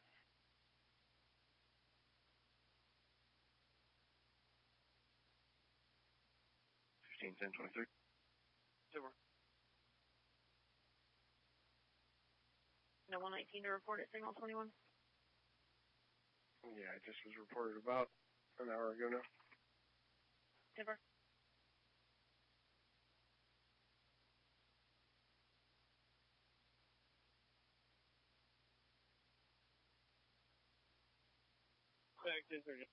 All right, if you are in northern Thayer County and most of the southern central portions of Fillmore County in Nebraska, you're still under a tornado warning that spans multiple spin-up areas in this line, headed through south central Nebraska at the moment.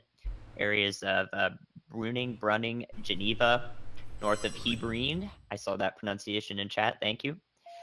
Belvedere is the area that I'm most concerned about, and then Alexandria following that in Nebraska. So that's the area of rotation that I am watching the closest. If Ryan wants to take a look at that, he'll probably be surprised by it too.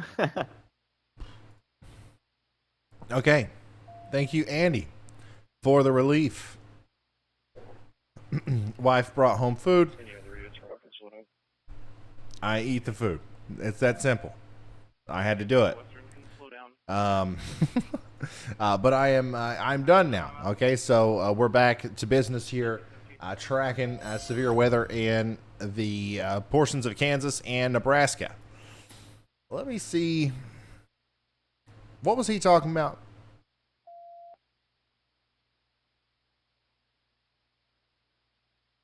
I'm going to go over to the Omaha radar. Belvidere. I got you. That's probably not the best one to go. Never mind. Let me go over this way. If you're just now tuning in, we're down to 3 tornado warnings. We had 6 earlier. Ooh.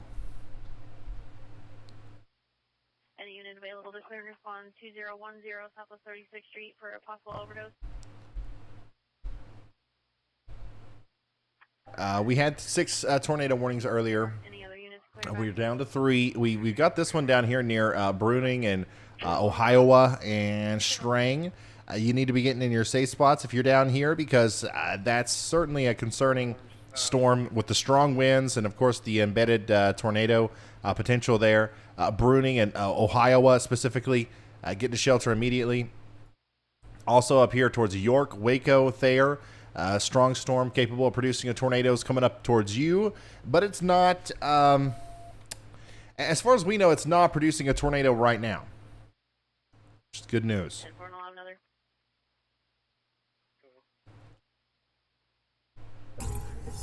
Here's a video from Michelle. The winds are hitting hard over there in Nebraska. Thank you so much for sending that in. We still got a tornado warning over here west of Junction City, but it looks like it has kind of stopped being as impressive as it was just not too long ago. Go ahead, Andy.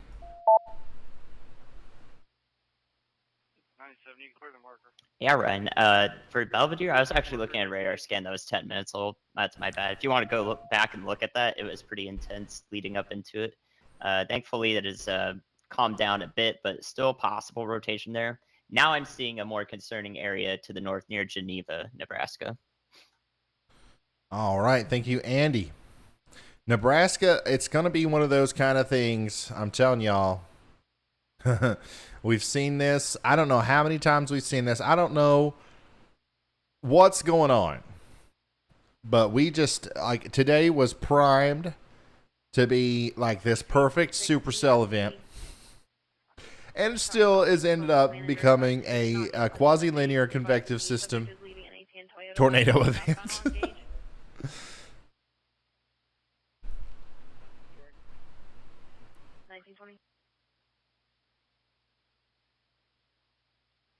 Right there next to Geneva, there is a very sharp area of rotation. Potentially a brief tornado could be possible there. That'll be the case with these lines as they go through Nebraska. Everybody that gets hit by this line, get ready for strong winds, potential tornadoes, and hail. Nothing. I mean, there's not a lot else you can say about that. I kind of want to inspect these storms a little bit harder. Toyota, but that's all we have. These are the ones that are forming to the south. Not a lot of rotation in them. This one right here's got the most. There's a severe thunderstorm warning for Burns, Kansas. There's a little bit of rotation there we got to watch. This is and this is the point. It's 8:35 p.m. This is the point where these storms are entering the area of increased low-level jet that we were concerned about. So if we don't see tornadoes come out of those storms within the next hour, something went really right. And we're extremely ecstatic that happened, because I'm telling y'all, today, especially up here, today was primed for some big old naders. Not saying that we're not going to see them. The opportunity is still there, obviously, but the opportunity is fleeting with every passing moment. The closer we get to sunset and all that. There's still going to be MLQCS tornadoes at the wazoo, though. Here's some imagery from Brad Arnold, who is down there on that storm in Kansas near Junction City. We've also got some interesting views from Zach, but it just froze on me. I'll go back to that here in a second. But yeah, there's a lowering there. 1922. Hey, Ryan, do you copy? Yeah, I got you, Brad. 1922. Hey, I'm headed to that cell that's just east of Manhattan. It doesn't look great on velocity. I wonder if could that be because it's so close to the radar? We've got a lowering wall cloud on the stream, and it looks good on reflectivity. 1923. Let's go inspect. Yeah, so the wall cloud, I'll respond to him just in a second. I want to explain to you guys first. The wall cloud, the little lowering there that you see is coming from this part of the storm, which does look good on radar. That little dangly bit, that is, you got inflow, you got rear flank downdraft, the rotation's right there. 1923. However, we don't see a lot of rotation on the actual radar imagery. However, we have a rotating wall cloud. So I don't know if the threat is imminent here for a tornado. Certainly not a lot of support on velocity scans, but something that we had to keep an eye on.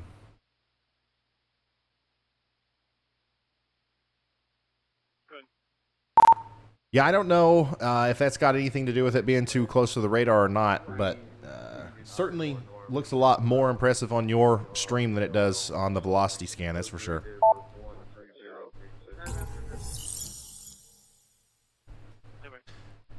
Hey, Samantha, thank you so much. Says, hey, Ryan, we love the work you do. It's phenomenal. But that pronunciation was wrong. Hebron. Gotcha. Thank you. Go ahead, Andy.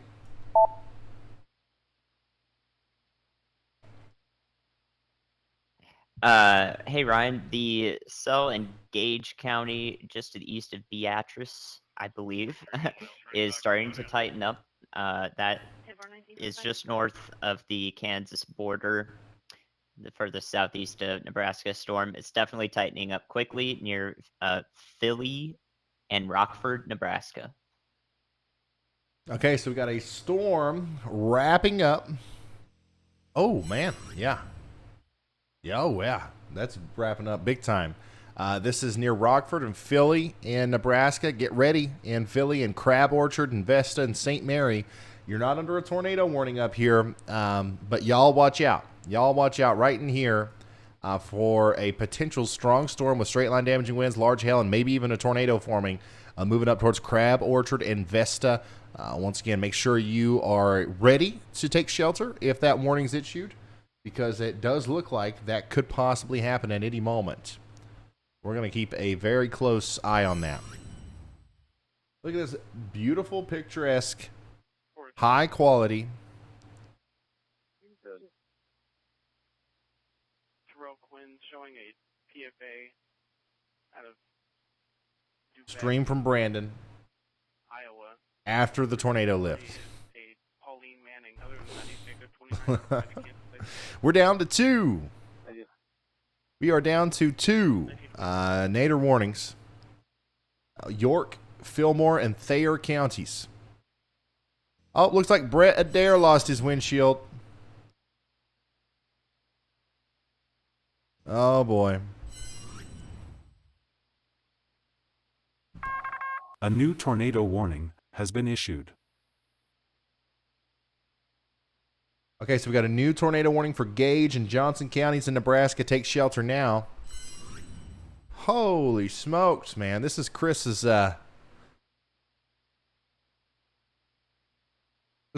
car. I don't know if this is a new hole. 1927. Chris, this is one of our chasers. He's the one that said that he was going to continue chasing even though he's got that hole in his car. This one looks a lot bigger. I don't think that you should drive down the road with that. My goodness, Chris. Come on now. He is still streaming. He's still sending us a feed. Once again, that's Chris FL Tornado on Twitter. I'd go follow him. All right, look at this. All right, Brad. Okay, first of all, we got a new tornado warning for Nebraska. I want to show you this first before we look at Brad's feed of what looks to me like a developing funnel. So this area of rotation that we were so concerned about earlier, we issued the Y'all Watch for Sterling and Adams. Now that's been upgraded to a tornado warning. Take shelter immediately from Crab Orchard all the way up to Sterling and Adams. The National Weather Service agrees with us that this looks like it could potentially produce a tornado. So you got to get to shelter now. This is the most convincing, probably the second most convincing velocity signature that I've seen today. If there's going to be a tornado today, it's probably going to be right here. So if you're in Adams or Sterling, hunker down.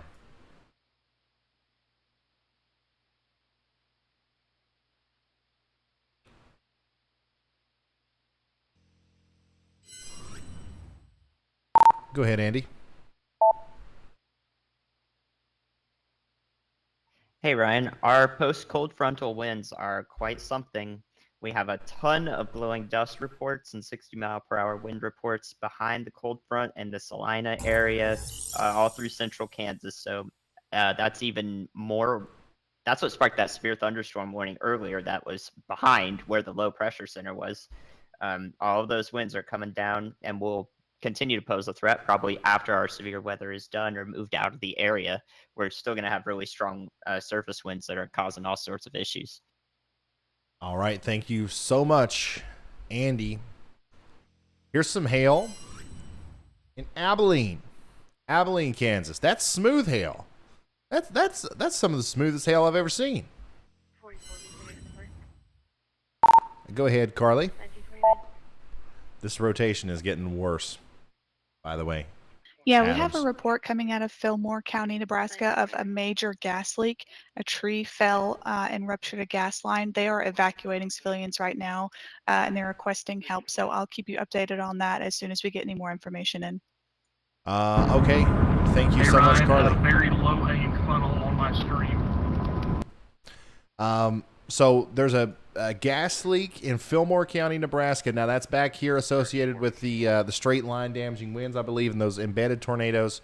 So we'll keep you updated on that. Another thing is that this area of rotation continues to get more and more impressive. There's almost certainly a big tornado on the ground here south of Adams in Nebraska. If you guys know anybody out there, Sterling, Adams, Crab Orchard, it's coming. If it's not there, it's coming. Let them know. Let them know it's time to get to shelter. Also, Brad just came over and said he got a funnel. He's got a funnel on his stream. This is associated with a different storm in Kansas. So many storms. So little time. Let me try to get my radar updated here. 339. Oh, wow. Yeah, there's some motion there.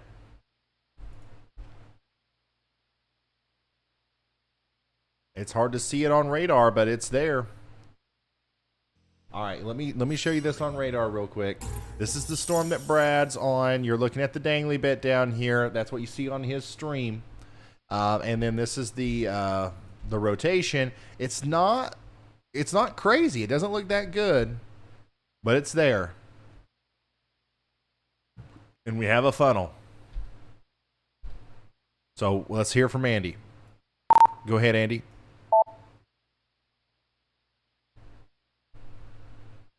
Hey, Ryan, last scan, we also have another concerning area of rotation near Burchard and Lewiston, Nebraska. Probably going to head in between those two.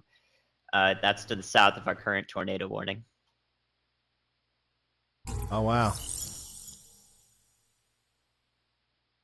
Yeah, so there's another area of rotation here that we got to be concerned about for Lewiston.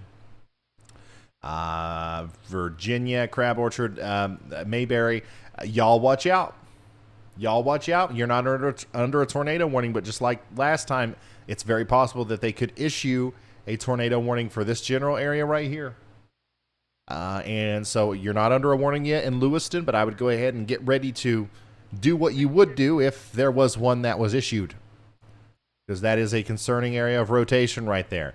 This continues to be a concerning area of rotation, moving towards Adams and Sterling. A potential tornado is coming right for you. A not so concerning area of rotation is sparking all kinds of interesting looking, scary looking clouds on Brad Arnold's feed. Look at that. This is a live view of that storm that's moving into Wabansi. A new tornado warning has been issued. That's a live look at that there from Brad's feed.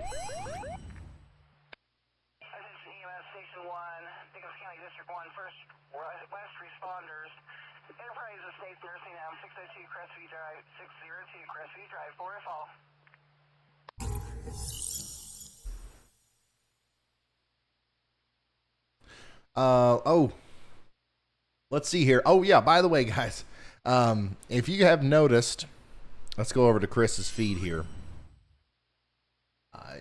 Obviously, Chris's chase is probably over for the most part. You saw his back glass was busted out.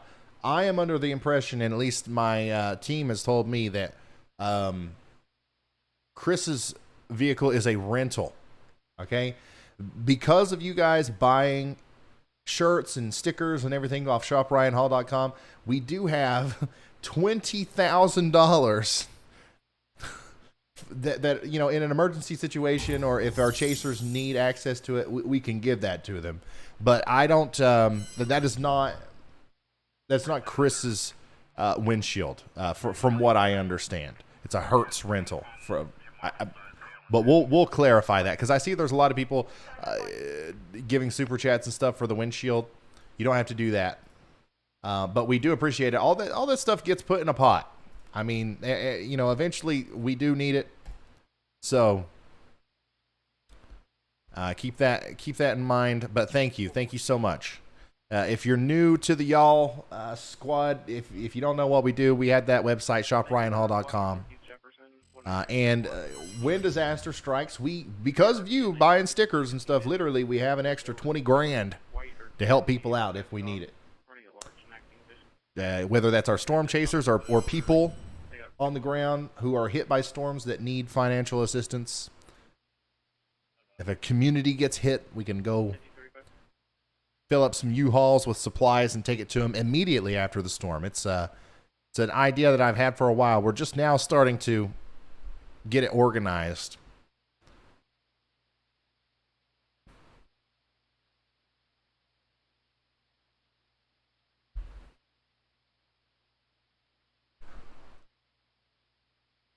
We got very strong winds around 60 miles an hour. This is near Culver, Kansas.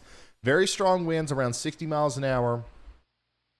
A new tornado warning has been issued. Okay, small branches broken, trash carts blown down the street, 1/4 mile visibility due to blowing dust. That's in Culver, Kansas.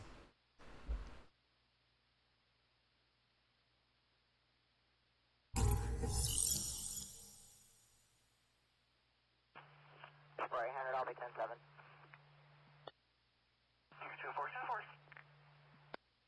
I make sure my radar's updated here. Let me give you an overview of everything that's going on. We do have a severe thunderstorm warning in Wichita, Kansas. We have a severe thunderstorm warning for Florence all the way up to Cottonwood Falls. We have this series of severe thunderstorms and warnings from Woodbine to Junction City to Manhattan to let's see here, St. George, Bellevue, Louisville, Kansas, and then some very, very strong straight line damaging winds getting ready to move into Soldier, Wetmore, and Seneca. And then all of our tornado warnings, we have 3 right now. All of them are located up here in Nebraska. You got a tornado warning. There you go. This is one of our y'all watches that was just upgraded to a tornado warning for Lewiston and Tecumseh and Crab Orchard. Take shelter now. Hopefully Adams and Sterling, hopefully you guys are still in your safe spots. And then, of course, we have a tornado warning back here for Staplehurst, Tamora, Garland, and Beaver Crossing. Take shelter now. So that rotation approaching Adams over here still looks pretty gnarly. So I would not come out of my safe spot just yet in Adams, Nebraska. I would watch out in Crab Orchard, and I would certainly be watching out in Lewiston, all the way up to Vesta and St. Mary and Tecumseh. This is the hot spot right now for naders. This is where most of the rotation is happening.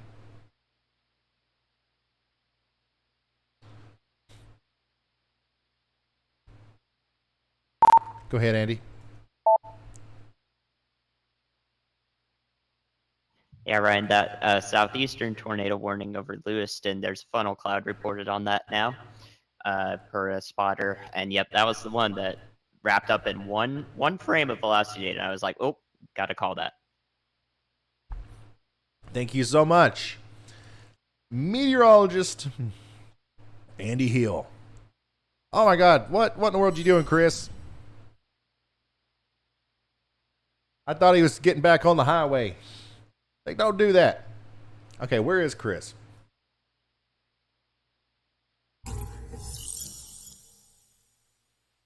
I don't see Chris. I'm going to try to ping his location there. See if we can't get him back up on our map. Looks like he's got a little bit of a funnel.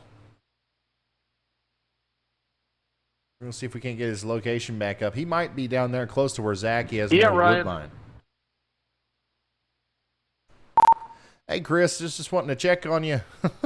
How's the back glass? Did that all happen at once, or did you get that first hole and then you got hit by another round of hail and you lost the rest of it? And also interested in what you're zooming in there on your stream. What are you seeing? So this is Chris, FL Tornado. Sure. Right now, just an SLC. I wasn't sure. It looked like maybe a little bit of funnel there. There's another mezzo coming up from the southwest, so that might have been a little shear funnel there for a while.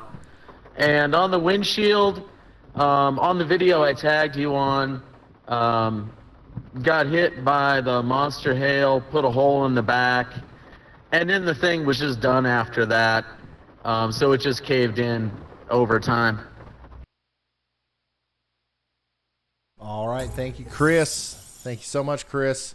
Here's, Zach and Frankie,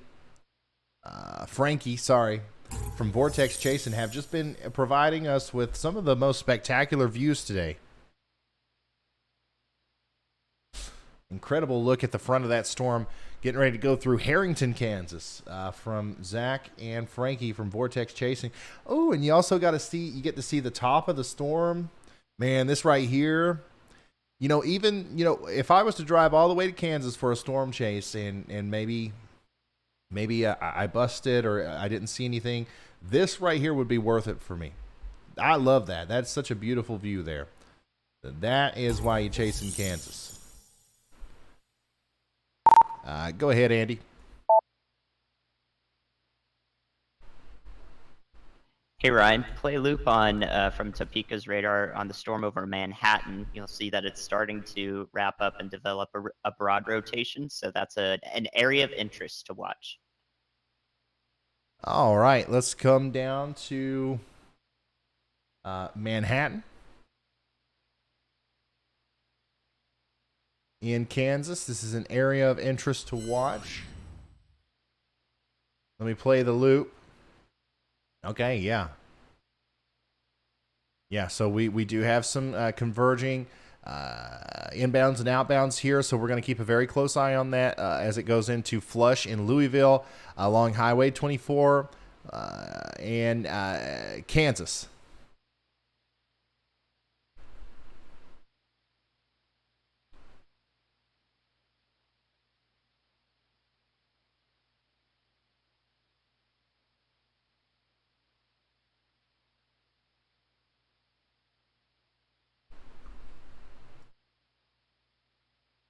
So yeah, Zach Hall is right here. Zach Hall's right there. So on the, when I pull his stream back up on the right hand side of your screen, you see this storm, but way down in the distance you see these. That's what's creating that picturesque view there. That's so amazing, man. Looks like Brett Adair is underneath that storm near Manhattan. And Chris FL Tornado, he's getting ready to get hit by some really strong winds again. And he is on the road.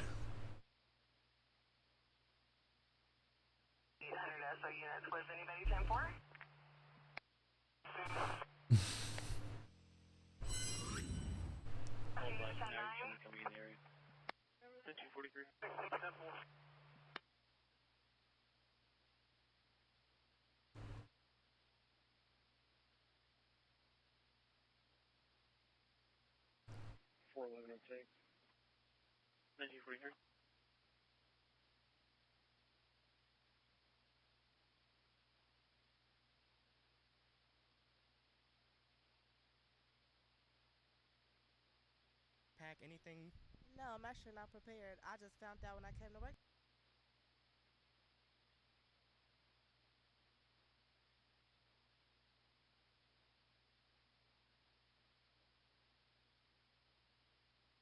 Okay, so we have a video from Evan. Let's watch it. Hey Ryan and all y'all Ryan Hall y'allers, this is Evan from Could y'all hear that?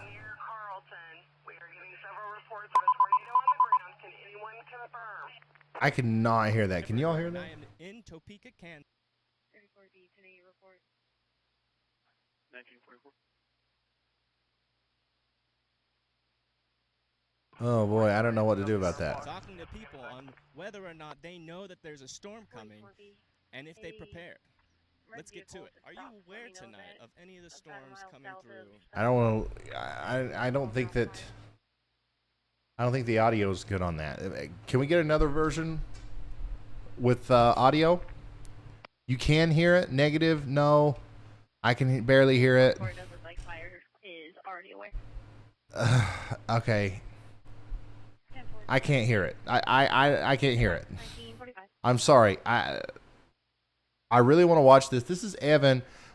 He's a freelance journalist, and he asked me what he should do. He's not a storm chaser, so what should he do? I said, ask tornado people warning has what, been issued.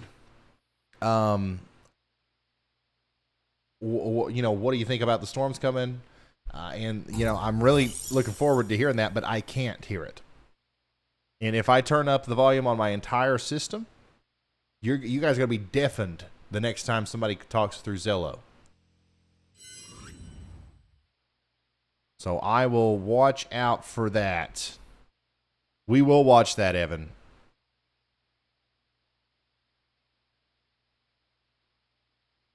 We got a new tornado warning there. What?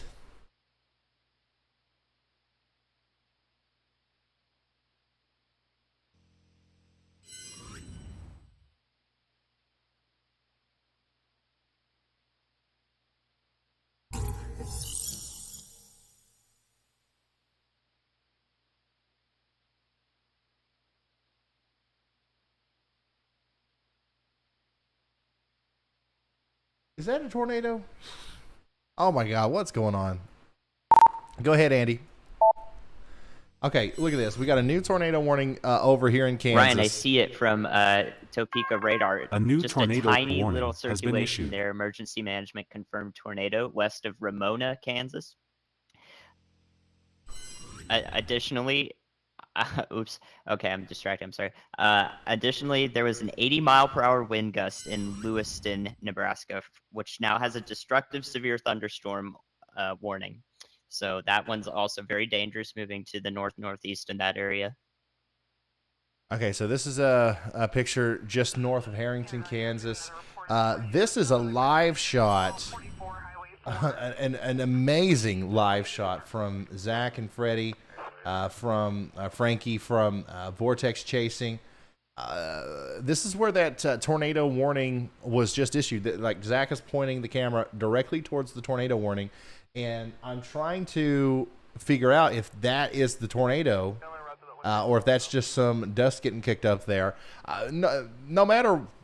Nevertheless, Ramona and Harrington and Tampa, Durham, Lost Springs, and all these places need to be taking shelter, as we do have a tornado warning in effect. I think that's the tornado right there.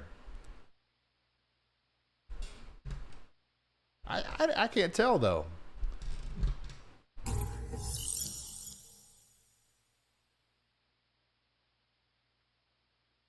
What are we looking at there, Zach?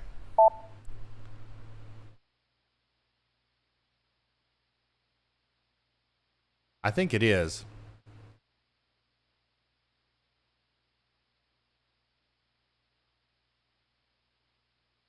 Yeah, there's another picture of a similar looking thing on Twitter that somebody just sent me. Wow. Yeah. Go ahead, Andy.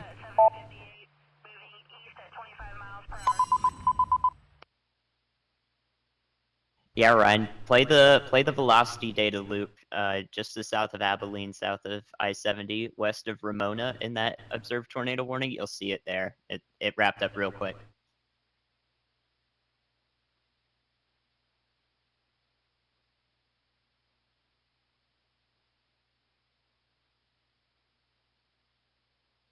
I just kind of don't want to go away from this picture right here. This is such a good shot. All right, so here's yeah, I see. So it is right on the front. It's right on the front of the storm. So if there is a tornado, that's where you would see it. That's where you would see it. Right there on the front. Holy smokes. How amazing is this shot? Holy crap. This is so Zach is currently near Hope and north of Harrington, Kansas, shooting to the south and east, where we do have that confirmed tornado warning for Richel and Jacobs and Ramona. And this is just the incredible storm that's coming towards them there. Holy smokes. We are back up to five tornado warnings. We've got Dickinson County, Kansas under a tornado warning. We got Marion County, Kansas, and then also Johnson, Pawnee, and Seward counties in Nebraska, all under tornado warnings right now. We are just going to bask in the glory of this storm for just a little bit, because I don't want to pull away from that. I'm blown away from that.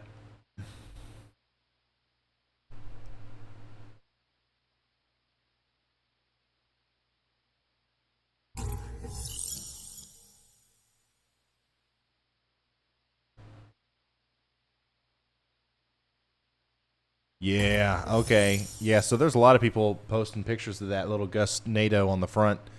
That, I think that is what we saw. Yeah, here's another picture of it. Incredible.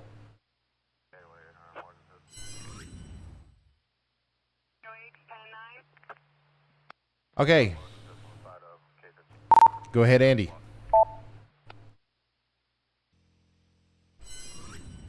Hey, Ryan, I think there's a lot of these landspout / gust nados happening. If you take a brief look at radar, there's one southwest of Lehigh, possibly one south of Durham. There was the one that we're looking at in the observed tornado warning, and also one just east of Hope. I think there's quite a few forming along this line in our current tornado warnings and just outside of them. Yeah, so all up and down this line, like he was saying, we're having these tornadoes, gust-nados, landspouts, whatever you want to call them, form along the front edge, and it's providing some absolutely remarkable photos. But obviously, you know, if one of these, there's going to be some big time damaging winds with these storms, and if a brief tornado hits your house, it's going to cause damage. So you want to be inside. But if you're in a place like Tampa or Lost Springs, for example, and you can peek outside for just a second before you get in your safe spot, you are probably going to want to do that, because look at this. A beautiful mothership storm is coming right for you. This is live right now. This is live footage from Zach and Vortex chasing north of Harrington, pointing to the south and east towards Hope. And it looks like another little spin up might be happening right there.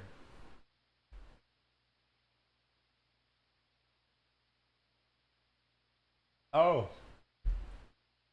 Yeah, that's exactly what's going on. Look at the spin. You see the little kink? You see the little kink in the cloud? You notice how everything's kind of smooth, and then all of a sudden there's a notch. There's a little kink, and you can see it spinning. And then on the ground, you see a little bit of activity as well.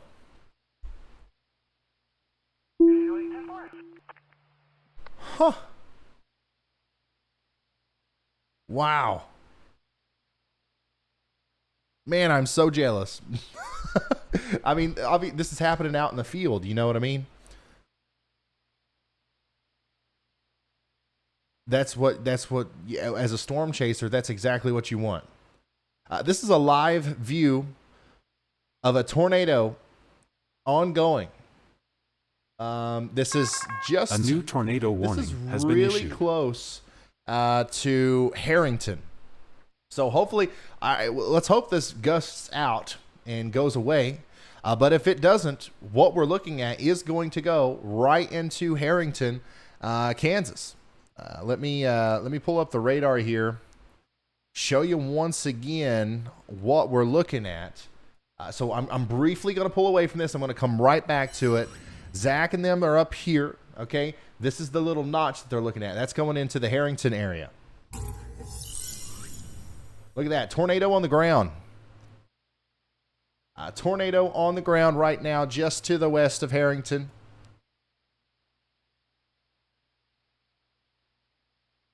Wow. So Rochelle, Jacobs, Harrington, everybody needs to get in their safe spot. As pretty as this is, it can still cause damage. It can still cause big problems once it moves into some of the more populated areas. Wow. If you are just now tuning in, this is a live view of a tornado in progress moving towards Harrington, Kansas right now. You have to take shelter immediately. It does look like this is not letting up. This does look like it's a little different than the one that we saw earlier. Look, you can see the funnel. You can see the condensation funnel all the way to the top. A new tornado warning you see it? has been you issued. You see the actual funnel in the cloud. You can see it hitting the ground there right in front of these guys. They're going to continue to chase it. This is dangerously close to Harrington, Kansas. If you're just now tuning in, we got a tornado on the ground, getting ready to cross over highway. Let me see here. Where are these guys at? 77, Highway 77. I believe they're going southbound on Highway 77. It's gonna cross the road there north of Harrington really soon, within the next little bit. We got a tornado in progress. Actually, look at this, guys. If I flip over to the radar real quick, that's the rotation. That's the area that we're looking at. That's just to the north of Harrington. This is dangerously close to town, so we want everybody to be taking shelter out here. Also, we want you to be in your safe spots in Latimer, in Delavan, in Kansas, as it does look like this might try to continue to intensify just a little bit as it goes a little bit further off to the east. Man, what a beautiful visual example of what these quick spin up tornadoes look like. We've seen this a lot on the radar, and it's hard for me to explain how that happens, but now you know. If we talk about a QLCS tornado, that's what could be coming towards you if you're ever under a warning for that. Okay, so Andy's got something. Go ahead, Andy. A new tornado warning has been issued. Hey Ryan, I'm most concerned where Brad Arnold is in Wamego, Kansas, east of Manhattan. I expect that might go toward soon, as it has wrapped up very quickly with a noticeable hook echo just to the northwest of Wabansi. I'm so sorry if I'm pronouncing those New wrong, information. but yeah, right there. This tornado warning has been upgraded. Okay, so we have a confirmed tornado warning for Potawatomi and Wabansi, Kansas. All right, let me see what's going on over here. All right, so first of all, you're looking at a live view of a tornado that's moving into the Harrington area of Kansas, but we also have another very significant tornado warned storm that we have to kind of focus on now because it's moving into a pretty populated area over here towards Wamego and Bellevue. Let me pull up the radar here. Show you what I'm talking about.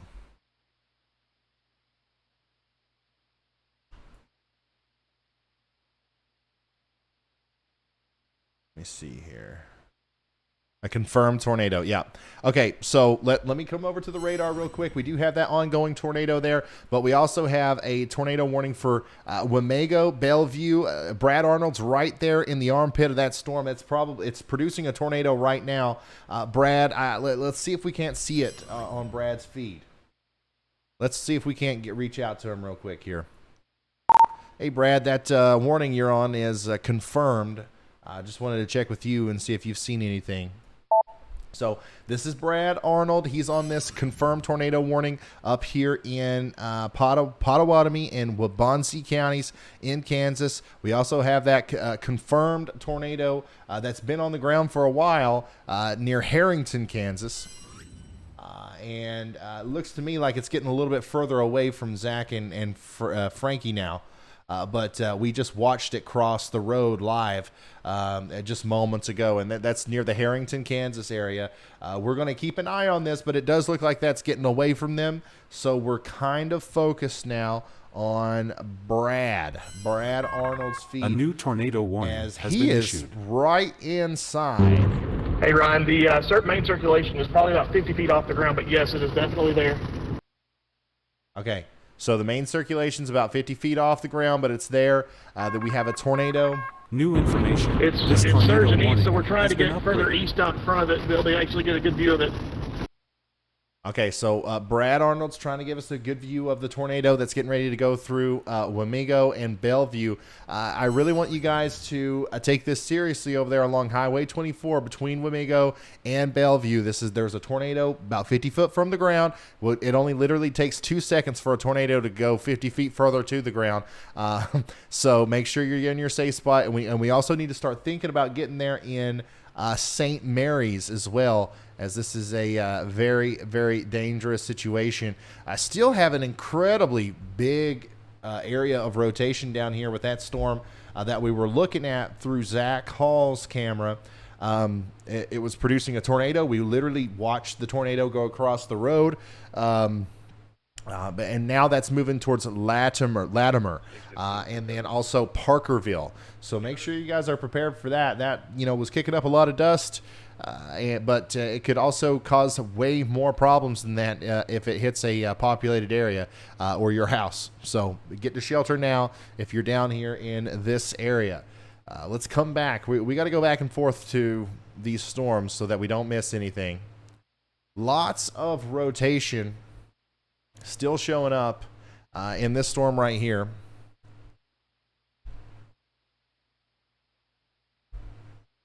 Wow. And then also we got a tornado warning down here with our storm in Wichita. Tornado warning with our storm down here towards Wichita. This is on the eastern side of town in Wichita. We have a tornado warning now.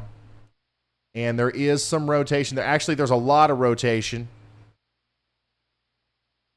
We have 9 tornado warnings currently, y'all. We have 9 tornado warnings. I'm trying my best. I'm trying my best to keep up. Give me just a second.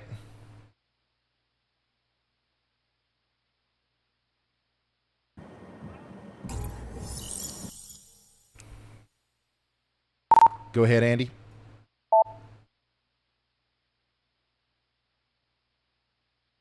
Hey Ryan, tornado confirmed probably.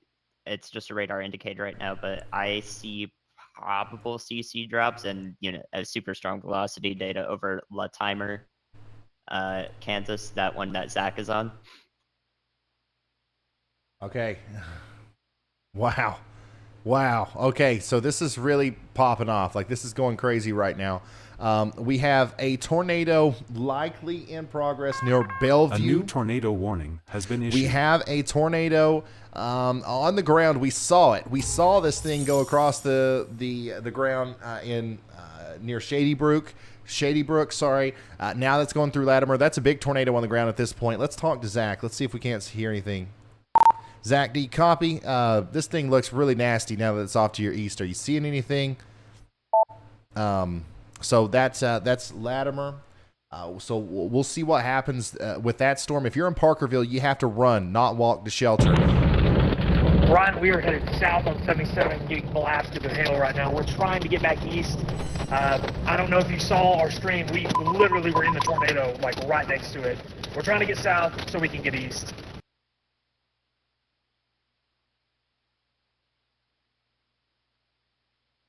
Yes, we were watching. Stay safe. That was some spectacular footage. It does look like that storm is getting quite a bit more intense now. Looks like maybe a little bit of a CC drop there right over the town of Latimer. So keep us updated. Okay, so we do have that tornado warning that we're going to continue to watch very closely. We're trying to get south. There's quite a bit of traffic built up here. And then also I have to tell you about this storm. We have a tornado warning on the eastern side of Wichita, Kansas. Ryan, I can't confirm, but we might have another storm to our south that's producing a tornado as well on 77. Okay, so we're going to check on that too, but we have a tornado warning on the eastern side of Wichita, Kansas, Andover, Augusta, Towanda, Benton, El Dorado. Take shelter now. I know, I think a lot of people are saying that Reed Timmer might have had the tornado on his stream for a moment, and then the stream went black. I don't see it. I don't see anything. I'll check Facebook.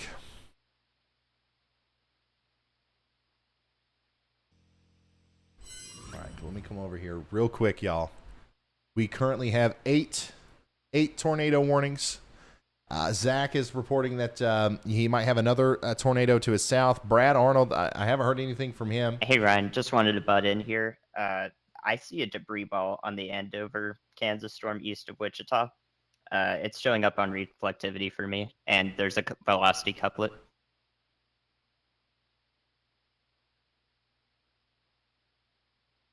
Okay. The Andover?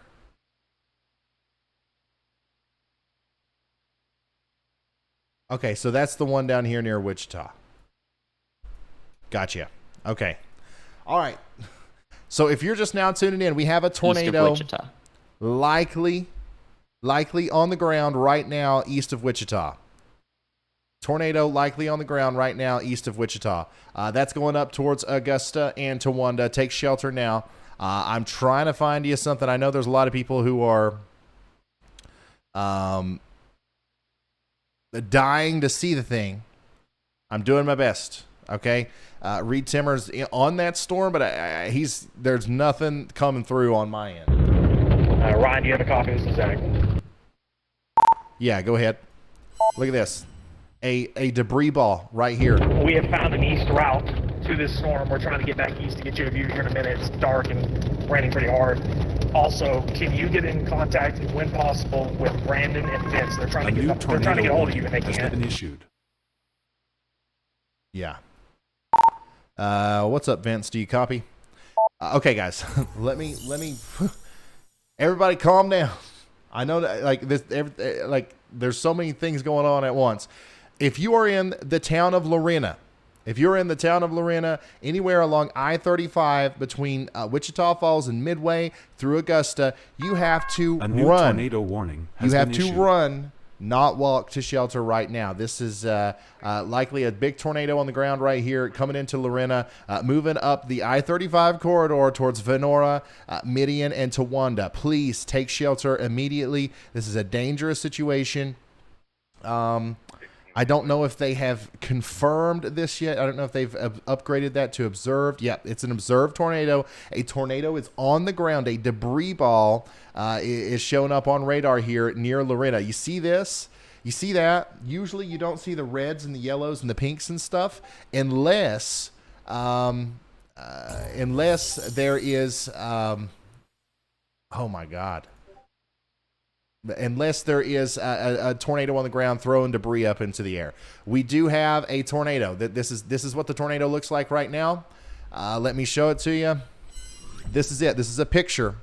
This is a picture of the tornado right now. This thing is on the ground right now near Lorena in Kansas. It's moving up towards the I-35 corridor there, right next to Augusta.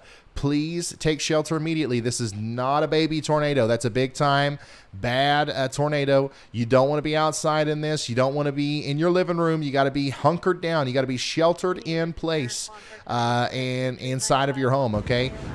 Here is a view of that on or power flashes on it.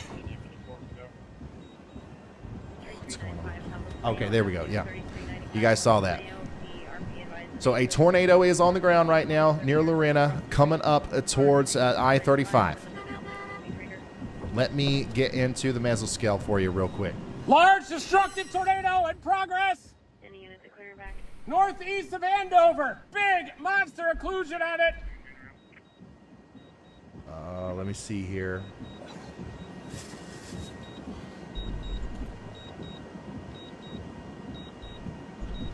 If you're just now tuning in, we got a big tornado on the ground near Lorena and Andover in Kansas.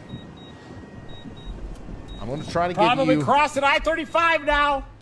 I'm going to try to give you a little bit of a better idea as to exactly where it is.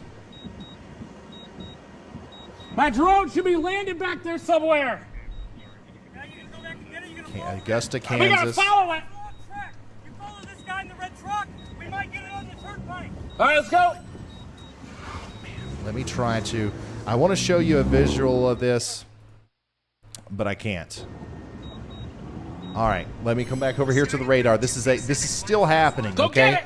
This is still happening. Huge tornado. Large tornado on the ground. Look at this. This is live. This thing is violent. This is live through Reed Timmer Stream. That's on the ground right now in eastern Wichita, just to the west of Augusta, coming up the I-35 corridor towards Towanda.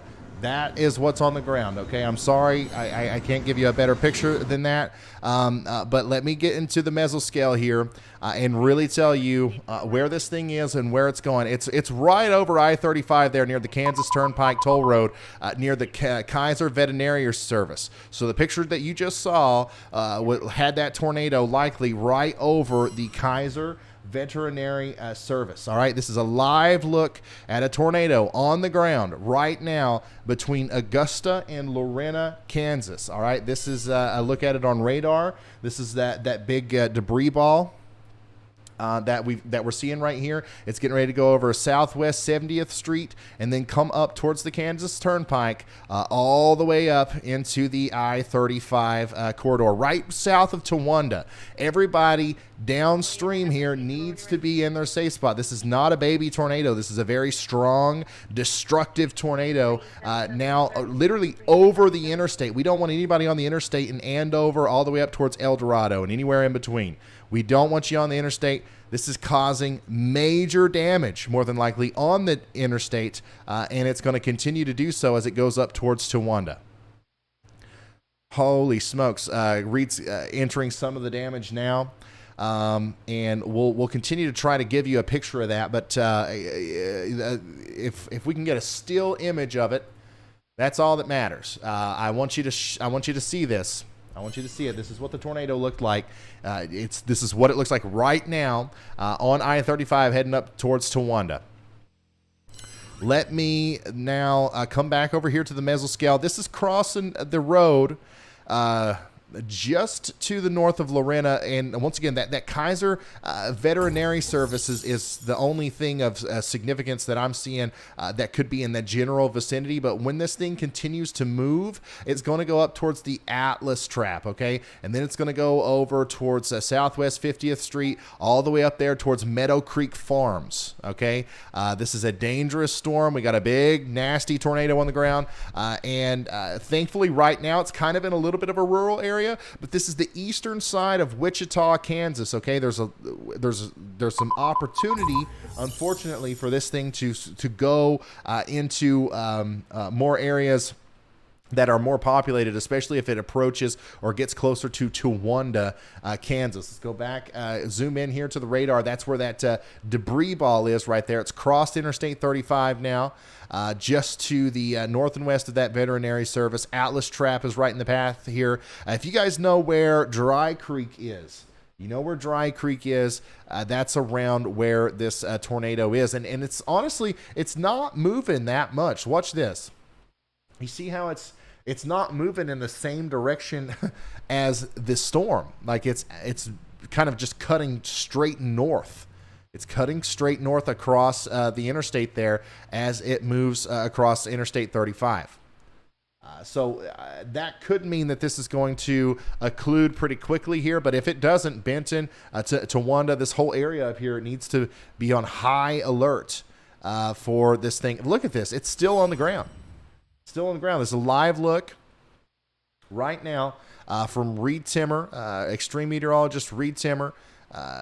If we can see through the trees. You see it? You see it? It's still on the ground. Still a big stovepipe tornado right now on the ground. Wow. Holy smokes, man. Yeah. And if you go back to the radar, the debris ball even looks bigger. Let's come back over here. Let me look at the, yeah, look at that. That's the rotation. That's the debris ball. And that is the tornado. Reed Timmer is on it. So I don't know how much longer it's going to last because the odd motion of the storm is going to force that rotation area to kind of it's just going to have a weird reaction with that rear flank downdraft.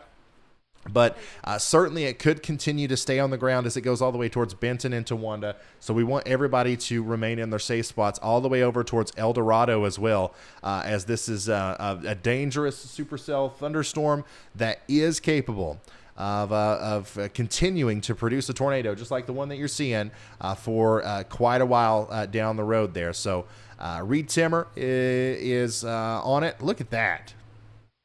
Wow. That is you take a picture of that and you put it in the dictionary for Kansas tornado. That's what they look like.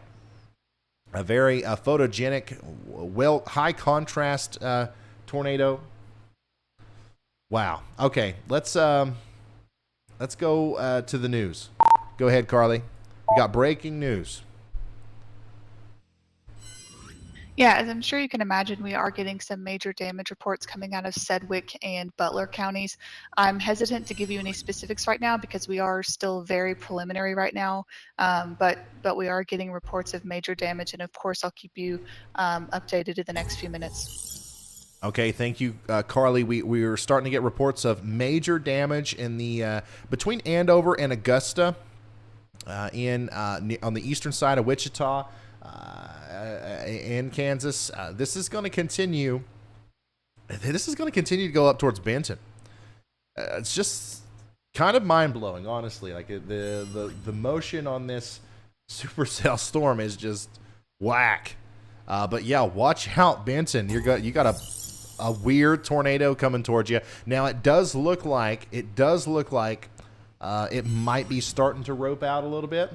So we're going to keep an eye on it. This is why it's so important to have storm chasers, guys. Dr. Reed Timmer's out there putting his life on the line, giving us access to this extremely important footage to let us be able to warn people that there is in fact still a tornado on the ground. Benton, take shelter now. That's the Highway 254 corridor between Benton and Towanda. That's where the tornado is right now. Okay, so we don't want anybody on that highway. We don't want anybody between 54, 35, and 254 between Lorena, Benton, and Towanda. That's the danger zone right now.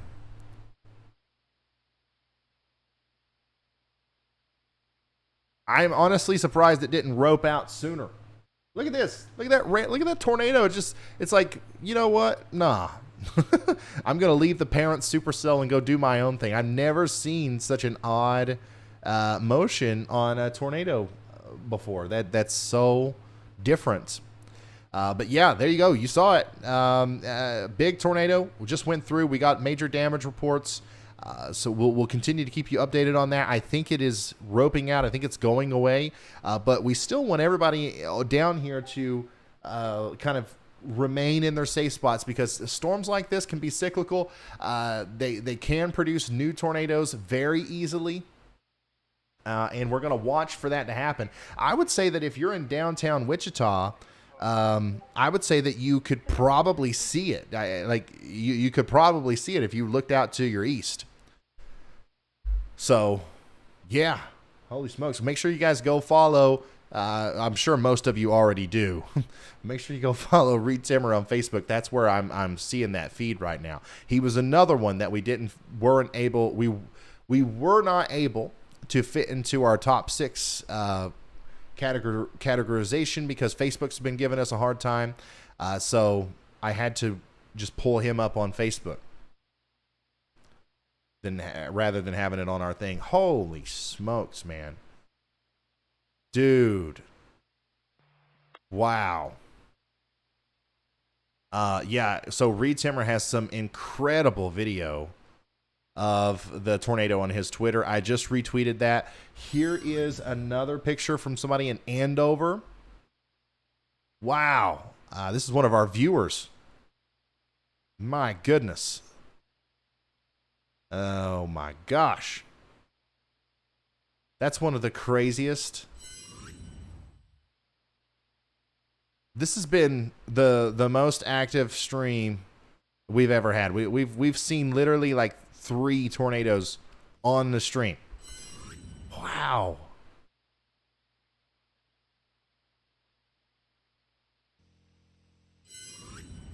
I'm very interested in continuing to watch. A new tornado warning has been issued.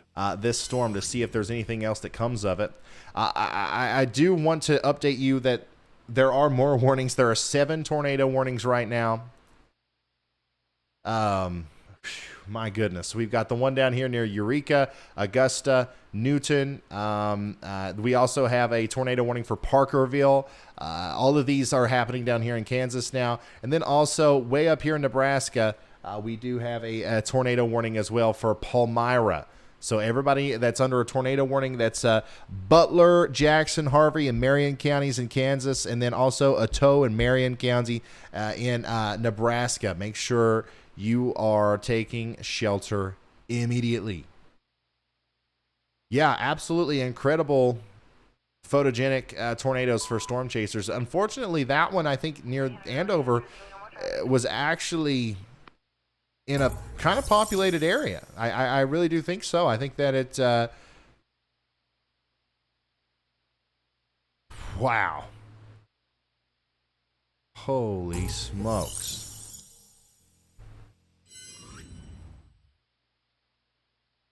Look at that, y'all. This is from another one of our viewers near Andover, Kansas. What part of take shelter now? Do you not understand? Now, I appreciate the video. I do. I do want to make sure that whenever people send us stuff like this, I have to continue to reiterate that don't go outside to take pictures if there's a tornado warning. But that was an awesome, that was great. People like Reed Timmer, we got them out there to do it. We got them out there to take them pictures.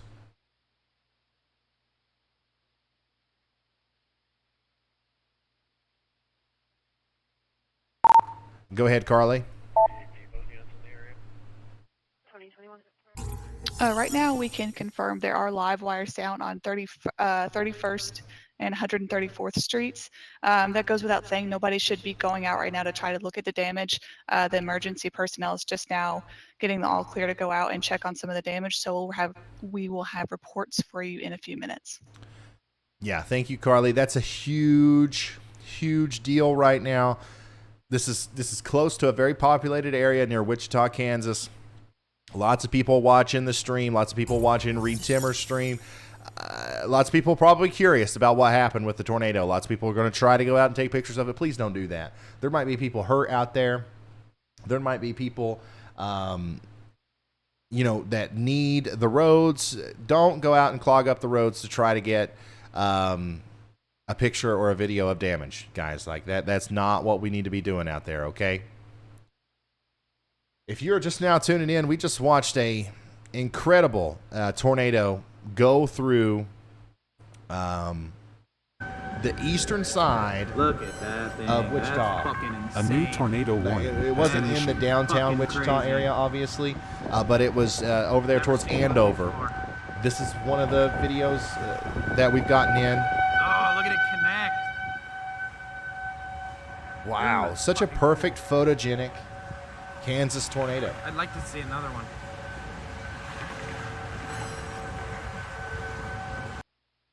And of course, we do have a lot of reports coming in now of damage. Whoa. Wow. Look at this, y'all. Eric, thank you so much for sending this in. That's close. That's too close. Holy smokes. Yeah, this was right in the middle of a pretty populated area. When it first came down, it was hitting stuff.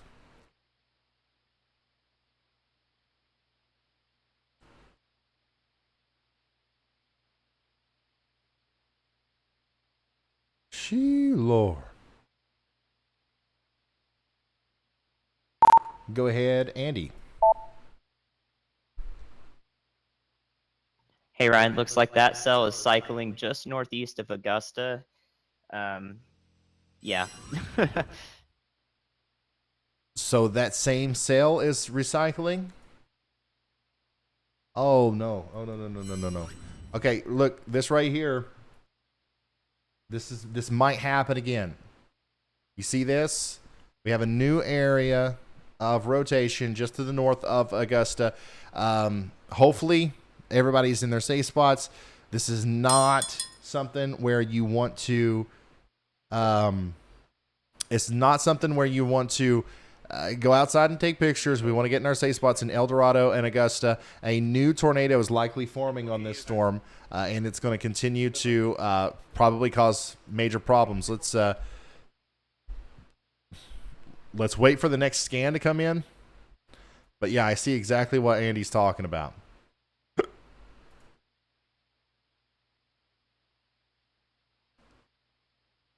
Wow. El Dorado is a pretty populated area. If this does the same thing, with that odd motion on the supercell, what the heck? Then the area up there towards El Dorado might be in trouble with this one, but I don't know if that's going to happen or not. Go ahead, Andy. Hey Ryan, I'm looking at the mesocyclone aloft on this storm too. It is the same one as you mentioned. It's still very strong from the Topeka radar and also upper scans from the Wichita radar. So yes, I expect if it does put down another tornado that it would decouple from the parent mesocyclone and move to the north, just like the last one did near Andover. So that would indeed move into the El Dorado, Kansas area and Butler County. So let's watch that very closely because if you're in El Dorado, you should be in your safe spot already. That's a very, very dangerous storm. Okay, you heard the man. Meteorologist Andy Hill, El Dorado, you're under a tornado warning. Take this one seriously. This just happened in Andover. This just happened in Andover, and we don't know for sure, but something similar could happen in the El Dorado area if this storm pulls another tornado like it has the history of doing. So let's everybody in El Dorado take shelter now. Big storm's getting ready to come through. You're going to get the winds, the hail. You're going to get all of that. But the tornado is going to come after. So we'll stay here with you. We'll let you know everything that we know, and we'll let you know when it's time to come out. But as of right now, you want to hunker down. You want to put as many walls between you and the outside world as possible. What is this? Massive first responder response on... Okay, so we got a lot of first responders heading into the Andover area.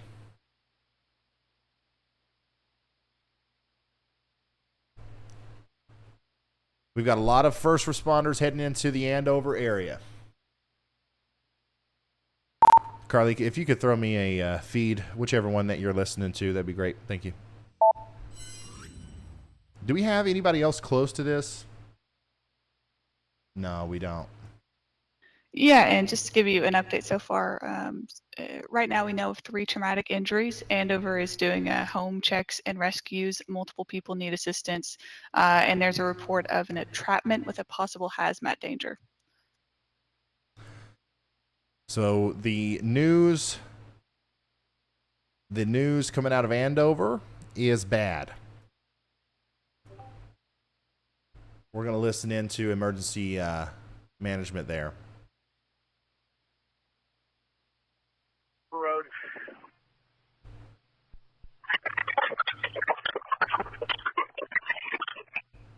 We're going to try to listen to emergency management.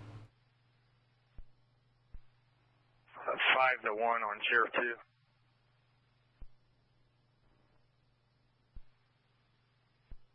Copy that. P-side sail near the hospital. Okay, 713 Cavalcade, I'll get you unit. Okay, so we're going to continue to listen. Also, just an update, that last picture that I showed with the tornado and with damage, apparently that was the damaged portion was fake. I don't know. It doesn't really matter.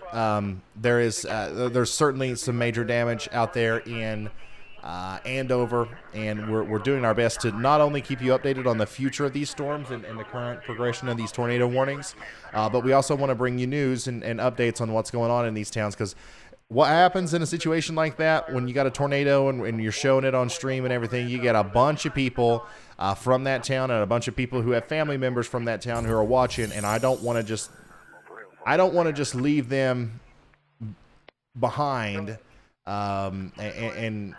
and not update them just because the tornado's over. You know what I mean? We're probably going to spend a lot of time talking about that area tonight. A new tornado warning has been issued. So also we have a lot of other tornado warnings to talk about. This is I told you it was going to get overwhelming if everything popped off all at once, and that's exactly what happened. We have multiple tornado warnings right now. Let's go through as many of them as we can. We do have a tornado warning that includes Eureka, Kansas, and Virgil. Take shelter immediately. We have that confirmed warning back here for El Dorado. We do have a tornado warning for Hillsboro and Ramona. Take shelter now. We just got a new tornado warning. Look at this big hook. Look at that hook right there. There's more than likely a tornado on the ground somewhere near Alta Vista. So make sure you're ready for that over there in Eskridge. Take shelter now. By the way, Chris FL tornado is in this storm with a busted out back glass. My goodness. And a considerable severe thunderstorm warning with the tornado on it. So we'll check in with him momentarily to see if he's seen anything. Another little potential tornado moving into Marietta and Denison in Kansas. And then that's it. That's all we have right now. Thank goodness we're down to six tornado warnings. We were up to 9 or 10. And I know that there were some that we didn't get to look at. But we had to kind of focus on that major tornado situation down there in Andover, Kansas. My goodness. You guys got to go look at that video from Reed Simmer, though. That's on my Twitter right now. I'll jump over to 50th. Here's another shot of the tornado just south of Andover, Kansas. We do think that that sail might be recycling and trying to do the same thing again near El Dorado. However, it's not having as much luck, or it's not doing as good of a job of that as the original circulation did. So hopefully we don't deal with another tornado in El Dorado, but I want everybody to stay in their safe spots. Oh, did Reed have a drone in the air during that? Wow. Yeah, that's going to be like the tornado video of the year.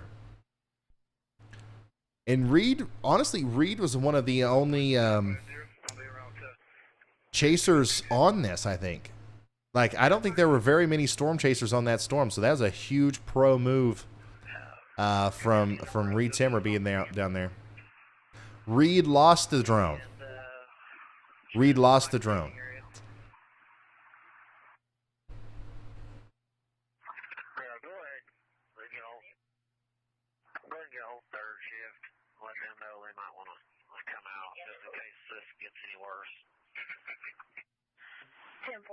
Also reference that it sounds like this touchdown right behind 434's home, so I don't know if he's going to be available or not.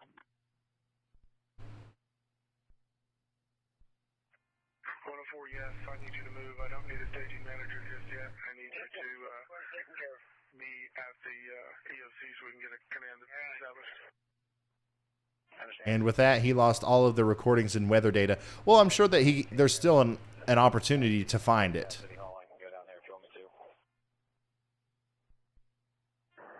Dispatch put out a rally point of Dillon's in Andover. That's where all the resources are headed right now. So we probably need to do a cross channel to make sure everybody understands it's going to change.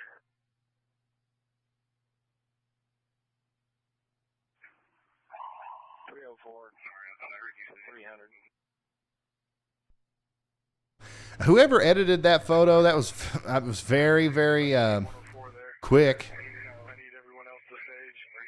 I mean, props to you, I guess. I don't know why somebody would try to fake something like that. Man, there's just so much. Oh my God, look at that. Are you kidding me? I hate it. Like, you know, we're hearing of injuries and damage and all that stuff, but man, that's one of the most picturesque tornadoes I've ever seen. You can't ask for, as a storm chaser or somebody trying to photograph a tornado, you couldn't ask for anything better than that. It's just unfortunate. Out of all the, like, this is the kind of storm setup where most of these storms were supposed to happen out in open fields, and the one that actually worked out today ended up hitting at least a part of a town. So that's really unfortunate. We're going to stay tuned, listening for news. We do have some reports of injuries. We have a lot of reports of damage. My goodness, though, that's insane. We are still concerned about El Dorado, as the same storm that caused that tornado. The same storm that caused that tornado is getting ready to go through El Dorado. So make sure you're staying in your safe spot. We don't know if there's still a tornado on it, but there could be.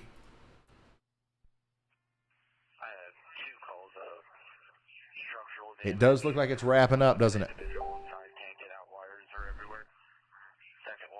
There could very well be a tornado just to the south of El Dorado, moving into the El Dorado area.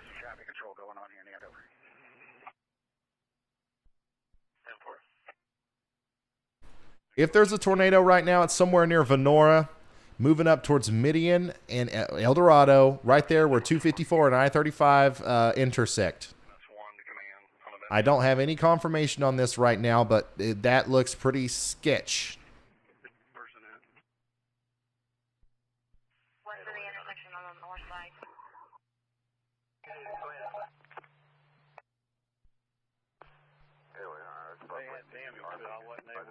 still there. Ken ought to get in on that. Like he collapsed by the, Go ahead, Andy. Remind me, Hey, we got to Ryan, go to Carly. there's a couple of areas of possible rotation in the cold frontal line just north of Wichita near Park City, Kansas. There is an outflow boundary that I'm noting on the radar, but I think the inflow might be able to sneak in still, and this cold front is catching up with the supercell near El Dorado, so I'm not sure how long it'll last, but it's got only a little bit of time left A new until tornado it merges. warning has been issued. All right, we got a confirmed tornado warning now for Butler County, Kansas. This is it. That's the one. Confirmed tornado warning for Butler County, Kansas. That's for our storm here that we're watching near El Dorado. We just got a confirmed report in. Tornado just southwest of town. There's a tornado just southwest of the town of El Dorado right now. Take shelter immediately. There's a tornado on the ground right now just to the south and west of El Dorado. Take shelter immediately. This is happening now. Again, if you are in Venora, El Dorado, even in the downtown area, East El Dorado, all the way up through the I-77, but the Highway 77 area where it intersects and combines with I-35, you got to take shelter. A tornado is on the ground just to the south and west of El Dorado, Kansas. You want to get into the most interior room of your home. Hopefully you have a storm shelter. Hopefully you have a basement. If you don't have either of those, you want to make sure that you do have the ability to get into the most interior room, like a bathroom, get in the bathtub, cover your head with a mattress, or preferably if you have a helmet, you want to bring your helmet into the safe spot with you. You want to make sure that you are completely covering your head and protecting your head, because in situations like this, if this tornado hits your house, it could damage your house and cause pieces of it to fall on your head, and that's how most people end up getting hurt. Not necessarily getting sucked up into the tornado and then thrown. That's not your main concern. It's literally just pieces of your house falling on you. So make sure you're doing something to protect your head. We have a tornado on the ground entering the El Dorado, Kansas area. Take shelter now. El Dorado. El Dorado. Sorry, El Dorado, Kansas. We've got all three ambulances, Medic 2 vehicle, HR1, and I believe Wow. Here's some more of the damage in Andover. What is this? Is this a school? Language warning.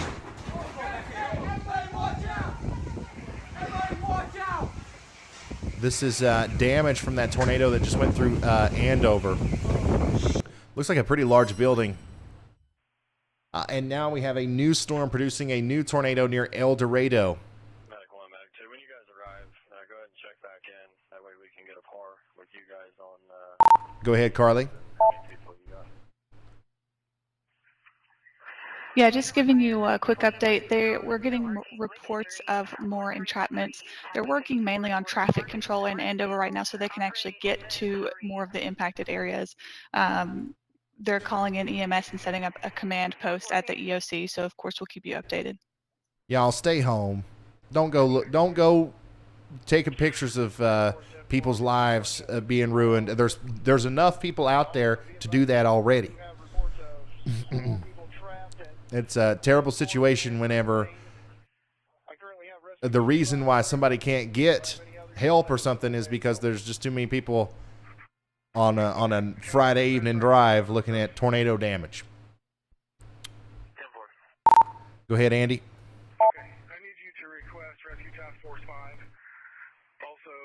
Hey, Ryan, another recycle on the mesocyclone now to the southeast of El Dorado. Additionally, there's some type mesocyclone on the tornado warning east near Eureka, Kansas, and Greenwood County. So we're monitoring both of those.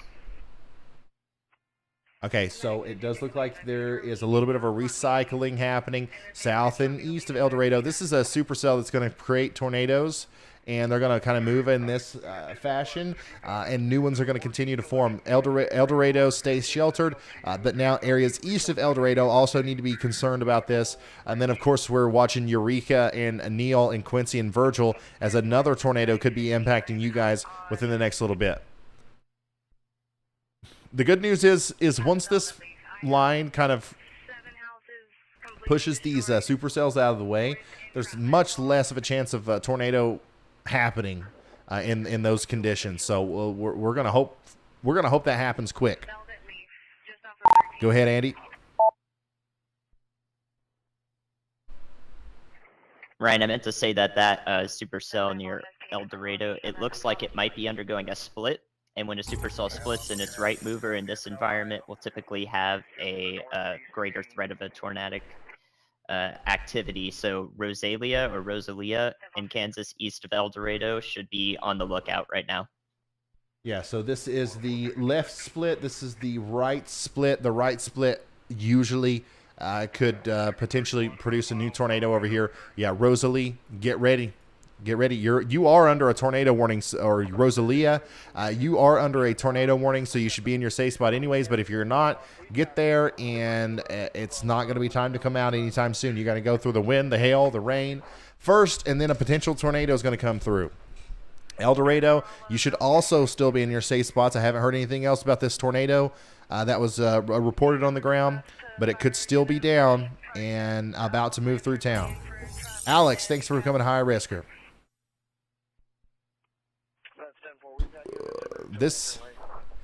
Okay.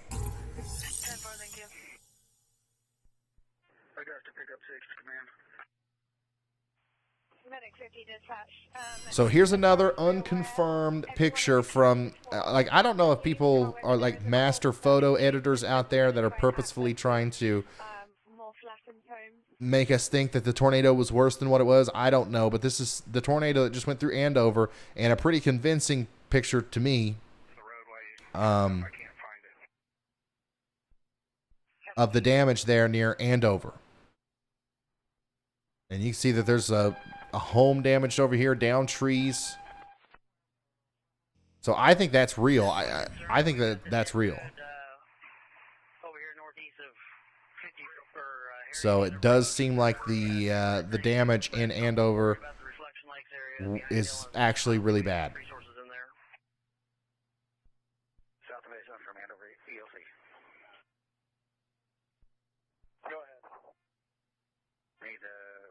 Engine 1 to a call, get a hold of Butler County Dispatch on Event 3 and see what's going on. We need them east of Andover. I said El Dorado for like 30 minutes.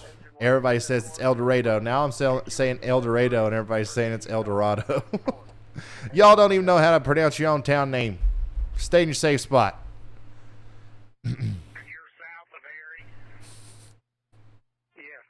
I'm playing with you.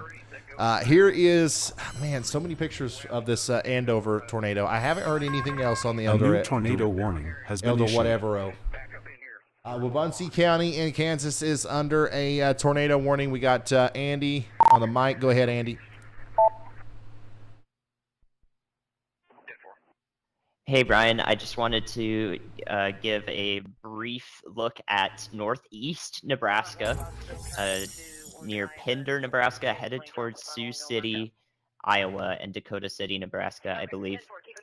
There is a really brief weak rotation near Pender on the north end of this line. So if there is a warning issued for that, that's where that came from. So our friends up there need to watch out as it heads towards Sioux City. Yeah, Sioux City.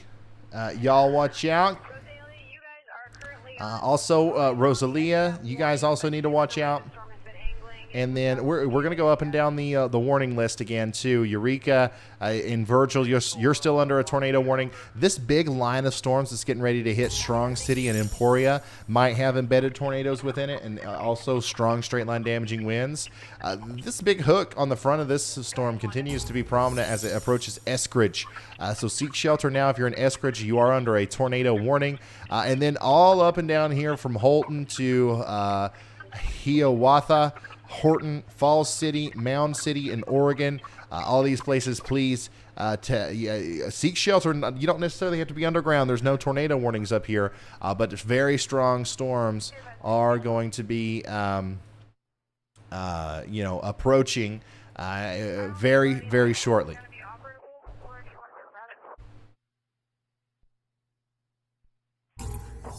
Hey, Ryan.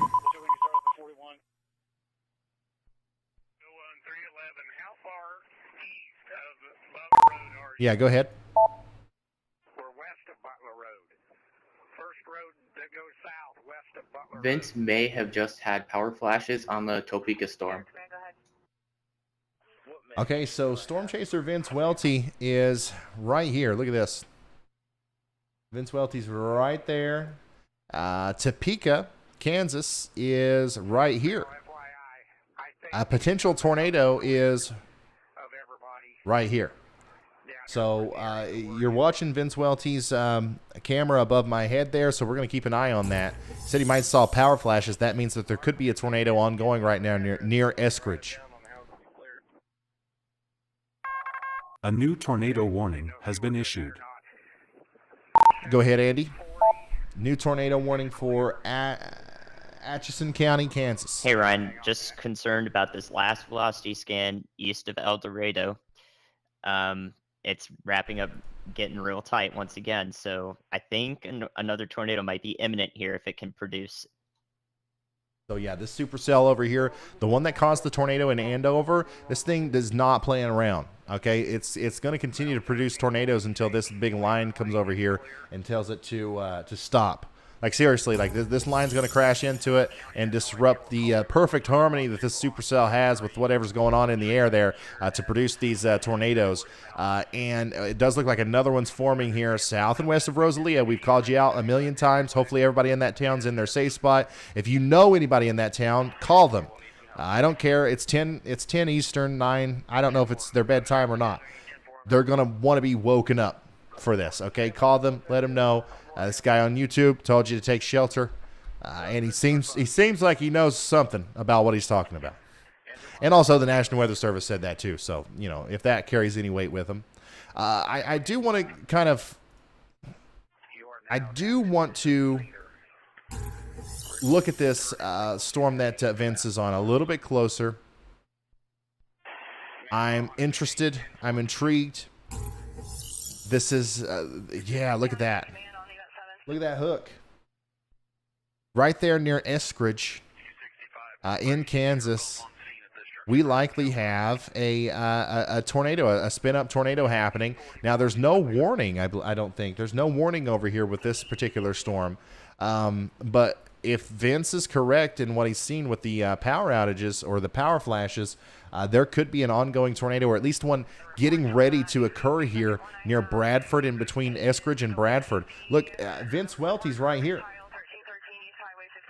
This we're watching this live on the Radar Omega app. You can get Radar Omega via iOS or Android. And there's a link in the description, and the mods are going to put it in the chat. One of the cool things you can do is you can actually click on Vince Welty's picture. You can track him live with us on the app. I click on him, and what do I see? Yep, I see a stream right there. Pops up. Temperature, humidity, dew point, every single bit of it. So there you go. And now we do have a tornado warning over here for Eskridge.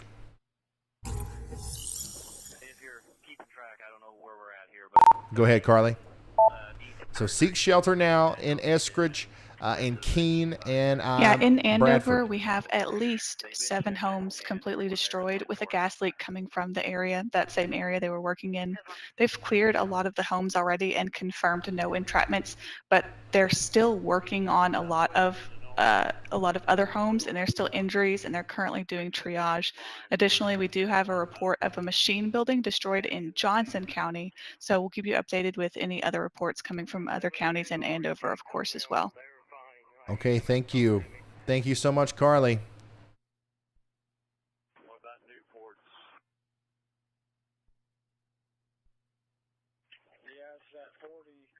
Thank you so much, Carly.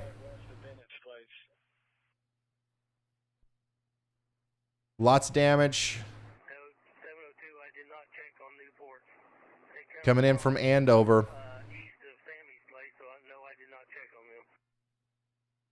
But thankfully, some of the... Well, I don't want to speak too soon.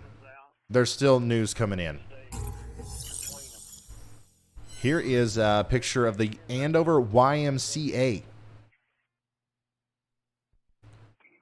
That might have been where that video came from that we were looking at. Let's check on Vince. Storm Chaser Vince Welty. This is a live view of professional storm chaser Vince Welty, who's in Eskridge, Kansas, in the middle of a tornado warning, right in the hook area where a tornado would be if there was a tornado. Is he on a dirt road? Vince Welty is getting it and digging it on a dirt road here near Eskridge, Kansas, in what we do believe is a dangerous situation for a potential tornado to be coming through. This is going to go towards Topeka, by the way. I don't know if there's a warning for this storm right now or not. Okay, there is. It keeps going away. There is a tornado warning for Eskridge. All right. There is not a tornado warning for Auburn, but the storm that's producing these conditions it's moving towards Auburn and Topeka, Kansas. Okay. So let me show you real quick. This is the storm. This is Vince Welty's location. This is kind of where the tornado would be if there is one. And let me zoom out a little bit. Not that much. This is Auburn. This is Topeka. So everything is moving in this direction. Topeka, you need to get ready for a potential strong storm with maybe a tornado come through within the next little bit, okay?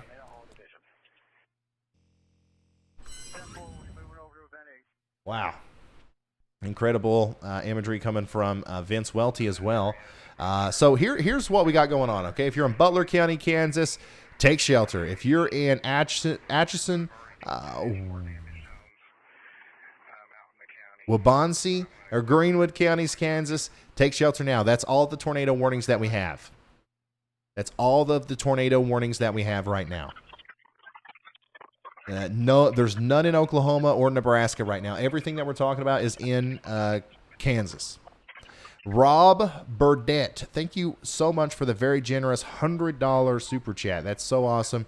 Jamie Ward, thank you. Everybody say thank you to Rob. And, of course, we've got a lot of new members and official sponsors. Rob Burdett is one of them. Everybody say double thank you to Rob for the incredible support.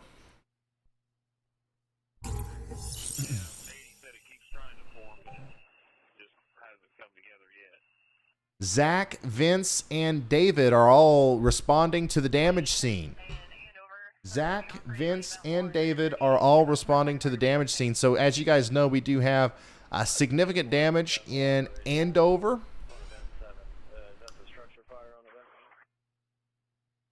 Let's see here. We're having some issues with the warning stability. We're working on it. I just want to let you guys know since Ryan's using update, blah, blah, blah, blah, blah, blah, blah.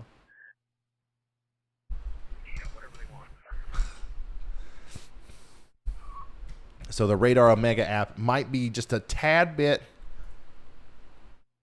for a very small, brief moment, might be just a tad bit laggy because so many of you guys are downloading it. That's great. That's good news. Once again, I believe it's a life-saving product. Radar Omega.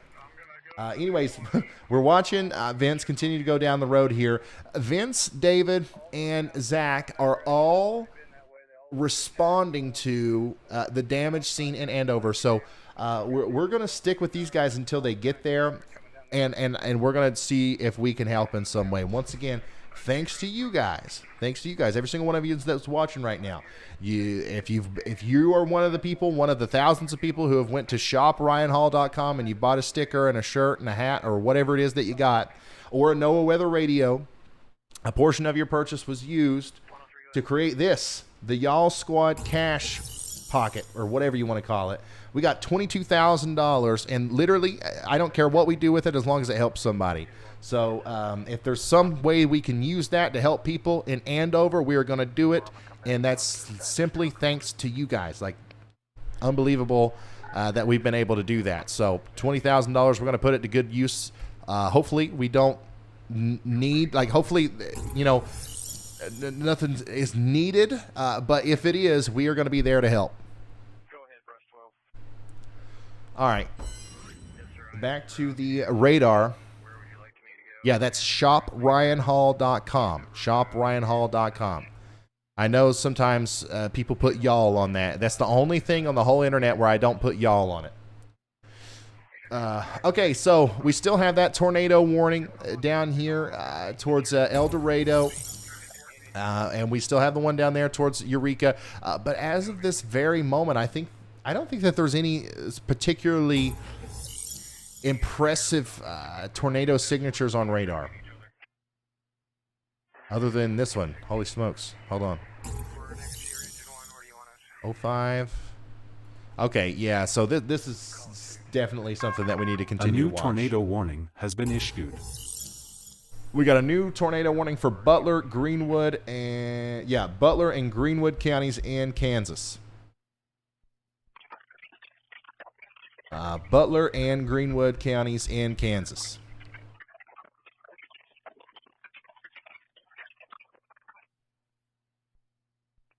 Denver 177 and 54 eastbound.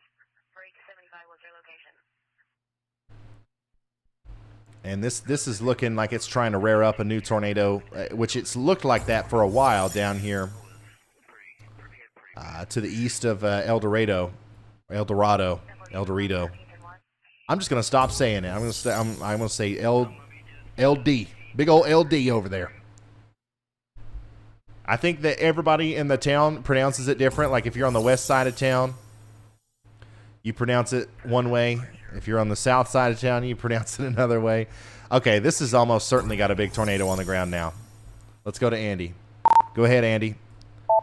Andy's more than likely going to know how this storm right here is. Hey Ryan, I'm looking at producing the a tornado. velocity scan from 11 minutes on the hour, and yeah, that's probably got a couplet on it and a well-defined hook echo. So imminent, just west of Rosalia. A new tornado warning has been issued. Oh yeah, look at that last scan. Imminent tornado just to the west of Rosalia. This is happening now. Rosalia, Kansas. Man. Let me zoom into the mesoscale here. What you're looking at there is a velocity couplet. There's wind spinning around there. Green shows stuff going towards the radar. Red shows stuff going away. When you put that real close to each other, you know what that means. So we got a big problem on our hands, as there is likely a tornado on the ground right now just to the north and west of Rosalia, north of Highway 54. There is a lot of nothing in this general vicinity. So as long as the town of Rosalia doesn't take a hit from this, I don't think there's a lot of things in the path, but it definitely could hit Rosalia. So we want everybody in that town to remain in their safe spots. We also want you to get there in Salyards and Reese. Okay, this is a dangerous situation. This storm has produced a tornado that did cause some big-time problems earlier today with tornadoes in Andover. And it could do that again. We don't want you guys to be out. We don't want you to be on the roads, especially Highway 54 from El Dorado to Eureka. Everybody's got to stay off of the roads. We don't want you traveling around. I know that there might even be some people in Rosalia that wanted to go to Andover. That's not a good idea right now. You want to stay off the roads, and you want to get into your safe spot very, very quickly. Neighborhood northeast of Harry and Andover Road. Where do you want to go?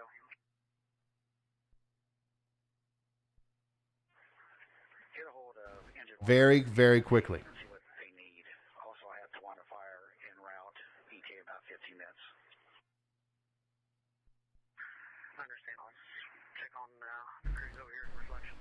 The National Weather Service has issued a tornado warning for Butler and Greenwood counties in Kansas, also Osage, Shawnee, and Waubonsee counties, and Atchison counties in Kansas. I'm most concerned about this one near Rosalia. If this survives, as this continues to go past Rosalia, obviously Salyards is something that we're worried about. And then up there on Highway 32, if you guys know where, let's see here, where Ivampa Road is, that's kind of the next area that it would go towards, and then eventually it'd make it all the way up there to the Upper Fall River Church, north of the Dale Banks, Angus Premier area. So just keep that in mind. If you know any of these localized areas, if you can get there in 20 minutes or less, you got to not do that and take shelter. Go ahead, Andy. Ryan, if you're looking at the 14 minutes, the velocity scan at 14 minutes on the hour, and the reflectivity, I think there's a CC drop with that, and the couplet's even tighter. So yeah, this is very dangerous west of Rosalia. A very, very dangerous situation is unfolding west of Rosalia, Kansas. Could have a probable CC drop, a correlation coefficient drop showing up. I'm just having the hardest time downloading the data from this for some reason. I know that Radar Omega is the number one best app in the world for radar. But y'all can stop downloading it for a second. No, I'm just joking. It's actually not even Radar Omega. It's just generally radar data in total.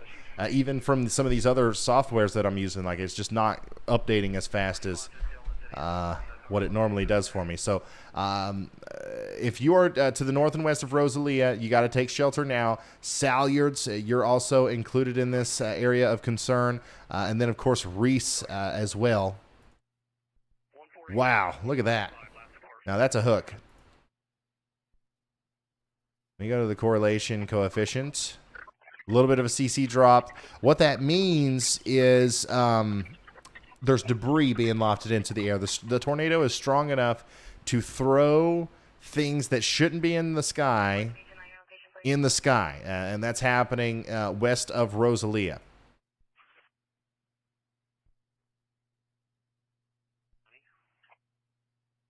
Reed Timmer has recovered the drone.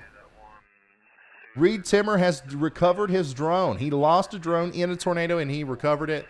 My goodness, the footage on that is going to be something else. Yeah, so this is why it's important. Oh, my God, what an incredible video. How cold as heck is going. It's from Andover. Oh, my God.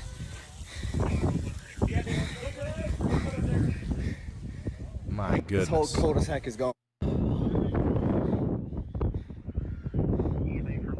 This is the damage near Andover, Kansas. Very significant. Oh my God. Look, it's still on the ground back there. Can you imagine coming out of your house, seeing all this, the tornado's still on the ground, moving off? Holy smokes.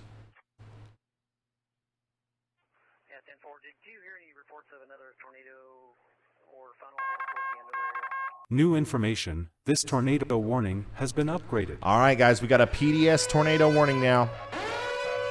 The National Weather Service has upgraded our tornado warning to a PDS, a particularly dangerous situation. A tornado warning is now in effect for, I believe that was Butler County, right? Butler County, Kansas.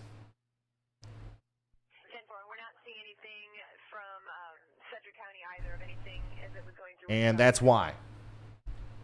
We have a large tornado just right near Rosalia, Kansas, causing tremendous problems. We pretty much conducted our survey. Everybody's 10-4 as far as we know. A confirmed large and extremely dangerous tornado was located 12 miles east of El Dorado, moving east at 30 miles per hour. This is a particularly dangerous situation. Take cover now. There's a damaging tornado on the ground. You are in a life-threatening situation. Flying debris may be deadly to those caught without shelter. Mobile homes will, not maybe, mobile homes will be destroyed, and considerable damage to homes, businesses, and vehicles is likely, and complete destruction is possible. Locations included in this warning include Rosalia, El Dorado Lake, and El Dorado State Park. A large and extremely dangerous and deadly tornado is on the ground. To protect your life, you have to take shelter now. If you happen to be somebody out here that's in the path of this thing right now, and you think you're going to ride it out, no, you can't do that. With the kind of tornado that this likely is, you have to try to protect your life. You have to try. You cannot accidentally, if you take a direct hit from something like this, you can't it's not very likely that you're going to accidentally survive this. You have to take great measures to protect yourself, and you have to do that now. Look at this. If you're in Rosalia, Summit, Ivanpah, or any of these places in the El Dorado State Park area, you have maybe a minute, maybe a couple seconds to run, not walk to your shelter. You want to get underground, preferably in a storm cellar, in a basement. If you don't have that, you want to get into the most interior room, the most interior part of whatever building you're in. Hopefully, if it's your home, you got an interior bathroom with a bathtub. Get in there, cover your head, grab the mattress off the bed, put your helmet on. If you have a baseball helmet, the kids might have bicycle helmets. Slap those on. Might sound silly, but I promise you're going to wish you would have done it if you didn't do it, and then something bad happens, okay? This is an extremely life-threatening situation there to the north of Rosalia, and even in the town of Rosalia, Kansas. Okay, this is also going to affect Summit, Sally Yards, and Ivanpah eventually. Okay, so we're going to keep a very, very close eye on that. This is just an incredibly unfortunate situation for the people of Kansas here. Just to your west in Andover, we're already starting to receive tremendous damage reports. Okay, we've got injuries, we've got all kinds of bad things happening. This is a different tornado, but it also looks a whole lot worse.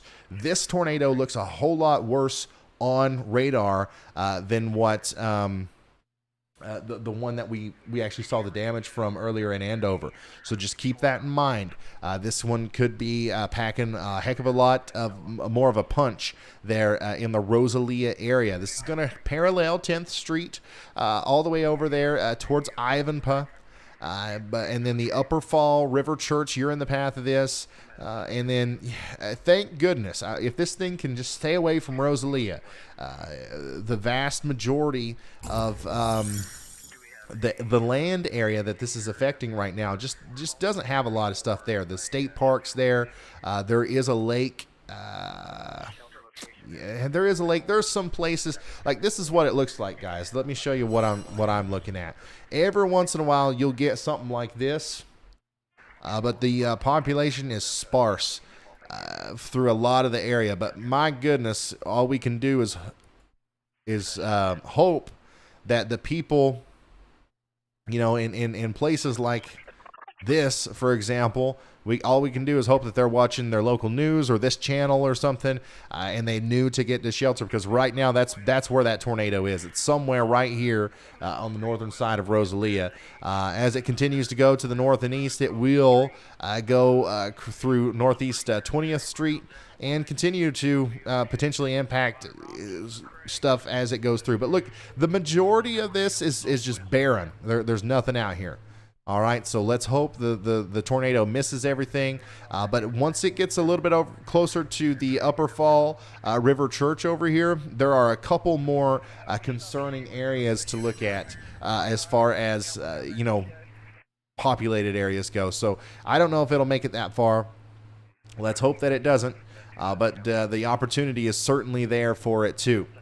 Rosalia, stay in your safe spot. Okay, I think that if the downtown, like the high school and the post office and the community worship center, if all that stuff didn't take a direct hit just moments ago, more than likely the main circulation, the big part of the tornado, hit north of Southwest Parallel Street and somewhere around the Rosalia ranch there, and it's continuing to move off to the east. Now, this thing's moving slow. It's got an interesting look to it, kind of similar to what that other storm had, where that velocity couplet, or the tornadic part of the storm, is decoupled from the forward flank. Not as much as the last one, but certainly it's still a little bit disconnected. It's way down here is where the main rotation is, where normally you would see it tucked up inside of itself over here. But that is a classic supercell. And almost certainly when this line comes through, we've been talking about this for a while. When that line comes through, that storm's done. So it's going to continue to cause a lot of problems. It's going to wreak havoc until it gets kind of torn apart from that line. And hopefully that happens before it gets to the Upper Fall River Church community there. By the way, Topeka, Kansas is under a tornado warning. Let's go inspect that. Sorry, I just had to focus on this storm down here because the situation just so serious. Now up there in Topeka, the radar indicated tornado warning. It doesn't look as impressive to me.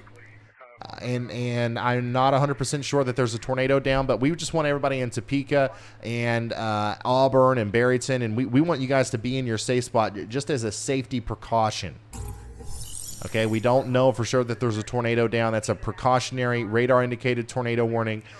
We don't want to scare anybody over there, but you certainly do need to take shelter just in case, and we'll let you know when it's time to come out. Wow. So that big tornado is likely north of Rosalia now, moving up there towards the Upper Fall River Church.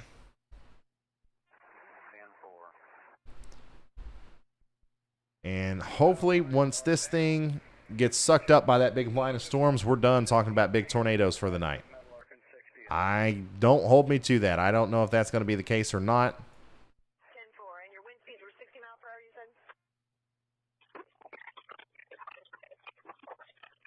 They might actually allow that tornado warning for Topeka to expire. It does expire in 2 minutes, so we'll see if they reissue it or not.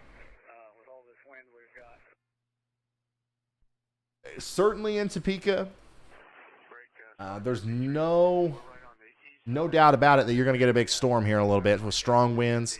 Tornado or not, you need to get indoors.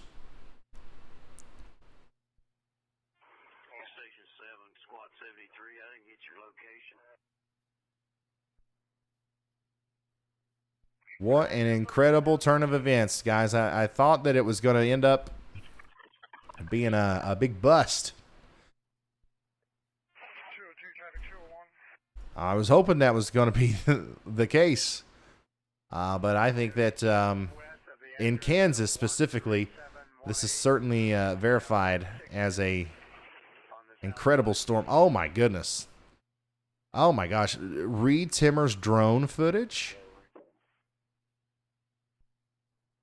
He posted a cell phone video of his drone footage. A new tornado warning has been issued. You guys have to go look at that.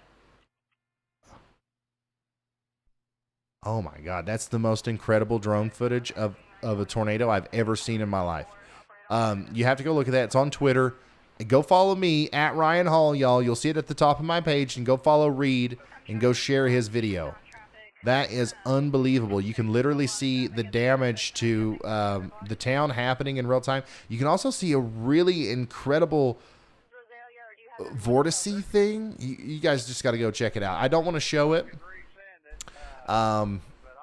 because I feel like he will likely be able to license that out.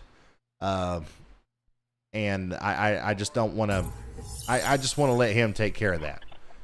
That's one of the most incredible videos I've seen of tornado ever near Andover.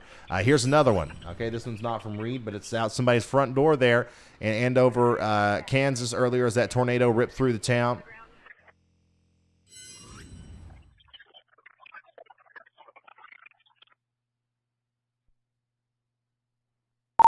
Go ahead, Carly. A new Yeah, getting PDS reports tornado now warning from has been Otoe issued. County in Nebraska. They're working to block off roadways where over a foot of water has risen. Flash flooding is also a major concern with a lot of these storms. Additionally, we're getting a report from that same county in Nebraska of a farmhouse that's landed on top of a home. I'm working to figure out whether that's from flooding or wind damage or what it is. On top of that, we're now getting reports of 60-mile-per-hour winds in Andover from the back end of this storm. So even outside of the tornadoes, the wind threats are pretty intense as well. All right, thank you, Carly. We got a new PDS tornado warning. We have a new particularly dangerous situation, tornado warning. This is for Butler and Greenwood counties. This is associated with that same storm that we've been watching. This is the same storm that caused the tornado in Andover. This is the same storm that's caused a tornado north of Rosalia, and now it's moving into the Ivanpah area. This is a PDS warning. It's a particularly dangerous situation. Your life is in extreme danger if you're in the path of this storm. Take shelter now. PDS tornado warning. I want to try my best to get some radar image. I don't know what I got to do around here.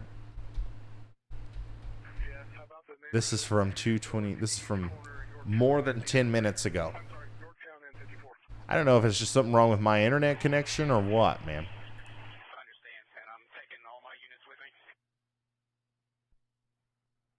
There's 29. Okay, this is the most up to date.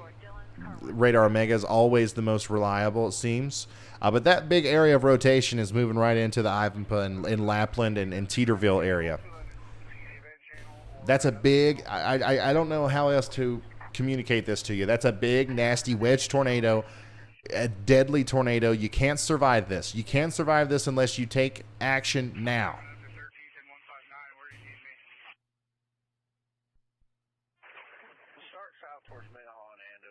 You have to go. Run. Don't walk to shelter if you're in Ivanpah, Lapland, or Teeterville in Kansas.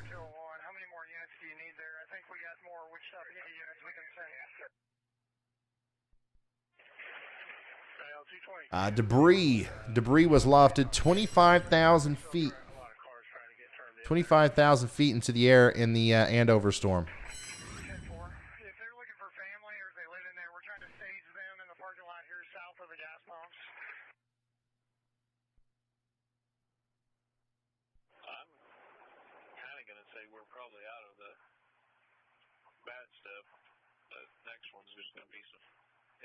Man.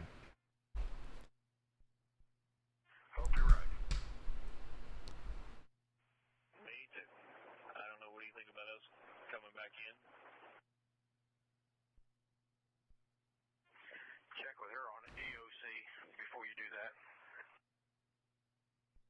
Yeah, this is a very strong, potentially deadly situation for the people in Ivanpah and Lapland. Please take shelter immediately. I'm going over. I'm trying to see if there's any new reports. Obviously, we got a lot of reports and pictures and videos from Andover, but I'm trying to see if there's anybody in this area between Summit, Salyards, and Ivanpah who's seen this thing.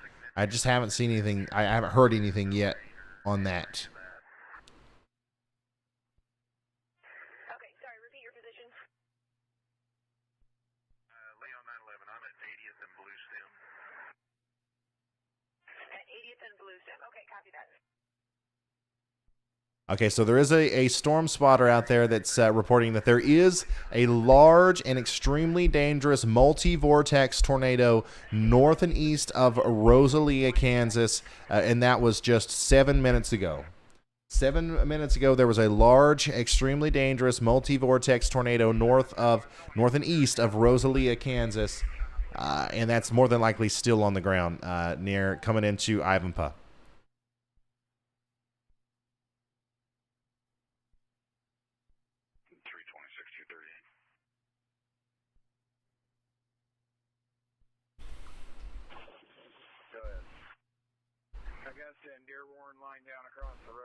Wow.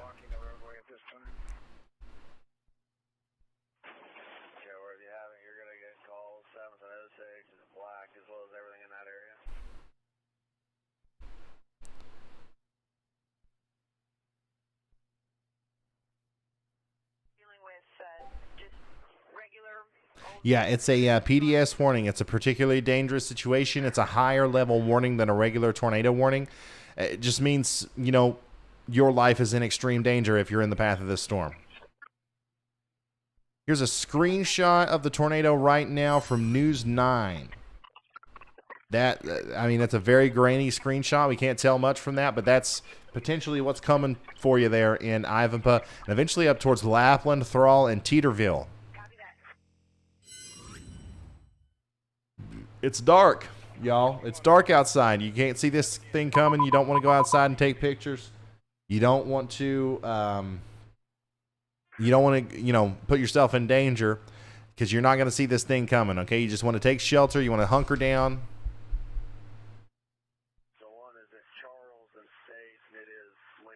And brace for impact.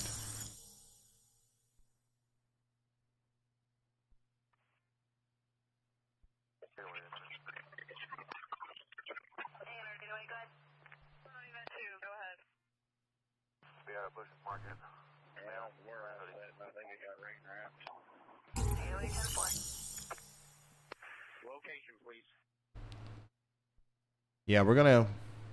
This thing's not done. It's gonna be done. So I've been talking about this for a while.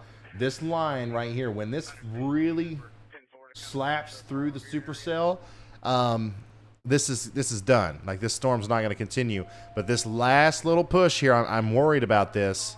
As the line intercepts the supercell, that's probably going to increase the rear flank a little bit and make one last big push for a new tornadic circulation. So we have to watch very closely around the Ivanpah area. I don't know how populated that is. It doesn't really matter, though. There are people that live out here between Salyards and Ivanpah. If there's a wedge on the ground right now, there's going to continue to be one at least for the next 5 to 10 minutes, and then maybe we can have some relief with that line coming in and kind of disrupting the storm flow.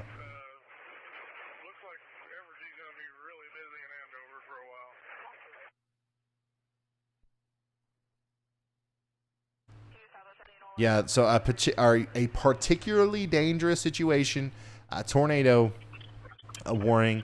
It just means that it's particularly dangerous. Like, all tornado warnings are dangerous, right? But how many times have you been under a tornado warning and there just wasn't a tornado, or maybe it wasn't that bad, or what? That's not the case in these. These are not radar indicated. They're not just like, oh, maybe there's a tornado. There's certainly a big, deadly tornado on the ground. That's the difference. I know there's a lot of people confused by that. And honestly, maybe the wording should be a little bit different or something. But just know that it's more like pressing than a normal tornado warning.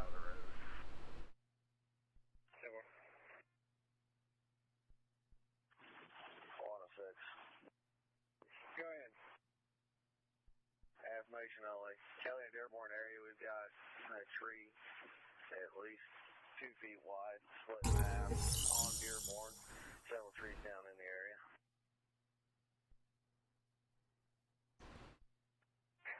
EOC, go ahead. Shelly, thanks for becoming a slight risker. Nice for our traffic. We really need to get southbound Andover Road shut down at Kellogg. We got too many vehicles coming down through here. It's being handled right now. Give us a few more minutes, but he's working on it. If you're just now tuning in, if you're in Ivanpah or anywhere near that, near Lapland, you've got a large, extremely dangerous, violent tornado heading towards you. You're under a PDS tornado warning. Take this as seriously as you've ever taken a tornado warning, and you'll be all right, because at some point that you see the supercell, the main supercell structure here is being eaten by that line, and whenever that process is complete, we'll be done talking about this. It's still there, though. There's still a tornado on the ground right now near Ivanpah. We do have other tornado warnings too. We currently have 4 in effect. I only see 2. I only see 3.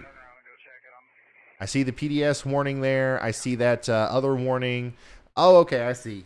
All right, we technically have 2 tornado warnings in effect. The one for Topeka has been allowed to expire. You're under a severe thunderstorm warning. The most recent one is for up here near Atchison and into DeKalb. You guys are under a severe thunderstorm warning and a tornado warning. Seek shelter now if you're in DeKalb and right up to the agency area on I-29. You see how everything's going linear? As soon as the line is completely linear, the tornado threat goes down significantly.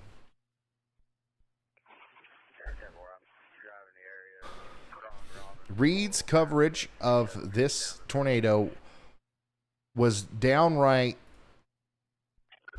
incredible. It was downright incredible. And I hate the fact that we didn't have him up on the main screen.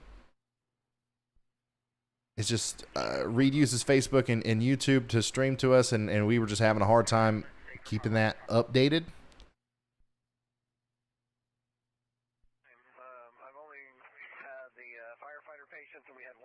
My goodness, guys, there's so many incredible videos of the tornado, and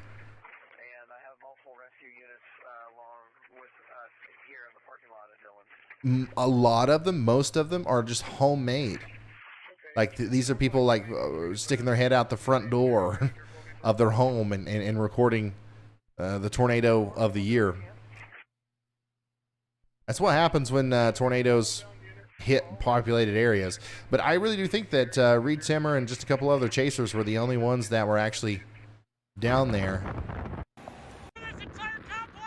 Wow.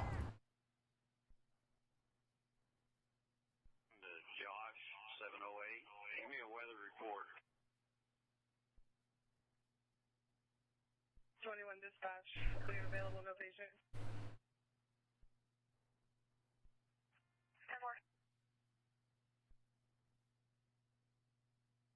We're almost completely out of the range. Still a pretty concerning situation. Areas near Ivanpah and Lapland. The overall circulation is weakening, though. There's still likely a tornado down, and you should still be in your safe spot in Teeterville and Lapland. But I'm hoping that as the line continues to eat the supercell, we are going to lose whatever is making this happen.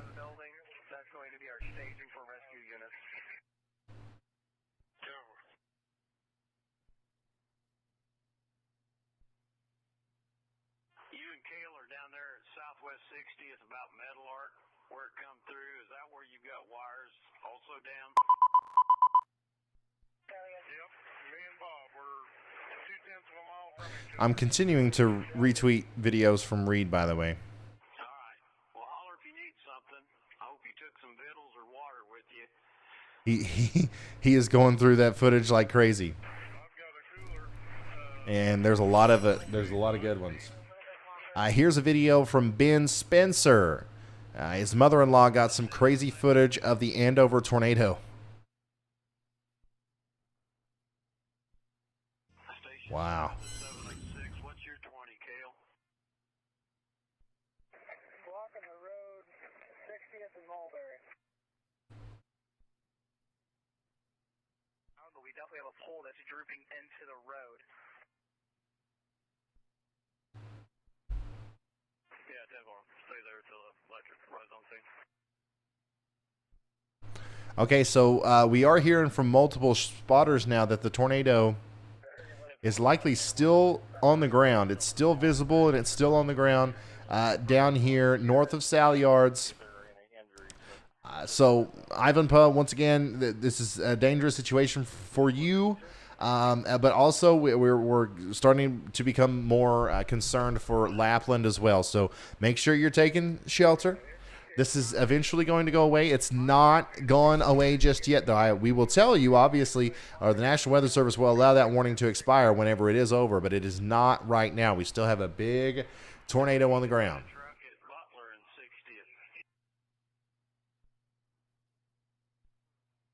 Well, I can see red and blue lights a mile south of me up there. A large cone funnel halfway to the ground, a few miles north of Reese.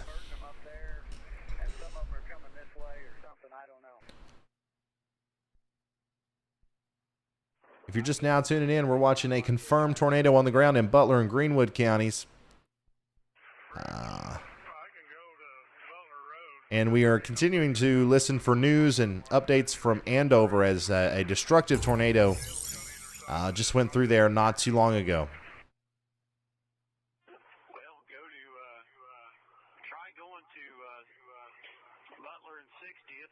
Reed Timmer, yes. Yeah, Reed Timmer definitely had the tornado of the year.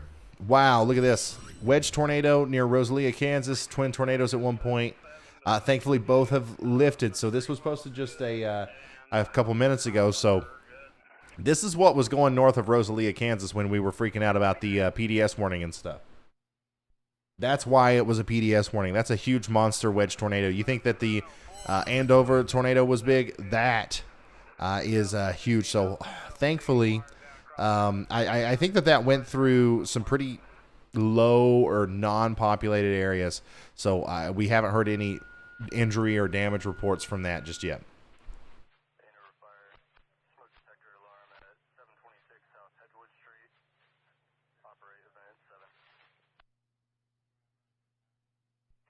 North and east of 21st and between Santa Fe Lake and Prairie Creek. We did have some damaged homes at 50th, but we do not have any injuries or any deaths. Okay, perfect. Thank you. I'll relay.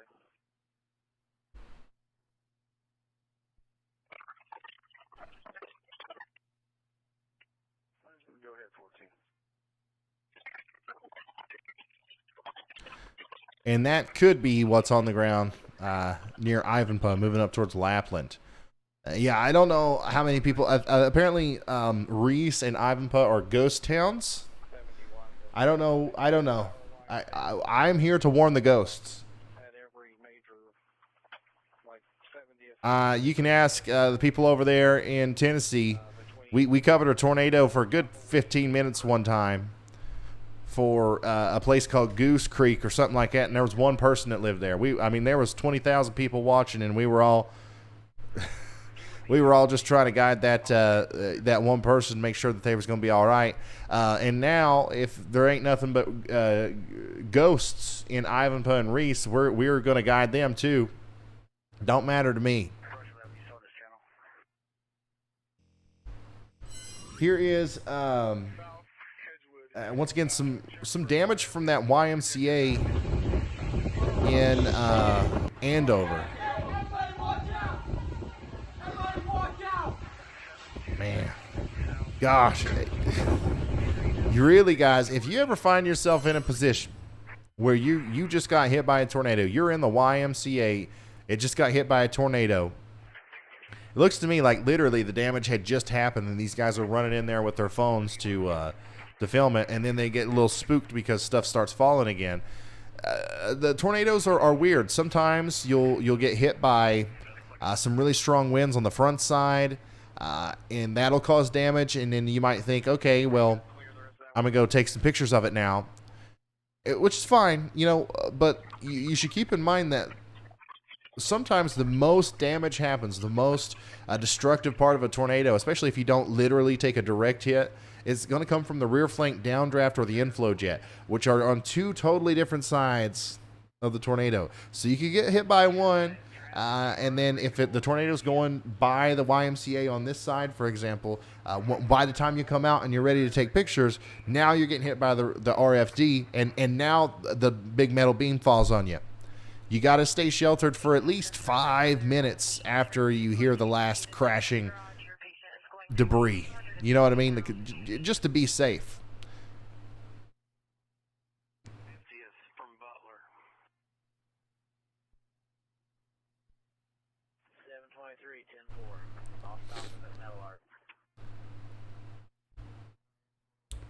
Everything that I'm talking about, Reed's footage that is so amazing, you can see on his Twitter or my Twitter. I've retweeted everything. At Ryan Hall, y'all.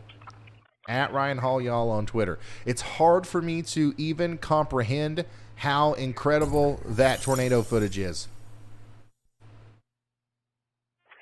And it's very sad for the people of Andover. Don't watch it if you have tornado anxiety or anything like that. You can certainly see some damage happening to towns, to houses, and I think in his drone footage preview there, you can even see the YMCA take a hit. Yeah, I think that's what I'm seeing there is the YMCA getting hit. It is remarkable footage, though.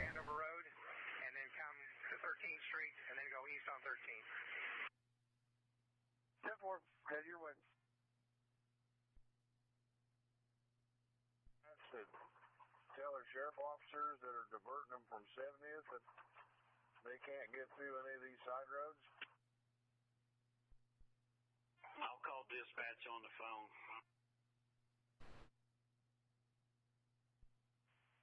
708, 702. If you need me, POV, or grab a truck or something. Jeff Piotrowski is reporting a large stovepipe tornado at his location. He's near the tornado warning close to Rosalia, Kansas. Still? Yeah, well, that makes sense, actually. 244. Guys, all radar is being really tough tonight. I don't know what's going on.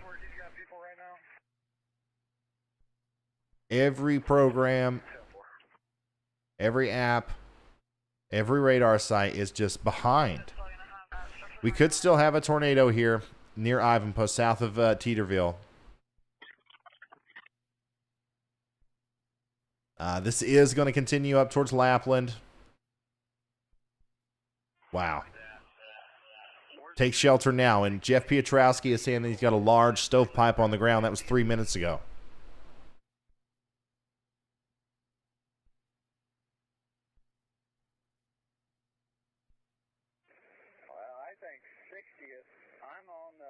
End of 60th. Bob is on the east end of 60th, so I know that's covered. I don't know what else you got anywhere else.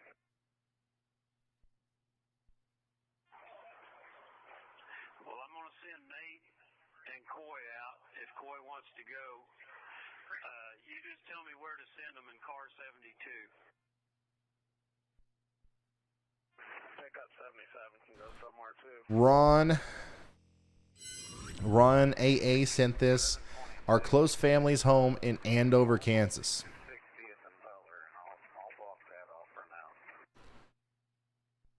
Ron AA, is this your close family? I'm gonna follow you. I'm gonna message you.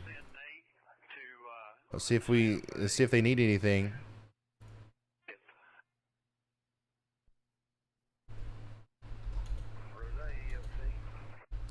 Is there anything we can do to help? Yeah, be advised on the north side of 54 Highway on Satchel Creek, there are multiple trees down and metal debris. Go ahead, Carly. The road is impassable with the trees. Yeah, we've got a couple different things. So on one hand, we do have some reports of no injuries or deaths in some parts of Andover. They've been cleared, no injuries or deaths.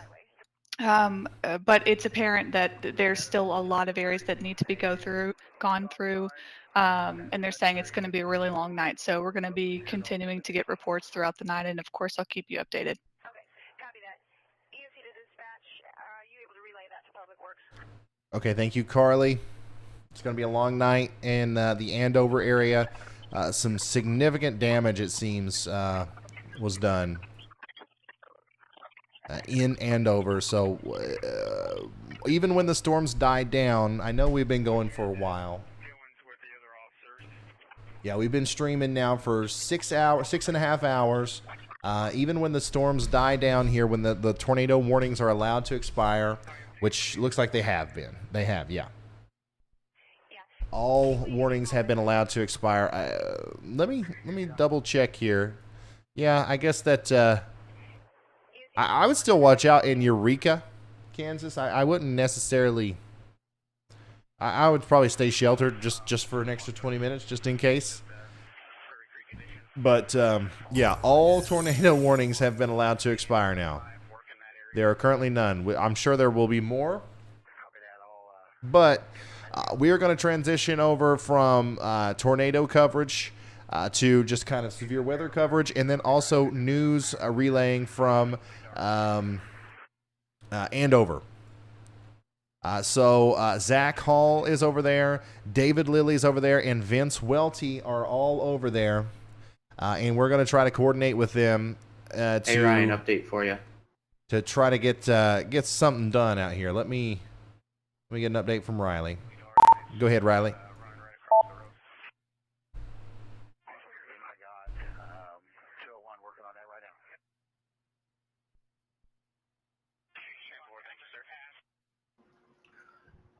Vince, Brad, David, and Zach are all on their way to the Andover, El Dorado area. Zach is almost there. David is on his way there. He's about 10 minutes out. Brad and Vince are going to Eureka. They're worried that it's going to wrap back up there and drop another tornado. Okay, so Brad and Vince are going to Eureka. Sorry, I have to replay that.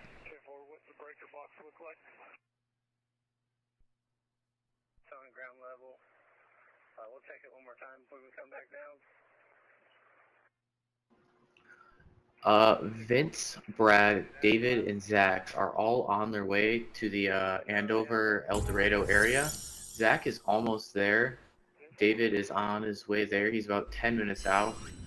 Brad and Vince are going to Eureka. They're worried that it's going to wrap back up there and drop another tornado. Okay, so Zach and David are close to Andover to help. It looks like Vince and Brad are concerned about potentially the storm producing a new tornado near Eureka. We will obviously keep you updated on that. But I also want to go ahead and try to coordinate with Zach a little bit and just see what we can do, because once again, I don't know if that number's updated. I don't know if that number's updated. Let me double check here.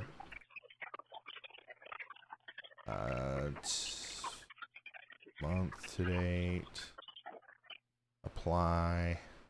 View report. Blah blah blah blah blah. 130.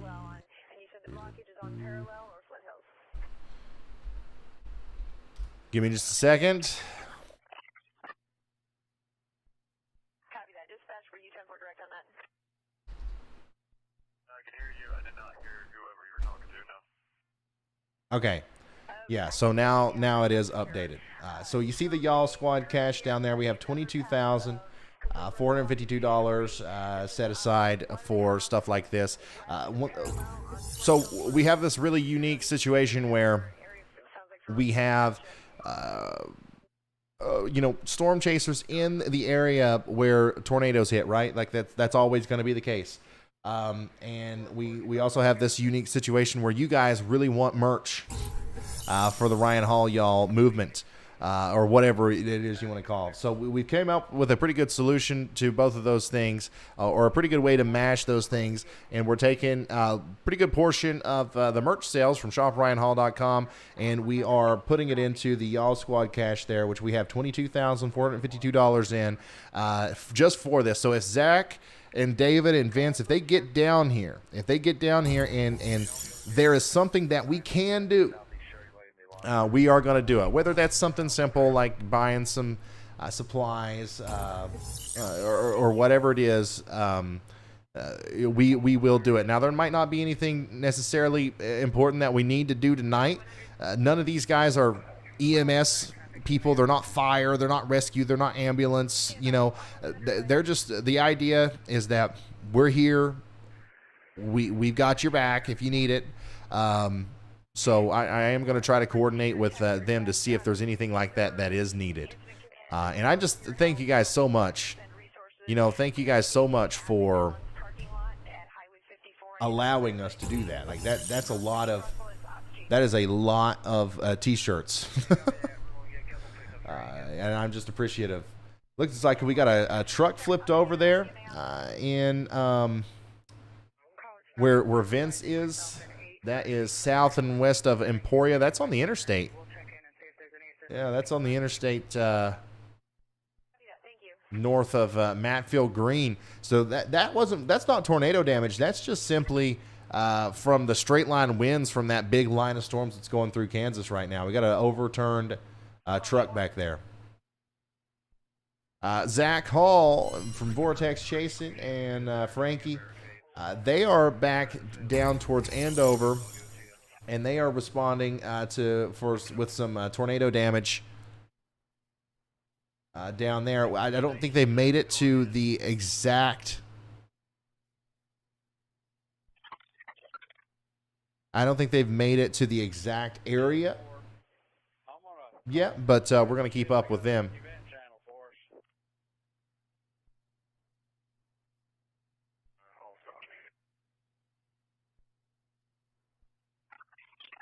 Yeah, we still have no tornado warnings. I know a lot of people are messaging me saying that there's tornado sirens going off in Kansas City. That might be for the considerable severe thunderstorm warning, but there is no tornado warning for Kansas City right now. It's just a really strong storm. I'd certainly get indoors, but no tornado warning. No, Zach is not my brother. Zach is not my brother.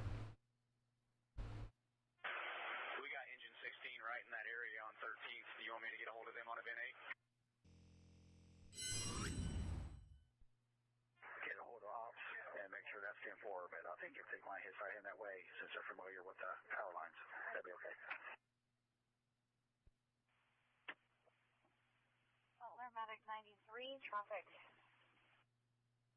Medical command.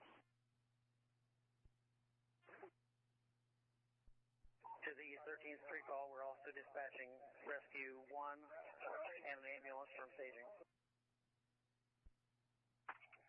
No, they're out. Their parents, they weren't able to get out at first, out of the area, but they're able to get out of the area, so I'm trying to get them to a better area. I understand.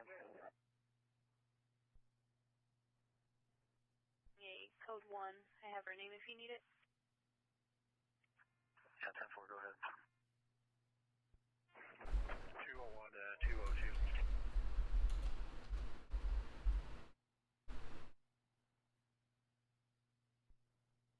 10-4, 326, ran a 27 on FSM 1. Is that going to be the same person?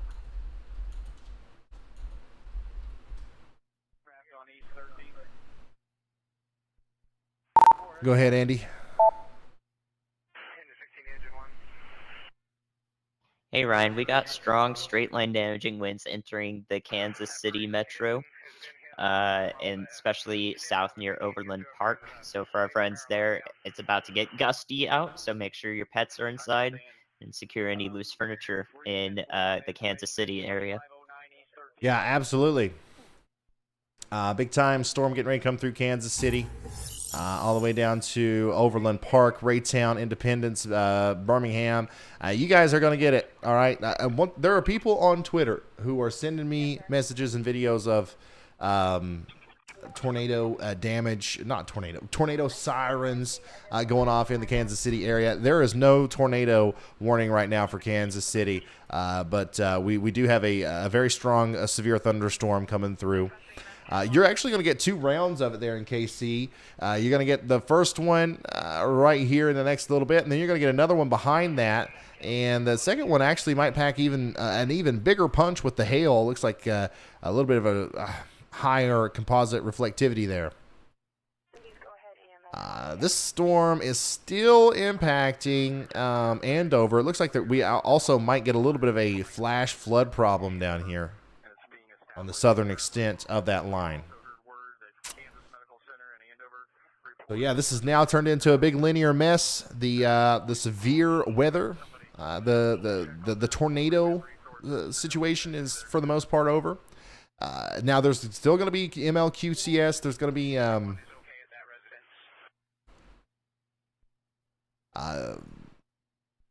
there's still going to be some problems with some spin-up tornadoes, but I think the big supercell monster wedge tornado problem, I think that's kind of behind us at this point. Jeff Piotrowski is saying that he's seeing damage in the Rosalia area. Trees and poles are broke. 77, you copy where you need to go? 10-4, 60th and Mulberry. Yep, 60th and Mulberry, but you'll have to come to me, Craig, from Prairie Creek, and then come. All right. So it looks like Zach Hall. It looks like Zach Hall is approaching Andover. Pickup 78 is going to 40th and Butler. Then is that 10-4? Fish is already at 40th and Meadowlark. Hey, Zach. Just wanted to let you know if there's anything. Obviously, if you can help physically, like if you can get in there and help with whatever needs to be done, you go do it. But if there's anything that's needed that can be bought, I know in a lot of times in these situations, some things are needed that necessarily are not on hand. Coordinate with Frank or somebody, because we can get you the resources to get literally anything that's needed down there. We copy that, Ryan. We're heading to the command center right now, and we'll let you know. All right, thank you, Zach. I hope that obviously the longer we go, the worse it seems the damage is in Andover. So I hope that we've heard the worst of it already. I hope that we don't. I don't know. I just hope that it doesn't get any worse. That's certainly a very strong tornado, and a lot of damage did happen down there in Andover. And Zach said they're heading to the command center, which is good news. It sounds like there's already some sort of organization happening in the relief effort, which will help us help them.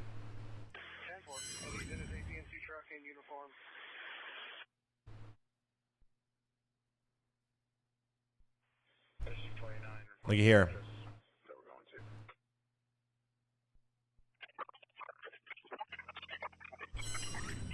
Ashley's got her cart ready. Thank y'all. Yeah, Kansas City, you're getting a big storm, but the tornado threat is drastically lower now than it was earlier. Sounds like it. She said they're doing all right for the moment. Yeah, Vince is helping somebody. I think there's a big diesel leak, a big truck turned over on the road that he was driving down. So there's just nothing happening on Vince's feed right now. He is kind of focused on helping those people or that person.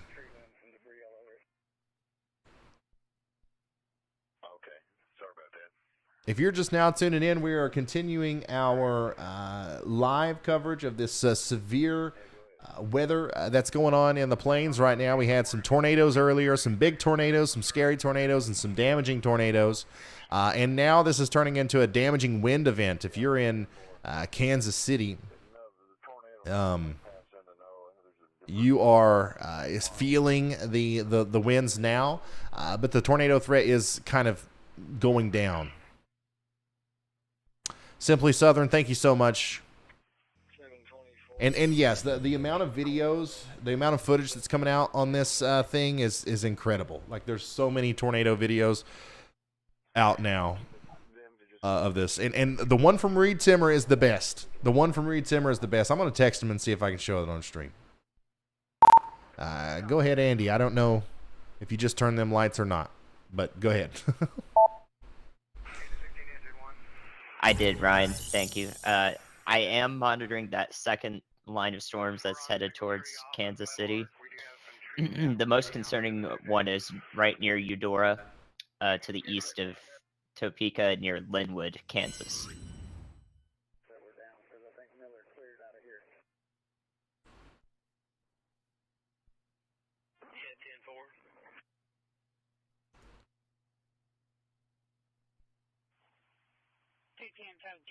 We have Evergy out here with this pole. With this sound. Oh, I see. Okay. That's I was just like, to the what? east of Lawrence. Okay. Thank you.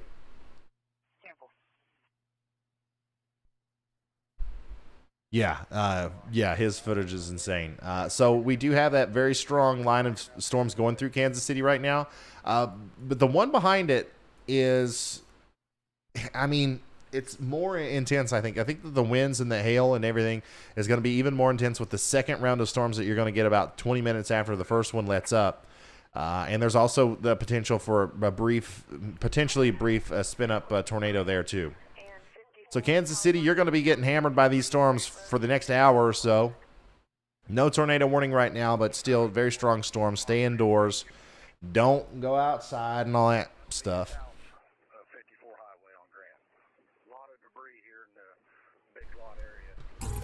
We're going to continue to watch Zach and Frankie as they try to go down there and help.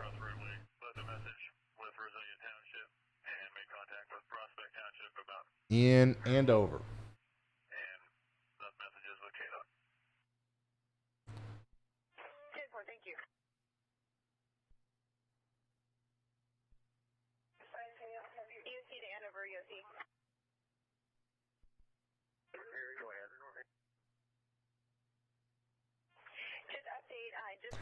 And the amount of which they are able to help is just simply because of you guys.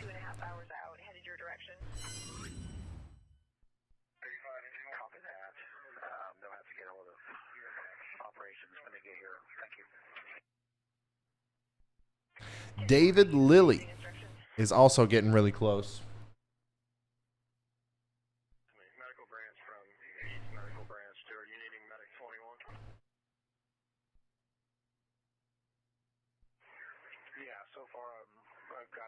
Give you a quick radar update here. You're getting ready to get hit by a big storm in Wellington.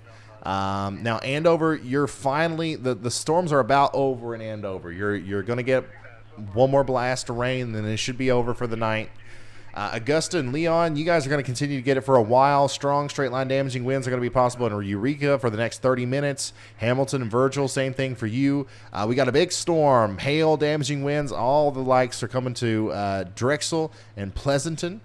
And then right over here in the Kansas City area, you got a 1-2 punch coming. You're feeling punch number one right now. Right after that, another one's going to come through with hail, damaging winds in excess of 60 miles an hour and 1 inch in diameter.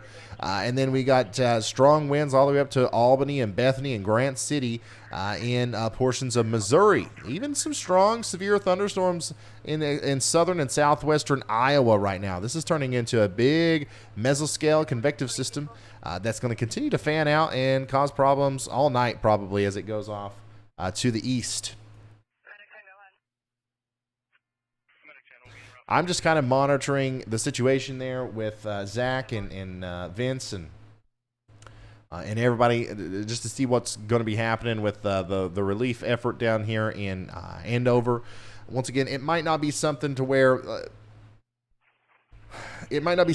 we can do something really impactful or significant tonight, but I will make sure that if anything at all is needed tomorrow, I'm sure that we'll have a list of things that need to be donated and stuff. That's going to be, they're going to get it, okay? But I would like to try to do something tonight, but I just don't think that because they weren't the first ones on the scene, and now it's been like a couple of hours since. I just don't know exactly what could be done. Or what could be useful at this very moment. So that's what I'm kind of trying to, coordinate with them to see what's going to be happening out there. So I'm not going to end the stream until I hear something from Zach and David about what we can do. Because I do. I want to do something. I want to put the y'all. I want the y'all squad to be put to the test. I want to prove the concept here. Obviously, I hate the fact that anything bad happened, but I love the fact that we have the ability to make a difference. There are currently, every time I look at the chat, somebody's like, oh, is Kansas City under a tornado warning? The answer is no. There are currently no tornado warnings anywhere in the United States. That's why we're kind of taking a break from the severe weather coverage. We are going to go back to it, but we're just waiting to hear from Vince and Zach about what's going on there. The reason why we have the ability to help today.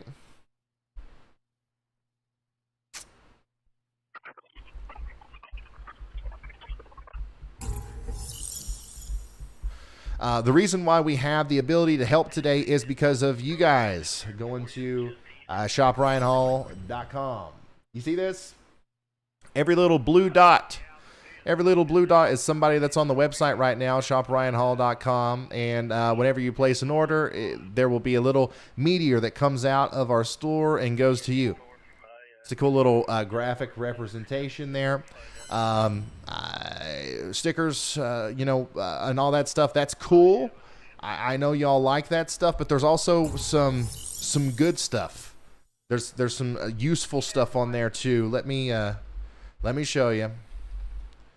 The only reason I'm showing this right now is because I know there's a lot of people who want to add to the fund. From this point on, 100% of the sales that we make on the website tonight are going to go towards helping people in Andover. Okay, 100% of the profits. So let me show you what you can get. We've got the Ryan Hall logo trucker cap. We got the Supercell cap. We even got T-shirts for your babies, your youngins, toddlers, Nader juice. We got it. We got these swirly things, hoodie designs. We got the milk sandwich T-shirt, Supercell T-shirt. You name it, we got it. Now, we also have some stickers and bumper stickers and patches and phone cases and stuff too. A lot of people like the Supercell phone case. It's very unique.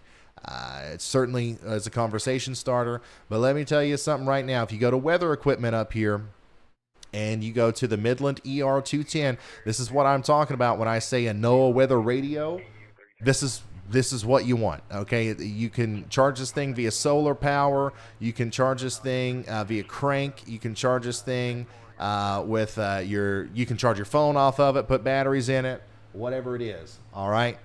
And then you can also, let's see here, go to weather equipment and then do the radio, two-way radio thing with lantern. This is nice to have in your severe weather preparedness kit. Give one of these to your neighbors. Apparently, these things work like 20 miles apart, these little walkie-talkies. Pick a neighbor that you trust, that you like. Give them one of these, and then a tornado situation. If there is an emergency that comes up, cell phones are down, you don't have a ham radio license. At least you got this. You grab it, you take that into the storm shelter with you. You stay updated on what's going on within your community. Also, you've got a compass that comes with this, a flashlight, and a lantern. By the way, these radios also pick up NOAA weather radio, so you can listen for warnings while you are in your safe spot. That's shopryanhall.com. Yeah, Midland is very good. There's no better weather radio or handheld, consumer grade walkie-talkie than Midland. Sumner County until 2315. Many roads in Andover are impassable. Of course, nobody should be out on the roads. There are live lines, and it blocks the road for emergency personnel. They are bringing up the K-9 task force as well. Please, nobody go out to Andover. Apparently, it's a daggone parade out there for people trying to take pictures. Go ahead, Andy.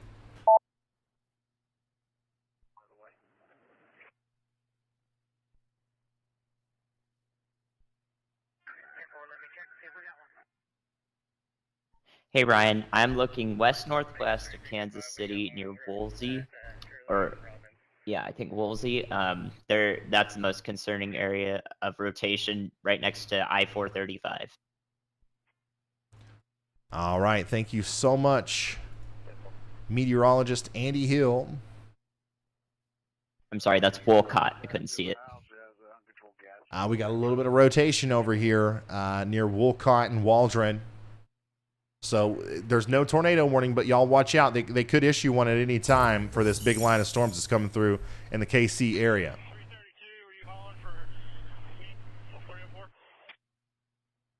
10-4. I've got Kansas Gas southbound from our locations, so they should be coming down to your location here in just a minute. 10-4.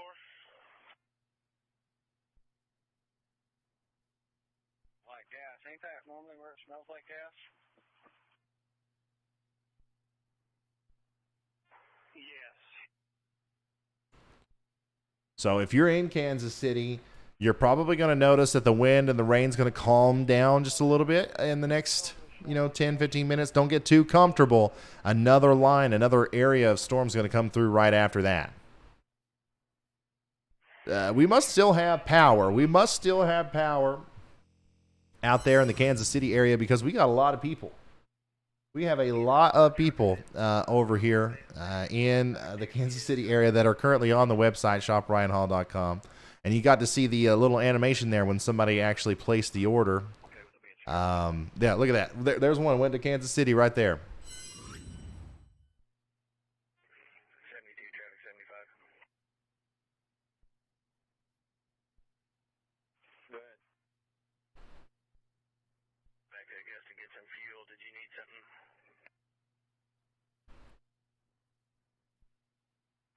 No, I was just checking to see if anybody was up here.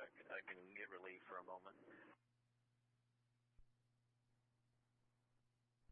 Mainly from Summit and Dearborn to Augusta and a little bit west. Yeah, we're watching, we're waiting to see if there's any more reports or anything like that comes in. No problem, Gina. Everybody else needs to say thanks to Simply Southern for that very generous super chat that they sent earlier. Shannon, thank you. I know I missed a lot of them tonight. There was it got pretty busy. Couldn't read them all. Wow. Yeah, you guys are burning it up on the website. Chad says, "Yay, I saw my dot on the website." I don't want to leave this up for too long. This isn't what this is about. But I do know that you guys want to see your dots, so I'll pull it up every once in a while. It does look a little bit different than normal.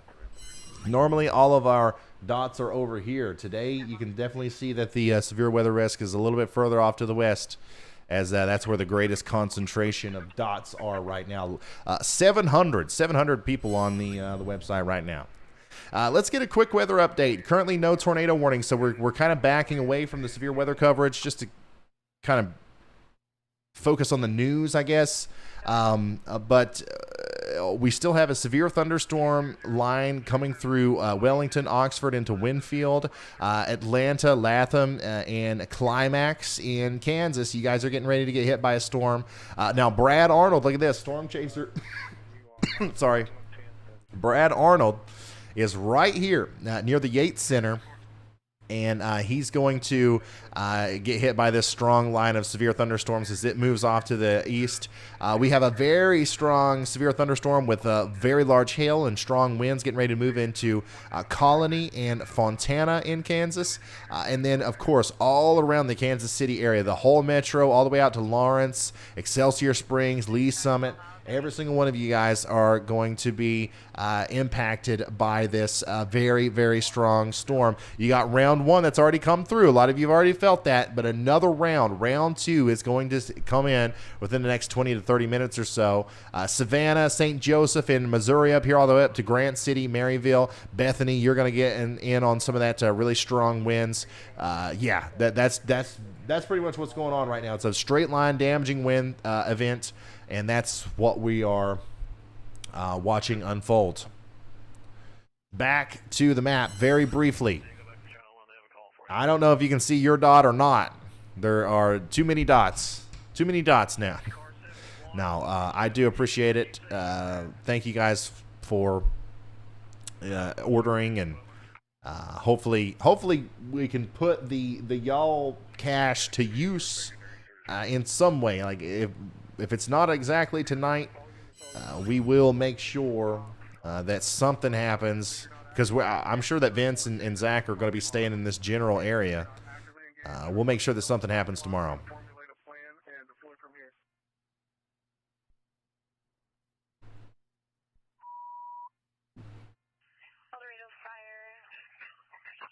Thanks for the reminder. I just drank some water.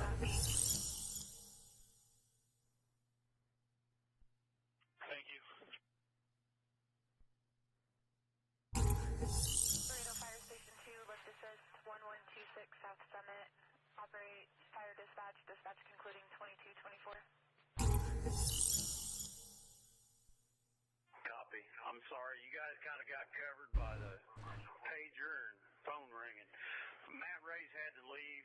A bus has been out in this, so Matt's leaving where he was.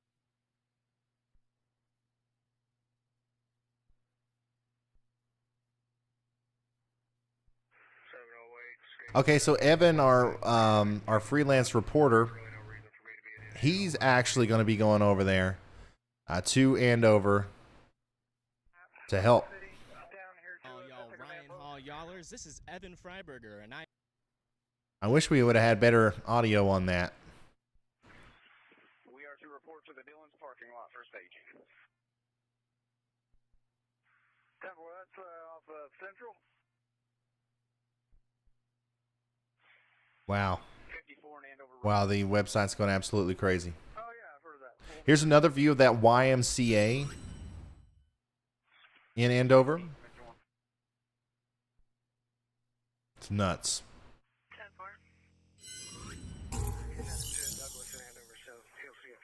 Zach says, I've been here since December. Great coverage. Thank you so much, Zach.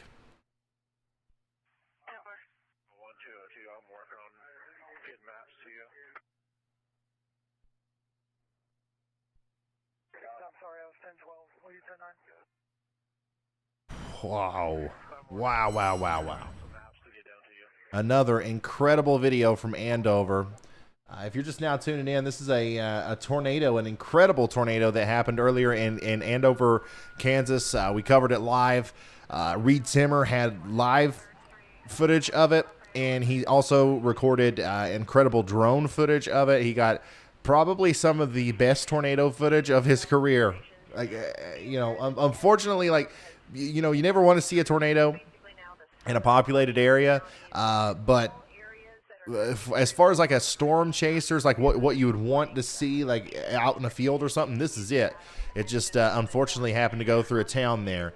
But this is we're learning more and more as time goes on about the extent of the damage, and it does seem like it's pretty significant out there. Still no reports of fatalities, just lots of injuries and or not lots. I heard a couple reports of injuries and certainly a lot of structural damage. Laura has been a member for 12 months. She says, I found you 11 months ago covering a Great Plains tornado outbreak. Keep it up. You're making a difference. Thank you, Laura. Thank you for being here for a year. That's awesome.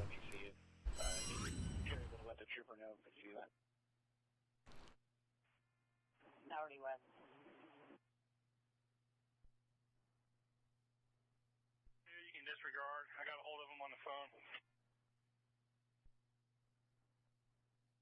You can go all the way to Indianola.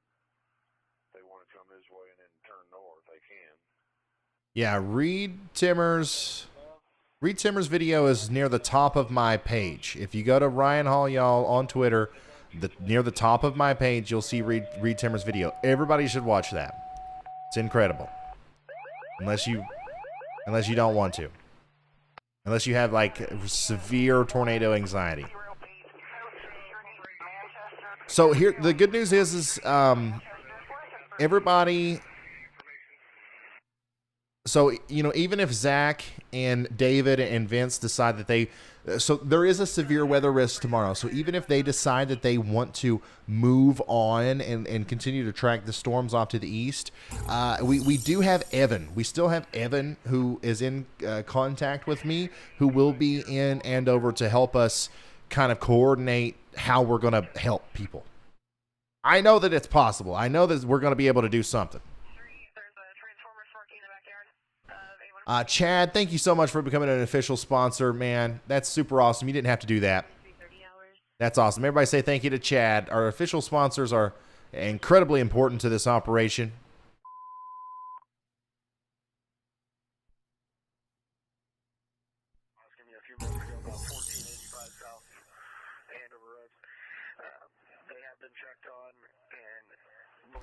Special shout out to the Skywarn ham radio operators working overtime to give accurate ground truth to National Weather Service offices. Thank you so much, Ryan. Oh, yeah, no problem at all. And yes, huge shout out to Skywarn ham radio operators. Can we put Vince back at number 1? Thank you. My goodness. Tornado damage near Andover, Kansas. Jeez, man. Oh. Gosh. It's bad in there, y'all. It's bad in there.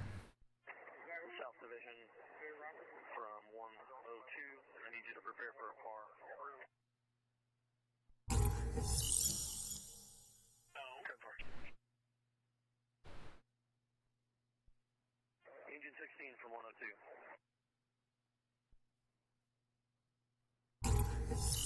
Might not be a bad idea if you go to the farm, hook up with Kale, and just kind of... Hey, Riley, just checking in to see if you're talking with David, Zach, and Vince, and if we are working on a coordinated plan to do something, or if we're just trying to see what's going on down there.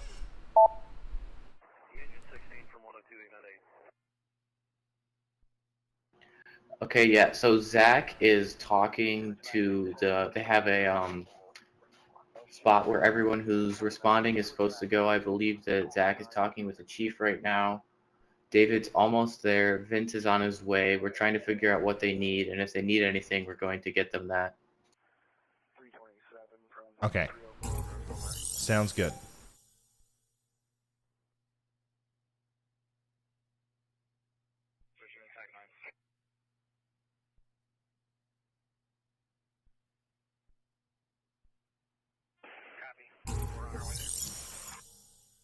Ooh. Oh, yeah, by the way, the severe weather threat that exists for tomorrow is a little bit further east. We do have this isn't as big of a risk as we had today, actually not even close, but we do have that 5% risk from NATOcast in Illinois and Indiana tomorrow for tornadoes. So I don't know if I'll be live. I don't know if I will cover that with a live stream or not. But I will certainly, so one or the other. I will either have a live stream tomorrow, or you will see a traditional forecast video from me in the morning tomorrow to give you all the details on what's going to be happening with that.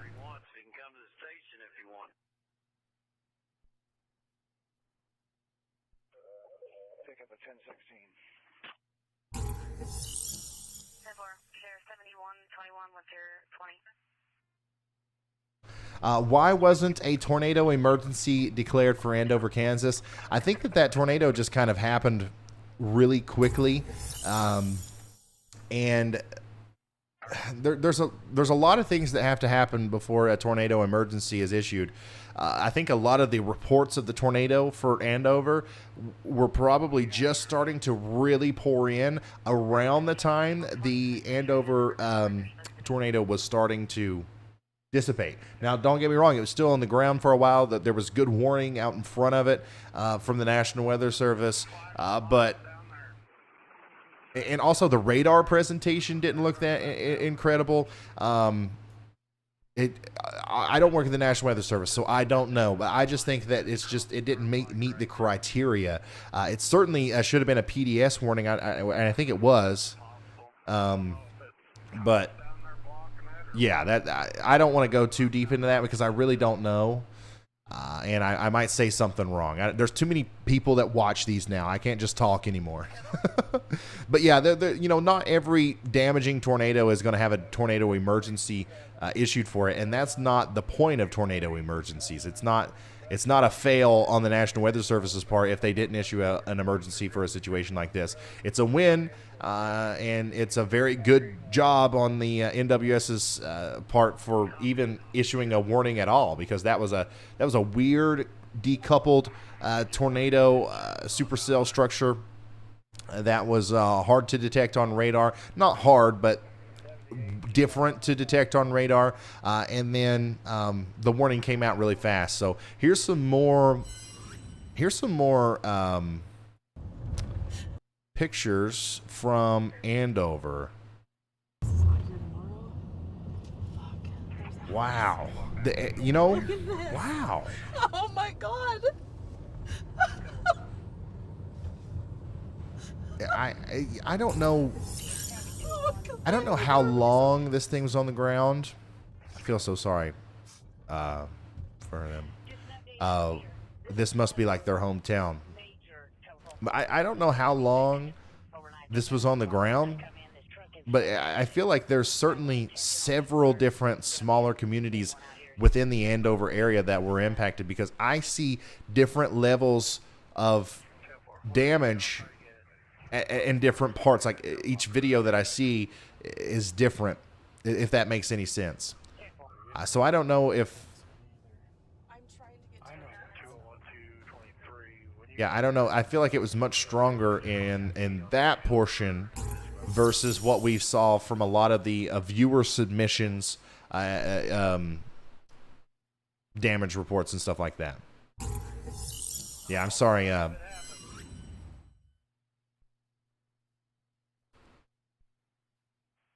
that's terribly sad.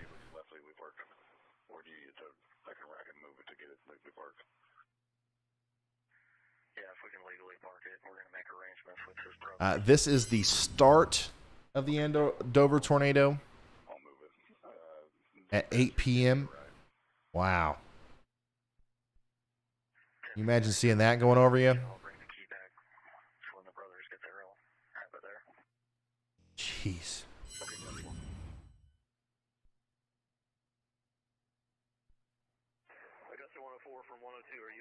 Yeah, it might have hopped a little bit.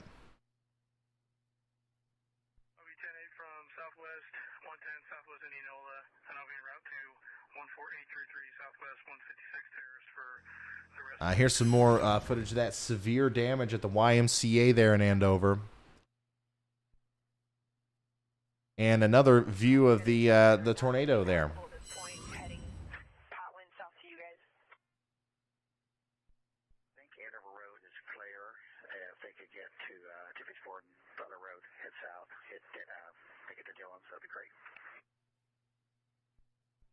Thank you. Break. Heath, are you 10-4 on that? Yeah, copy that, direct. Thank you.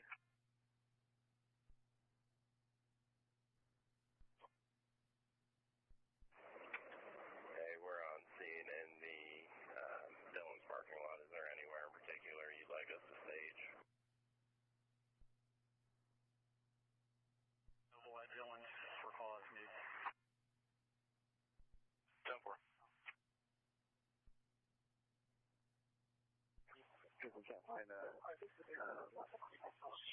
Yeah, the debris ball was several miles away from the parent supercell. It was completely detached. A very wild supercell structure. Unlike anything I've seen on radar in a very long time. Wow, Reed Timmer also had a very good view of the funnel cloud right before it started too. Reed was on that storm from the beginning. Confirming 1550. 21st Andover Road, they got a Wichita unit there now. I'll be making a pit stop and then I'll be headed to the command post. 10-4, 2238.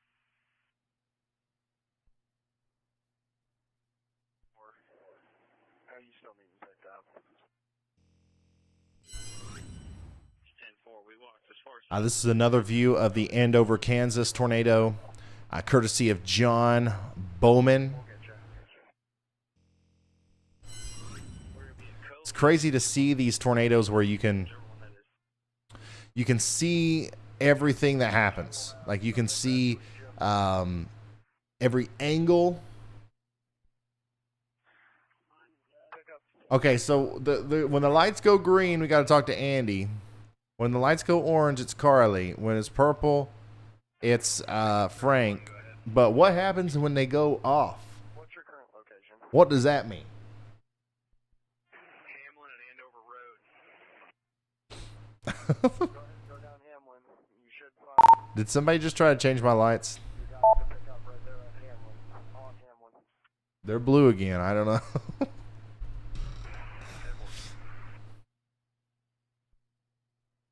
Hey, it wasn't me. All right.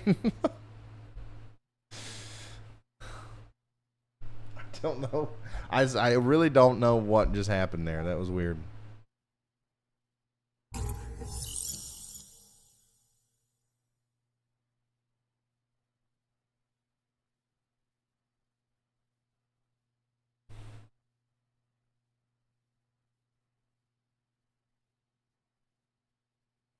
Yeah, I was over here talking to some locals over here who was also over there. They had videos of it and everything. That thing had horizontal vortices on it, and they said they were down there, right there on the border of Augusta and Andover. So that would be the southeast side of it, of the town. 32 from 304 on Rosso. That was David. Okay, I heard you, Riley, and I heard you, Brad, on private. I'm 15 miles out. Yeah, I was over here talking to some local. Sounds like Vince Welty's about 15 miles out from town. You can see how everybody is converging on the Andover area, just east of Wichita and Kansas. We're just going to see what's going on, see if anybody needs help, and of course, see if there's any way that you guys that we can help with the Y'all Squad initiative. Just unbelievable stuff. So we're meeting at Dillon's Marketplace, correct? Correct. Zach is already there. We haven't heard from him in a while, but we'll see what he has to say when he gets back. Yeah, I'm only about 11 minutes from there. I'm on my way there now.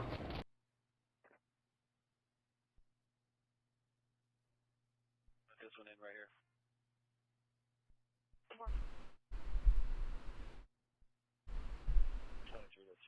There's going to be 4 total.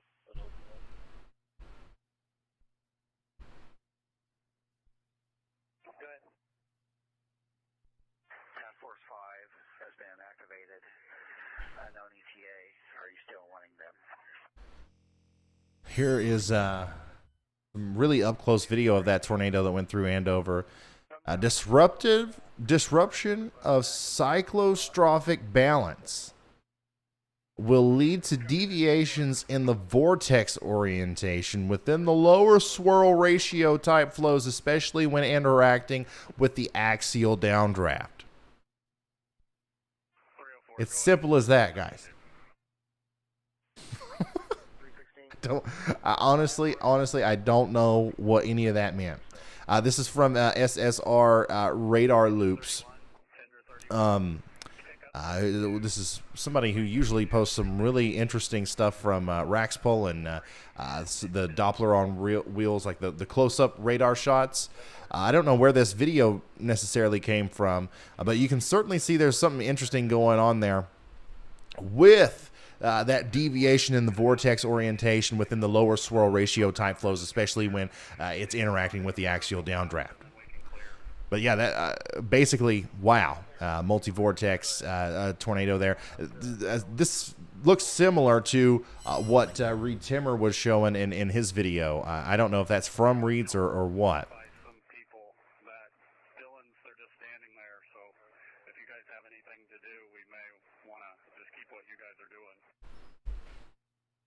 We're all getting ready to head up there too. They're wanting to coordinate from there, and we're going to disperse out to do our secondaries on everything.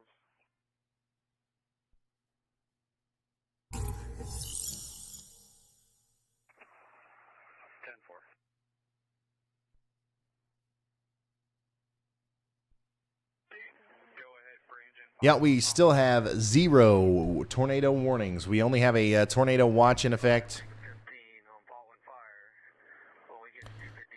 Actually, do we even have a tornado watch? Yeah, we do. We got a little bit of a tornado watch left, but they've went ahead and issued severe thunderstorm watches progressively out in front of the storms, which is good news.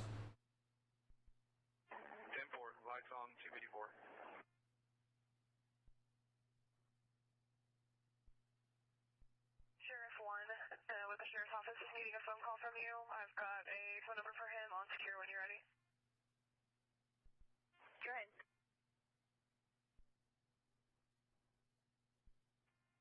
Simple, when you know the location, let me know. Wow. So here's a 3D visualization of the freak debris ball on the Andover, Kansas tornado, viewed there in 3D. It was completely isolated from the rest of the storm. Look at that. This is the storm. And way over here is the tornado with the debris ball. It's wild.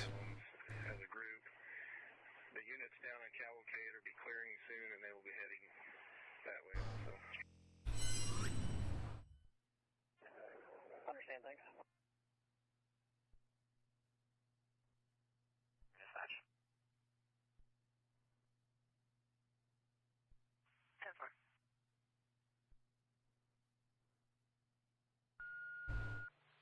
Rosalia Fire wires down 10405. Jeff, thank you so much for the very generous $200 super chat. Everybody say thank you to Jeff and Juby Joe for their very generous contributions. If it wasn't for them, I couldn't do the stuff that I do.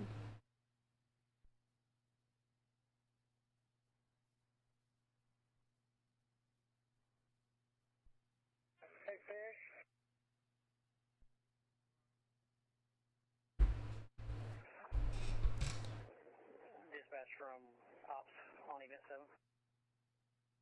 Reporting live from the spare bedroom in my house in eastern Kentucky.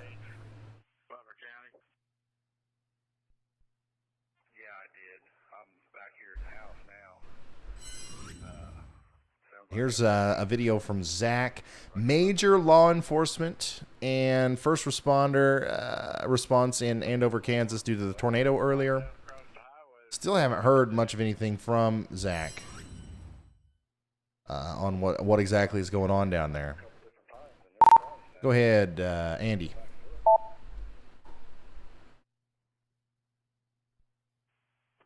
Hey, Ryan. There was a brief area of rotation north of Howard, Kansas, southeast Kansas, and Elk County. It seems to have died off on the last scan, but it was a quick spin up along the line. Okay, thank you so much, meteorologist Andy Hill. Medical sector to VU 65. Go ahead. Andover Court Assisted Living medical call. 10-4 VU 65 is en route to Andover Court. We got reports of houses gone and anchor bolts bent in Andover, Kansas. Units responding 721 West 21st Street, Andover Court Assisted Living, room 402. Patient's an 84-year-old female, conscious breathing. Patient's experiencing extreme difficulty. Anyone copy this? I got you, Zach.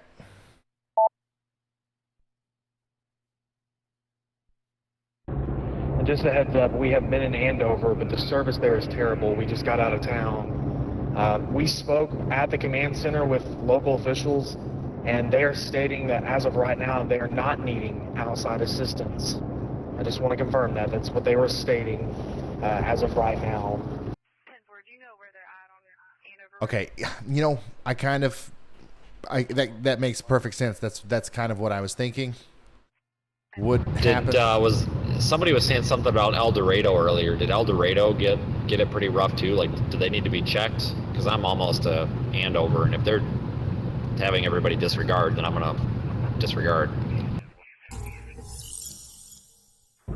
Yes, Andover. Do not go into Andover. The traffic is a nightmare, and they have made it very clear that they have emergency response from several surrounding towns, including Wichita.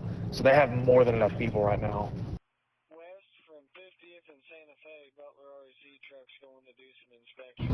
Right, I was questioning about El Dorado. Did they sustain damage also, or was that the Andover location?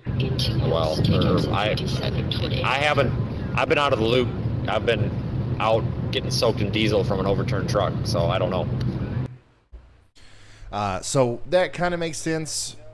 This is something that I've thought a lot about when we first started dreaming up the idea of the y'all squad helping people and stuff. We are not trying to be a new fire department. We are not trying to be police. We are not trying to be first responders after real first responders show up, right? My idea is it's good to have, Brandon and Vince and everybody stocked up with medical equipment and everything that they need, so that if they are literally the first ones on the scene, they can help people in that way. However, when EMS and the local authorities and stuff show up, that's their job. And now where our y'all squad cash or whatever comes in, what that's going to help with is if tomorrow we hear that they need 1,000 blankets or flashlights or heaters, whatever it is. You guys know how this works. After a disaster like this, usually there's a lot of stuff that's needed. I think that's where we are going to be able to use what we've kind of cultivated tonight. Also, we have Evan down there, so maybe we can find one or two people with unique stories that we can just help out on an individual level. Wow. Here's a picture from Zach and Frankie with Vortex chasing. That's incredible. That's unfortunate and incredible. That's strong. That was a strong tornado, y'all.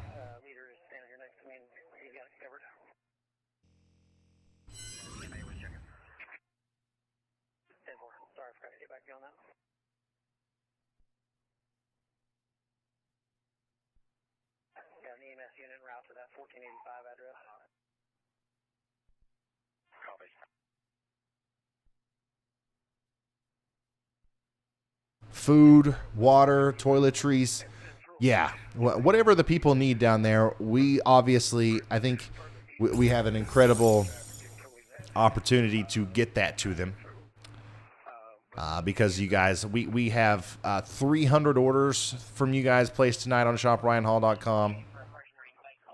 It's incredible. It's literally incredible.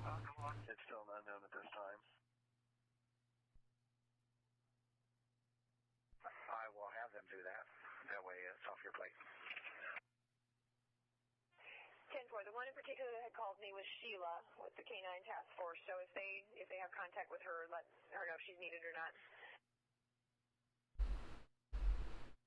Go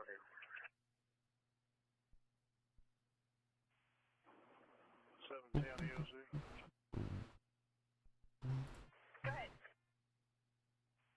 Gary, we're down to moving large trees out of the road, helping the township out. Okay, 10-4. And you guys, remind me where you guys are operating at. Somebody just said, I'm new to the channel. Is there a specific place to send donations? No, we don't have like a charity. It's not like a charity thing that we've set up. I will, if you follow me on Twitter and Facebook and everything, the moment that there is a notable organization that has formed a donation-based service that you can contribute to, I will post that, and we will, obviously, I will make a donation of whatever we were able to do. But the way that we're helping is with the merch shop. We're dedicating all of the profits from the merch shop tonight to the people of Andover and whatever kind of help that they need. ShopRyanHall.com. As of right now, I know of no places to make just a straight up donation. All right, perfect. Thank you.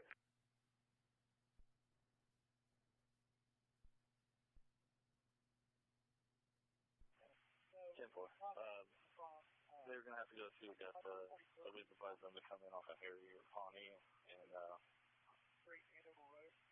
come in through that way. Yeah, Andover apparently has been hit by several tornadoes.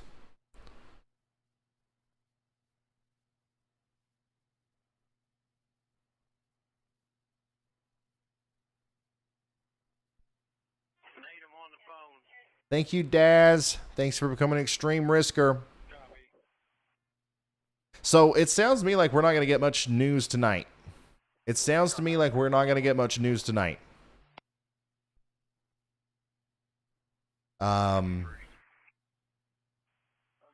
Yeah, it sounds to me like the vast majority of everything is going to be unfold. It's going to be told tomorrow because the local authorities and stuff have really started to shut off the town there of Andover just to kind of keep people out of the way so that they can really help the people that need to be helped.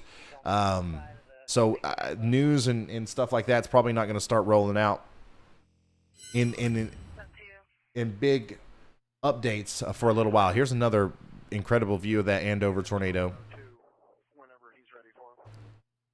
I'm retweeting all this stuff, by the way.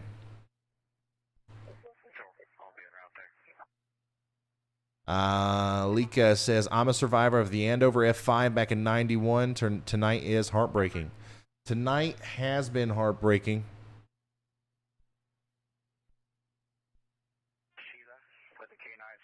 Zipper says, are you going to be on tomorrow? It depends. It depends. So I'll do a live stream tomorrow if the severe weather threat warrants it in the Midwest. I don't know if it's going to. I really don't. I'm certainly going to be posting a forecast video in the morning if it doesn't warrant a live stream. Also, if there's something that goes on tomorrow where maybe some of our chasers or Evan stays behind and we can live stream something, do something with the story of what's going on in Andover, we might live stream that and also work to use our y'all fund to help people. Go ahead, Andy.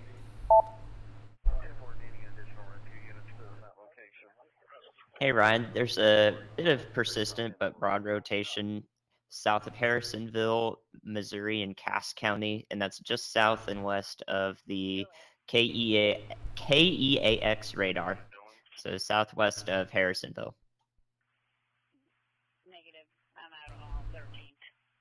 Oh, wow. Yeah, you can see the little notch there, little inflow, little rear flank. There might be some rotation right in there. So that's south and west of Harrisonville. Not under a tornado warning or anything, but y'all watch out just in case. The tornado threat has gone down quite a bit. This is still going to bring some very strong winds to Garden City, Archie, Adrian, Amoret, Prescott, Mound City, all these places right between Kansas and Missouri there.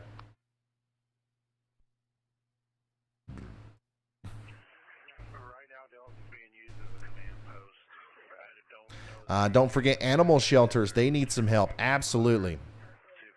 Absolutely. We will. I mean, literally, you guys have bought so many daggone weather radios and walkie-talkies and T-shirts from our website. Honestly, we could make a pretty big difference. I want to be smart with how we do it. I don't want to. I just want to make sure it's very efficient. I want to make sure it's used well, and I also want to make sure that you guys can see what it's doing. So I want to make sure that Evan or somebody's there to kind of guide us through how our y'all cache. I can't think of a better name for it. The y'all pocketbook. I don't know. But yeah, I want to make sure that you guys can see how it's being used. Holy smokes. Holy smokes. Juby Joe. With the $499.99, a $500 super chat. I think that's as high as they'll let you go. I think that's as big as, I think that's as high as they'll let you go. Juby, you did not have to do that. Thank you so much for that. That's obviously very appreciated. And that will be added to, we'll add that to the pocketbook. Wow. That's crazy. Thank you so much. I think that might be the highest ever. We've had some high ones, but that might be the highest ever. Everybody say thank you to Juby and Jeff and Simply Southern. He just drove by 50th and into Noah.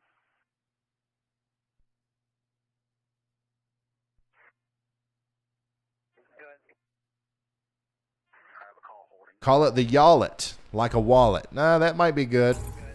That might be good. I don't know. Smell of gas. 821 South Stonewood Street. Hey, are you guys thinking about sticking around this area to position yourselves for Sunday, Monday, and Tuesday?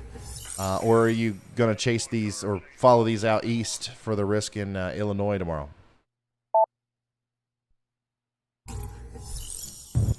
I think me and Frankie are going to be out tomorrow, but we'll be back at it on Monday. And yeah. Tomorrow's a travel day for me. I'm not going to even mess with those storms that are heading into Illinois. I don't like that setup at all tomorrow. I'm going to travel to the Texas Panhandle to be there for Sunday, and then obviously chasing Monday as well. Both Sunday and Monday appear to be trending up pretty big time, so.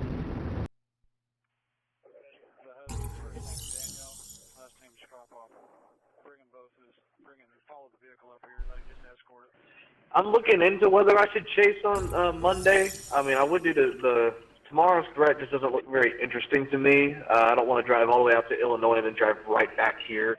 So if I were to, I'd probably stay, but I don't know if I'm even going to do that. I think after today, I think I'm just going to head home. I didn't do well today at all, other than like a wall cloud and some faraway pictures.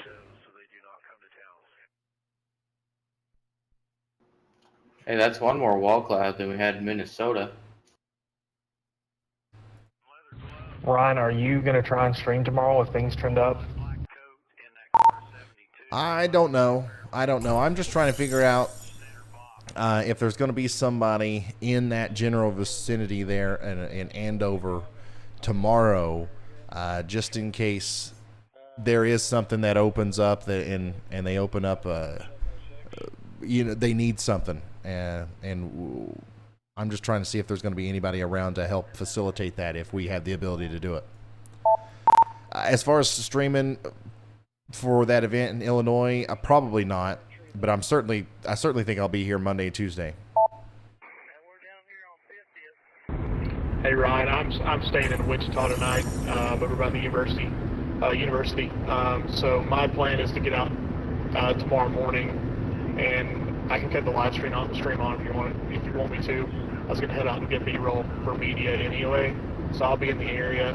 Just shoot me a personal message or a direct message if you want to use me. All right, sounds good. Yeah, we'll figure something out. We'll figure something out.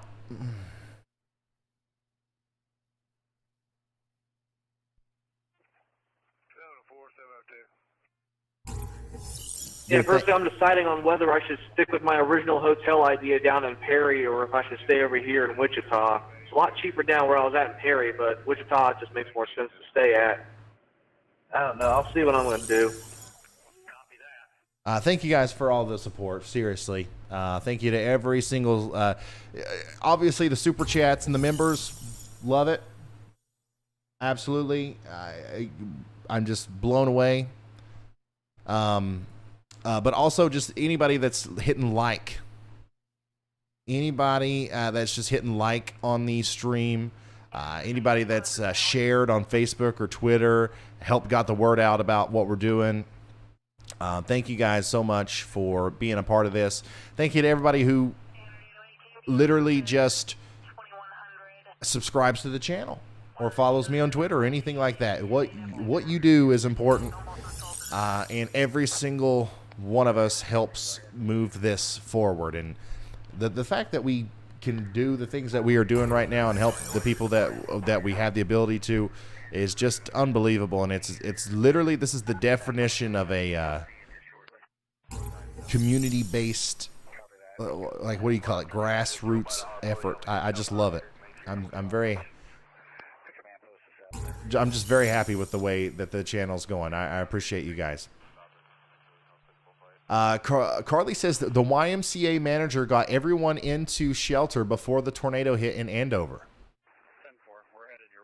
Before the tornado hit in Andover. That's awesome. That's awesome.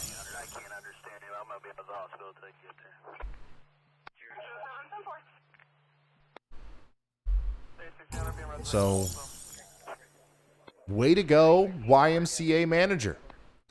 Evan, if you're listening, there's your interview.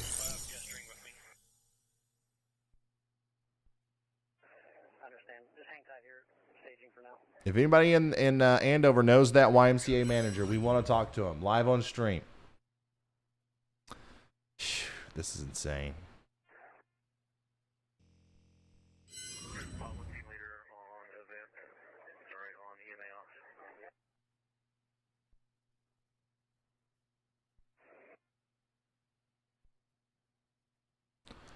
Oh, wow.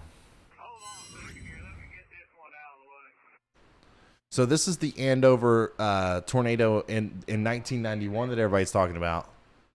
And this is the one from today. Southeastern Sumner County until Wow. 0000 hours today's date. A severe thunderstorm was located near Burden, 11 miles east of a wind field, moving east at 45 miles per hour. 1064, 1306.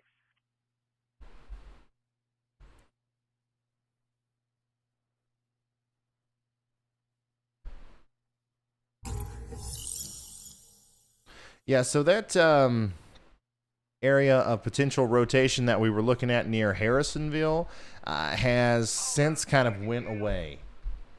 It's still a very strong line of storms, still have the potential for a brief spin-up tornado, but this is just a straight line damaging wind threat now.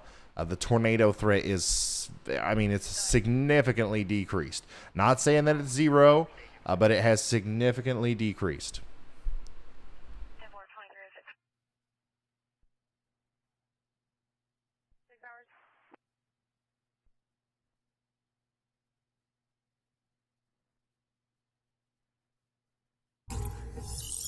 Lenny, thank you. Let's see here. Ryan, what's your opinion on the severe threat in southwestern Indiana tomorrow evening? I think that there's going to be some strong storms, some hail, some wind. Certainly a small chance for a tornado or two, but nothing crazy, nothing to be too worried about. I will cover that tomorrow. I don't know if it's going to be on a live stream, but I will cover that tomorrow, either on a live stream or in a video, in a regular video. And remember, I do want to remind you that this stream has been sponsored by, or it's been supported by Radar Omega. They're one of our supporters and sponsors. And I know a lot of you guys probably already downloaded it. We literally almost crashed the app, or I think we did briefly crash the app earlier. But I think they are completely 100% back with operation now. And every time this has happened twice, but they're upgrading. Like, I think that people underestimate the y'all squad. I think there's a lot of us, but I think that they are completely ready now for downloads and stuff, and I think that it's working really smoothly now.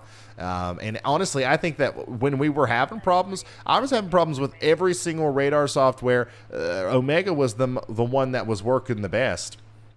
I was having more problems with GR2A, which is a $250 desktop software that the National Weather Service uses. This right here was working pretty good.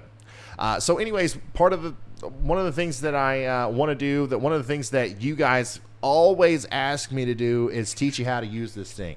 How do you use Radar Omega? Like I bought it, I downloaded it. What's this? What's this button do? All right, so real quick, I'm going to show you how to do that, and then we'll touch on the news again with what's going on there in the Andover, and then we will probably call it a night, and we'll start to think about how we're going to do, how we're going to help the people of Andover tomorrow morning. I really want to figure that out tonight, and I'll keep you updated on Twitter and Facebook with that. But first of all, go download Radar Omega right now and walk through this with me, okay? iOS or Android, there's a link in the description. It's $8, but hey, man, your free radar app, can you do this? Can you click on Vince Welty's picture and see the temperature outside of his vehicle and see his live stream and see the dew point, the humidity, the surface level pressure, and the sea level pressure, and an hour-long history of all those things? No, you can't. You can't do that on any other app. All right, so you do have to spend the $8 to get this wonderful experience here. You open it up, it'll probably take you to your home radar site. But let's say you want to see a different radar site. Like I can't see Kansas City, right? I can't see Kansas City. Why is that? Because we are looking at a radar site in Wichita. So if I want to look at the radar in Kansas, I'm going to hit this little gray dot. That little gray dot. You see that? You'll see it on your phone. You can tap it with your thumb.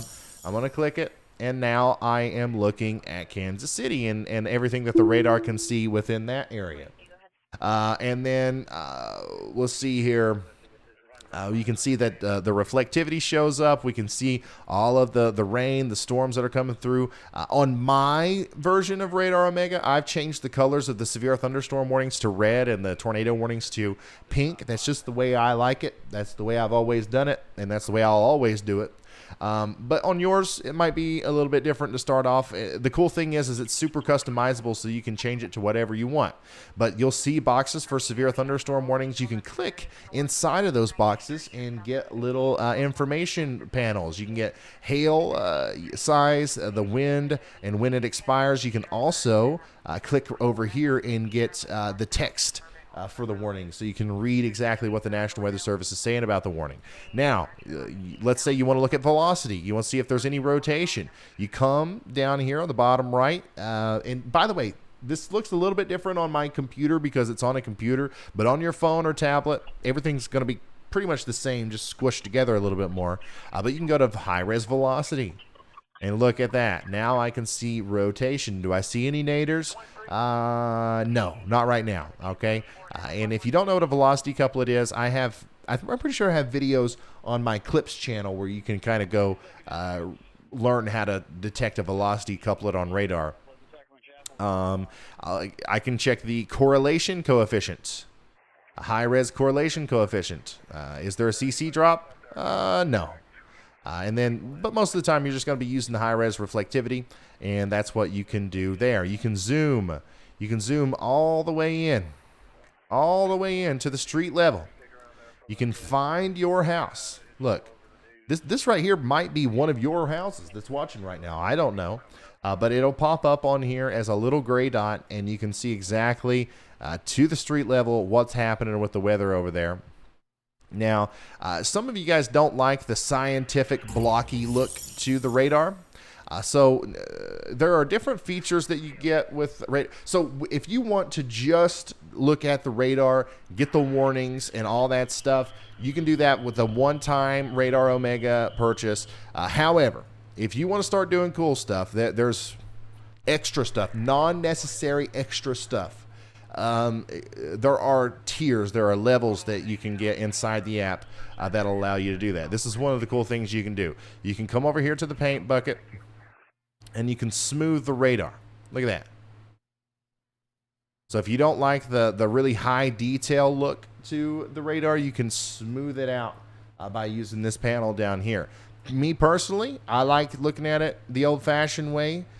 That way you can really see the raw data and exactly what's going on there, but you can smooth it. And you can do that to any of the parameters as you watch the radar there. So that's what that looks like. Now, let's say that I want to do something else. I want to look at the Storm Prediction Center's outlook for today. Hey, Ryan. I think I'm going to cut my stream. Just wanted to give you a heads up.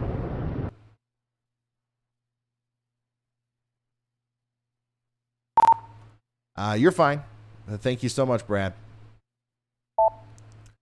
Okay, so I want to look at the Storm Prediction Center's outlook. We saw that moderate risk today, the enhanced risk. You can look at this every day on your app. And all you got to do is come over here, go to severe weather, click the hamburger drop down, go to severe weather, and then you can turn on categorical day 1. You can do day 2. Look at this. Day 2, that's tomorrow. What do we got? A slight risk of severe weather over here in Chicago, all the way down to Champaign, Lafayette, and, of course, down into portions of Missouri and Kentucky. So what happens over here if you're near the boot heel of Missouri and you got a big storm tomorrow and there's a radar hole, right? This whole area right here is just very poorly covered by radar. You can't see a lot out there. Well, guess what? Radar Omega has cameras installed in Missouri. You can just click on them and look at the storm that way. You can literally see the storm before it hits your house in real life on these cameras through Radar Omega, exclusive. I don't know, man. I don't know what else I can say to make y'all understand that this is not a normal radar app. There's nothing else that's even close. And I don't know what else I can show you right now as far as the tutorial goes. There's also a lot of other stuff. You can do lightning detection. You can do storm reports. You can get the METAR settings on there, meaning that you can see temperature, dew points, wind. You can see it all. And you can, of course, go to the display settings. You can change the map, right? So if you don't like the gray presentation, you can go to satellite or terrain, and you can see, the radar differently that way. There's a lot of different presets. There's a lot of different ways that you can view this. And there also is no other radar app in existence with the amount of customization that you can get from Radar Omega. There's nothing even close. You can break this down, change everything, change the colors, change the size, change the font, change the orientation, change the feel, change the vibe. There's nothing that you can't change on here. And if you like the ability to do that, you can. You can spend a long time playing around with this on Radar Omega. So, okay, yeah, that's my tutorial for today. We might do another one tomorrow or something if we go live again.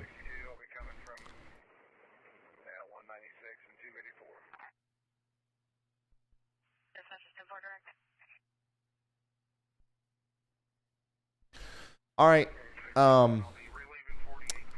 I appreciate y'all for being here. Please follow me on Twitter at Ryan Hall, y'all. I'll probably be up for a while, coordinating with these guys, seeing what we're going to do about tomorrow, and continuing to monitor the situation with the damage and stuff that's going on in Andover. So follow me on Twitter at Ryan Hall, y'all. Subscribe to this channel.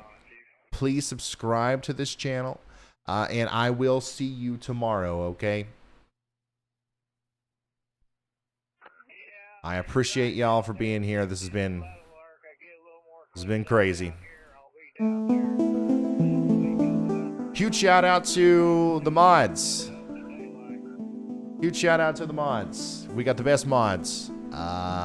Amy, Kinsey, Robin, Michelle. You guys know who you are. Nightbot. Tyler, I think, was in here earlier. Thank y'all. Thank you for being great mods. Thank you to the team in the back end there. Meteorologist Andy Hill. We got News Relay Carly. Put their links in the chat to their stuff.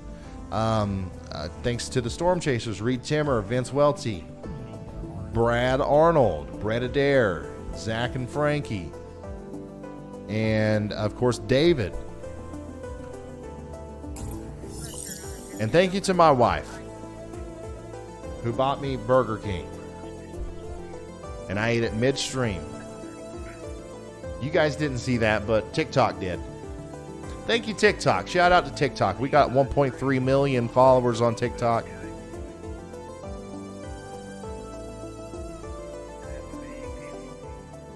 Always a good time over on TikTok.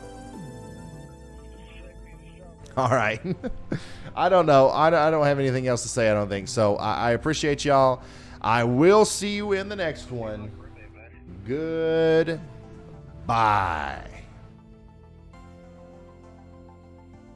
Go to sleep.